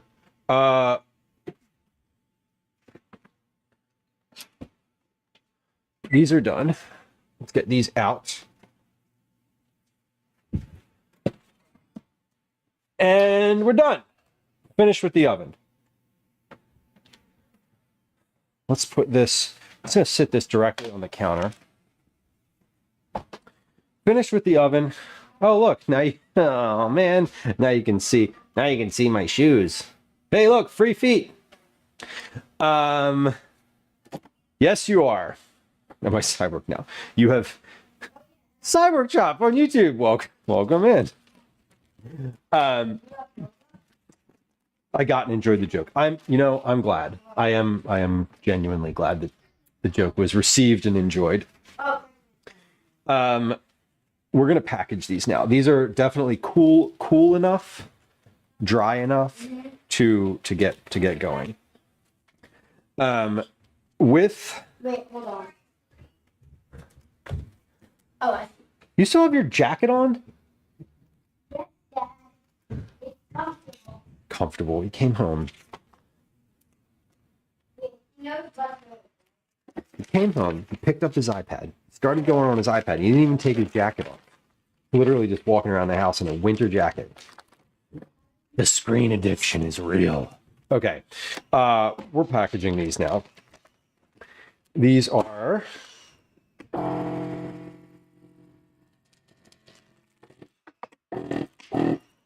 Okay.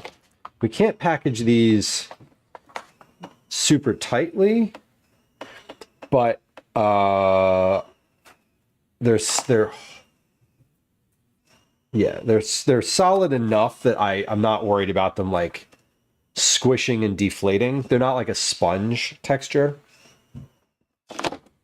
But this is what our cookie packs are going to look like this month. We have our vacuum sealed cookies ready to go. And a few more of those and we'll be done. A few.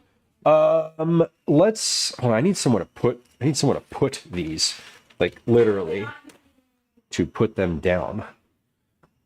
I'll move this over here. And then this can just sit, those can sit right there. Okay. And then we'll put those there. These bags here. Move the salt. All right, here we go. Here we go. I got it. I never know how big to make these vacuum sealed bags.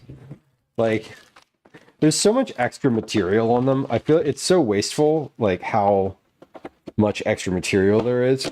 But I make the bags ahead of time, and then,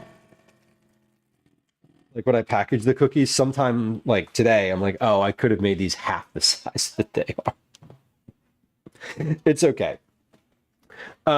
So we're going to package these. The boxes are done. The cards, everything is finished.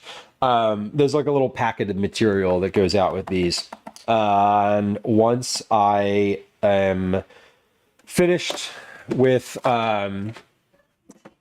basically like I'm going to finish stream. We're going to finish packaging these and then I'm going to get out of here for the day. It's still going to take me a little while to package these. So like FYI, later this evening, I'm going to end up packing the boxes for these a bit later this evening, probably like 8 or 9 p.m. I need to go check in on Discord with anyone who hadn't responded to me yet, whose name was pulled during the drawing. We're going to send these out tomorrow morning. So they'll be out in time for the weekend, excuse me. And these are cool now. Like these are room temperature. They're not cold because they weren't in the refrigerator, but they're room temperature.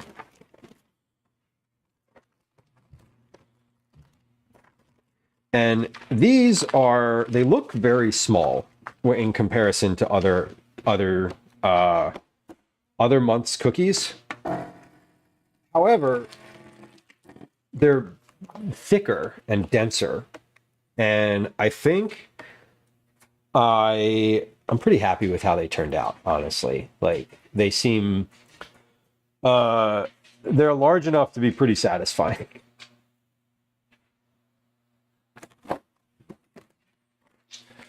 And I already have the number of bags that I need ready to go. So I'm going to end up packaging, I think 29 bags here, something like that.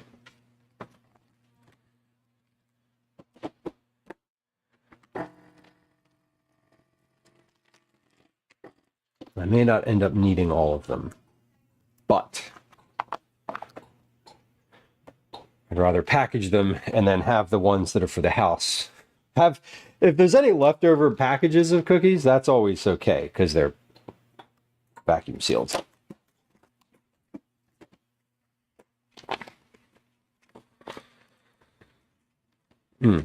Kitchen smells wonderful right now. And it's also hot in here. I don't know what the rest of the temperature in the rest of the house is like, but this kitchen is like sweltering. The oven's been on. The oven was on for like 4.5 hours.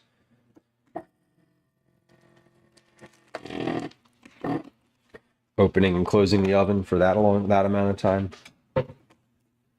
Quite a bit. Okay.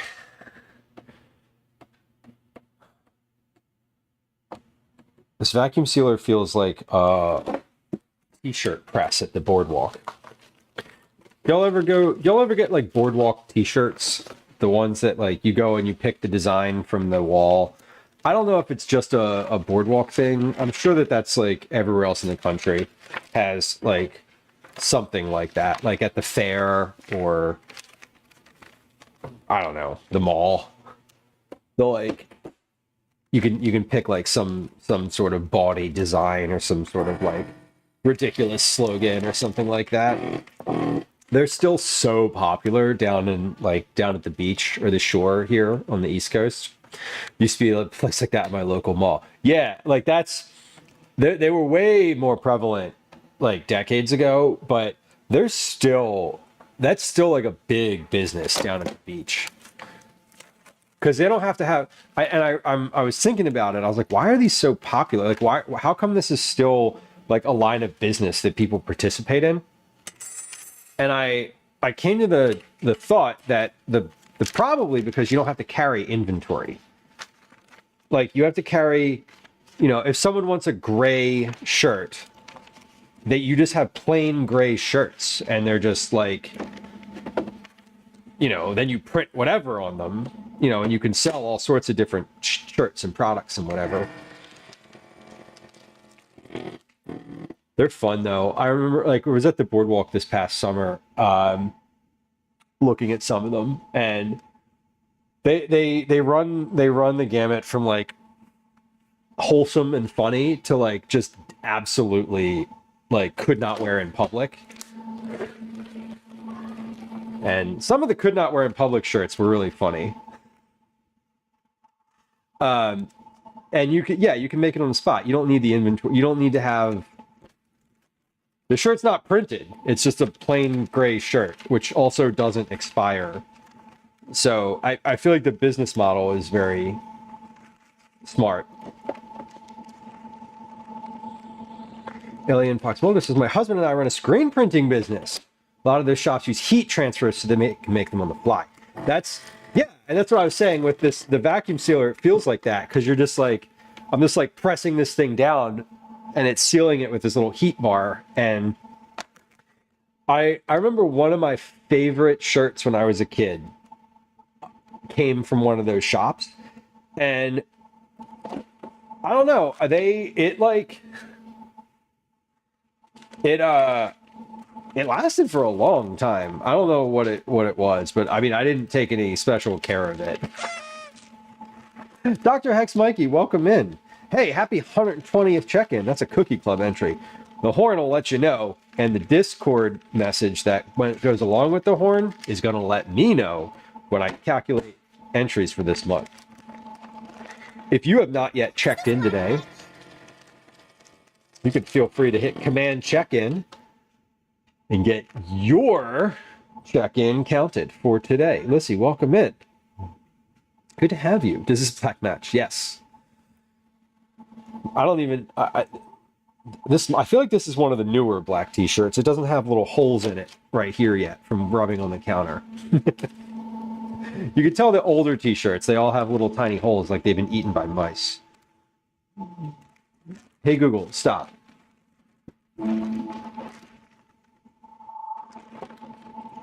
don't know why. Oh, I know why. Because yesterday I set an alarm for 5 something and it must be 5 p.m. It is 5 p.m. Look at that. Beautiful. I didn't intend that to go off. I intended it to go off yesterday. Whatever, here we are. Well, here we are. Pixie, welcome. Hello. Hello. Not yet. Right. Correct. Correct. Yeah, I set that up recently, the little thing that drops a message in Discord, and it's super helpful because I don't have to be like, can someone please put that in Discord so I don't forget it? It just does it automatically. Shout out StreamerBot. If you're a streamer, I would encourage you to use StreamerBot because it's great and it does everything you want it to do. StreamerBot does every single thing that your current favorite bot does. I would put money on that. Maybe not that much money.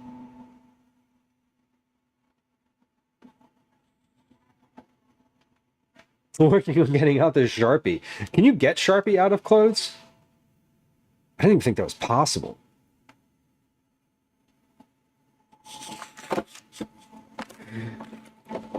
I often get oil. I get oil on my clothes. That's the thing that gets me. Like the stains. If I've got stains on my shirt, it's oil or grease. Usually it's olive oil. Try to look at StreamerBot. Mix it up. Right. Yes. Yeah, it Mix It Up is great too. I do like Mix It Up. That's a good one. Mix It Up for a long time had a much more user-friendly interface. StreamerBot's 1.0 release fully changed their user experience, their UX, if you will. So it is I don't know when you looked at it, but it's a bit more approachable now. I agree with you that previously StreamerBot looked like a program that was designed by the front end of it looked like it was designed by back end engineers because it was. Now it looks like a bot that is designed by front end designers.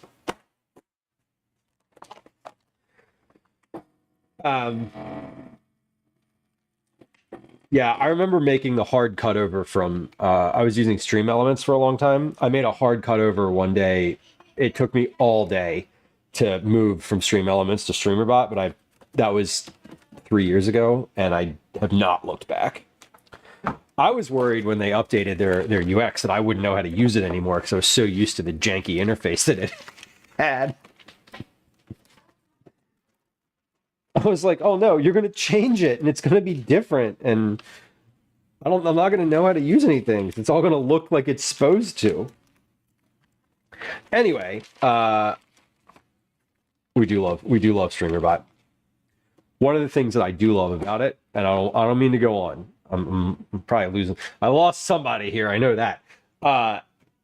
One of the things that I really love about it is if you build something cool in it, it's really easy to share with someone else. If you're like, hey, I love that you have this command that does all this stuff. If the other streamer is willing to share that with you, they can literally just give you the code and you can copy and paste a giant line of like text into your version of the bot and it'll just set all of it up. And then you just customize it. You have to like change it to do what you want to do, otherwise it'll do what I have it set to do. But like this whole the whole check-in thing, if you like wanted to do that on your stream, you wanted to have it count, you wanted to have it send things in Discord, blah blah blah blah blah.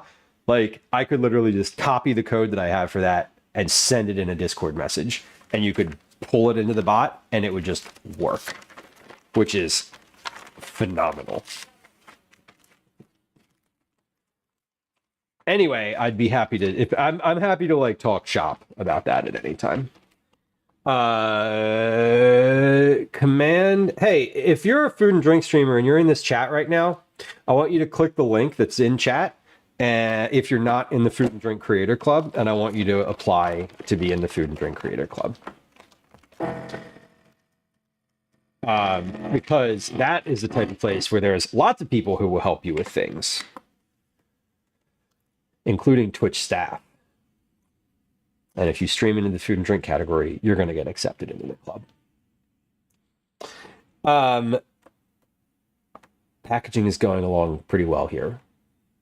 I do the packages, these plastic pieces, in 2 parts now, because I've learned from experience that if I try to do too much, if I try to use this thing too much in one at one time, it will overheat.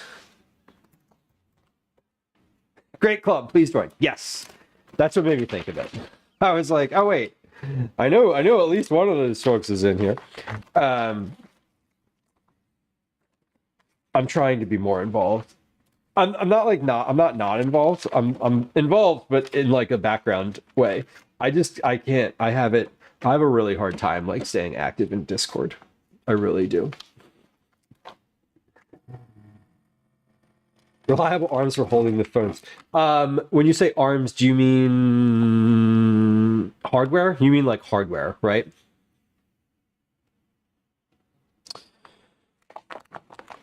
Are you looking for any advice on that?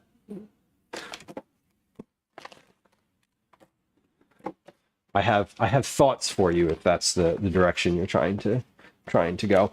Even if I don't chat much. Yeah, I don't chat much either. I don't chat much in general. My Twitch recap told me I sent 1,900 chats all year last year. A camera store. Excellent.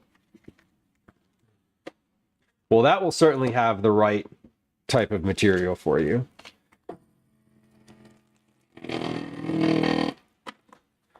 Phones aren't that heavy either, so it's nice. Like you certainly have a lot of options. Want to eat, George? Welcome. What are we sous videing today? No sous videing, but you totally could. That's certainly what you would certainly be able to do that with this machine here. Catastrophe, welcome. Hello. Happy Thursday. We are humming away here with our cookie packaging. We made the dough, tested it. Made the dough in batches. We tested it. We baked all of it. Now we're packaging it. We're getting into it. What are we vacuum sealing? We're making cookies. So, George, we're doing cookies for our cookie club. Every month I do a giveaway for members of the community. There's a link to the details of how you can like enter that. You can enter for free. You can pay to enter. There's a bunch of different ways, but we're making cookies right now and I am sealing them.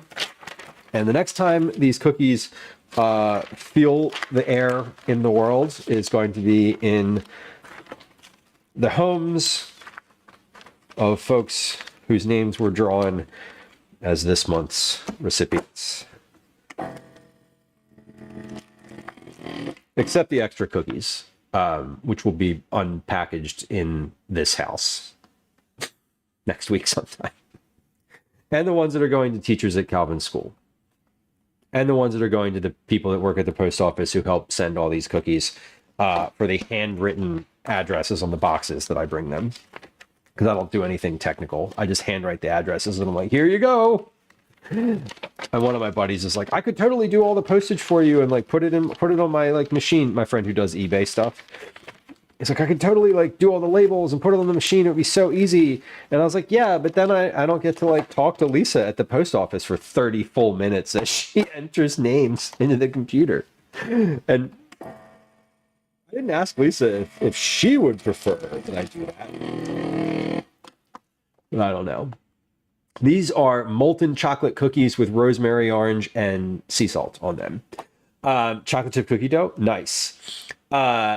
Shaping them and putting them in the freezer. So you're not baking them today. You're just making like storage cookies. I love freezer cookies. If I wasn't worried about like the number of cookies that I need today, I would probably have frozen some of these. But we have a few. I'm going to end up with extra packages because there's going to be some folks who either don't respond or don't want cookies, which is totally fine and totally reasonable. That's why we have options to not get cookies. We have options to get a gift sub or credit to the merch shop. A quick tray. That's, yes, George, that is like the right move. My preferred move in those scenarios is making a double batch. That way you have a batch of cookies then, and you have a batch of cookies that you can just throw in the freezer. The double batch is my favorite. Also me and my girlfriend. Right. And you don't want to have like 40 cookies in the house at one time. I mean, not that that's no judgment in that statement, but like I would not eat 40 cookies in the amount of time that it would take them to go stale. Freezing them is certainly the right move. I'm already diabetic. Right. Well, then 40 cookies would not be a good look.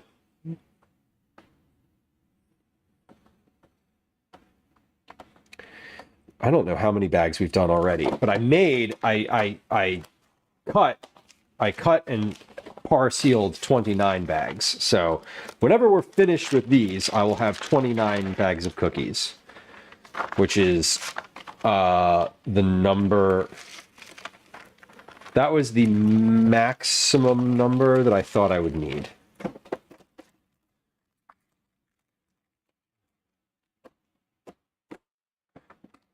Oh, no, I don't want to seal. Vacuum, then seal. We're going to get there. The power of prepping. I know. Prepping is great. I start prepping for Cookie Club the day before. So yesterday I made the popcorn, I folded the boxes, I addressed the boxes, I wrote the cards, I packed the packets, and this morning I par sealed all of these bags. Because otherwise stream would take 9 hours. And I'd rather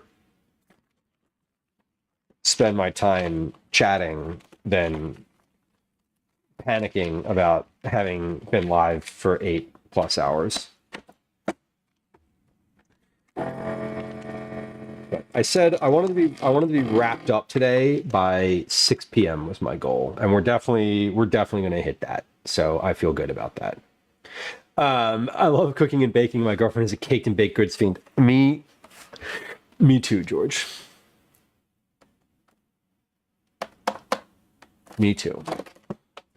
I am a pastry.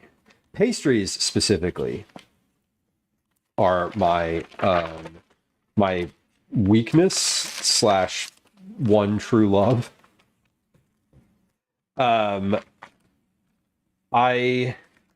On average, I have one pastry every day. I don't buy pastries every day. When I buy them, I usually buy 2 or 3. So it averages out. Did I mention I'm Danish? No. However, Danishes are one of my favorites. Also, Danes in general are generally lovely humans.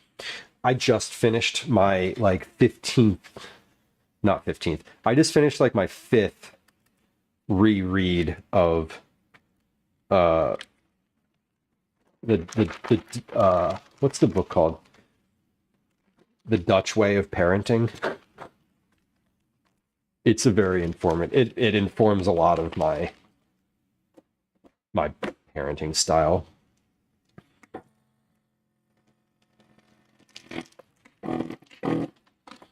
Caretaker says, my mom once told me, and I have bestowed this to others, when you meet a girl and it gets more serious, ask her favorite dinner, favorite breakfast, and favorite dessert, and learn how to make them. That's great advice.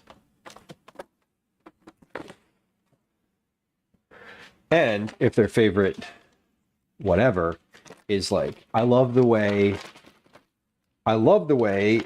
this person in my life makes this thing, mom, dad, aunt, grandmother, whatever, ask them. I never read it, but I don't have kids. Reasonable. Yeah, I mean, the same reason I don't read books about sports or cars. Because I don't, well, not that those are things that you have, but they're not relevant to my life. So, pepper steak. Never heard or seen someone munch that hard. Beautiful. Well, there you go. Proof.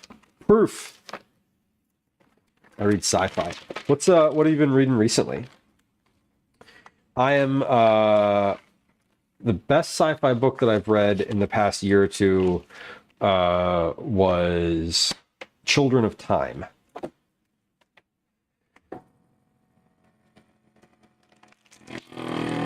It was very good. Have you read the what's that movie coming out? I don't remember what it's called. Yeah, Project Hail Mary. That's the movie that's coming out. I was going to say, have you read that? But like, clearly, yes. I'm not sure how I feel about the movie. I saw the preview and I was like, I don't know. We'll see. I like Ryan, whichever Ryan that is in that movie, though, as an actor. I think. Is it Reynolds, Murphy, Gosling? I don't remember which one is in that movie, but it was the handsome one. They're all handsome. Whatever. Well, we've done it. Gosling. Okay. Yes. Because of Rocky, but the movie is questionable. I'm glad I read the book. I feel like stuff in that sci-fi is hard. I feel like visually it's always neat. Like the movies are always neat, but it tends to lose me on the tension that they create. I feel when you're reading something, when I'm watching a sci-fi movie, I love being able to see the thing, to see the ship, to see the world, to see the suits and the space and the stars and stuff. But I feel like there's a certain loss between the tension that I feel when I'm reading it, because I'm reading a lot slower than obviously the movie, and that tends to like lose a little bit for me. But that said, I do love a good sci-fi. I just finished sci-fi stuff. I just finished season 3 of The Expanse. I'm watching, and someone I'm chatting with told me recently that it was a series of books too. And I was like, oh, I didn't know that. I was surprised and delighted to learn. Okay, we have come through to the other side of stream today. We have gotten to packaging 29 packs of cookies. We have made them. We did some testing. And now I think we're finished. I mean, I know that we're finished. I'm finished packaging the cookies. I don't have anything else to do on stream today, because I'm not going to put these in. I'm not going to put these in the boxes because they have people's names and addresses on them. So like, we can't do that. We can't do that. So we won't. We are going to be back on Sunday. Our next stream is at 11 a.m. Eastern time on Sunday morning of this week. We're going to be doing a cookie fest. We're going to the Philly Cookie Fest. It's down in South Philly. it is a bunch of different. It is a bunch. Is a bunch of different cookie vendors that are all bringing specialty stuff, and it should be fun. That's going to be an IRL stream from about 11 to maybe 5 p.m. The actual event runs from 10 a.m. to 6 p.m. We're going to start stream maybe about 10:30 a.m. Eastern. This is all Eastern time, and go down. We're going to walk down to. We're going to walk down to where it is. From Broad in Washington, which is where I start a lot of streams. Yeah, that'll be at 11. And next week we have 2 streams on Tuesday and Thursday. Tuesday is going to be let's see, checking the calendar. Tuesday is going to be in the kitchen here. I may be doing some recipe testing. I may be doing some recipe development. I'm not sure. Thursday's stream is going to be either one of those 2 things, testing or development, or we're going to be doing a prep stream for a camping trip. I'm not sure, but we'll be live Tuesday and Thursday next week as well. The week after we'll be live on Tuesday and Thursday. So basically, like, Tuesdays and Thursdays are going to be the days for the next 2 weeks.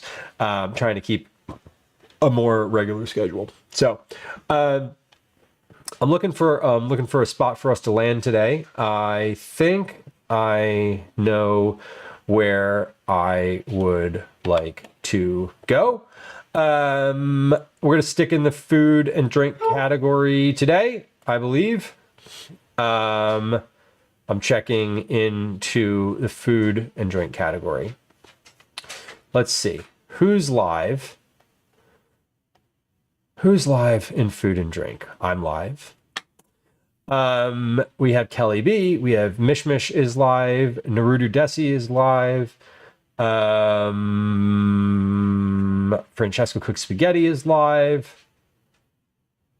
Chef Chloe is live. Sacred Damon is live. I think I would love to go bring y'all over to Mishmish. Mishmish is a fellow food and drink streamer. She is a friend of the stream. It's been live for about an hour and 47 minutes. She's got a pan on the stove right now. And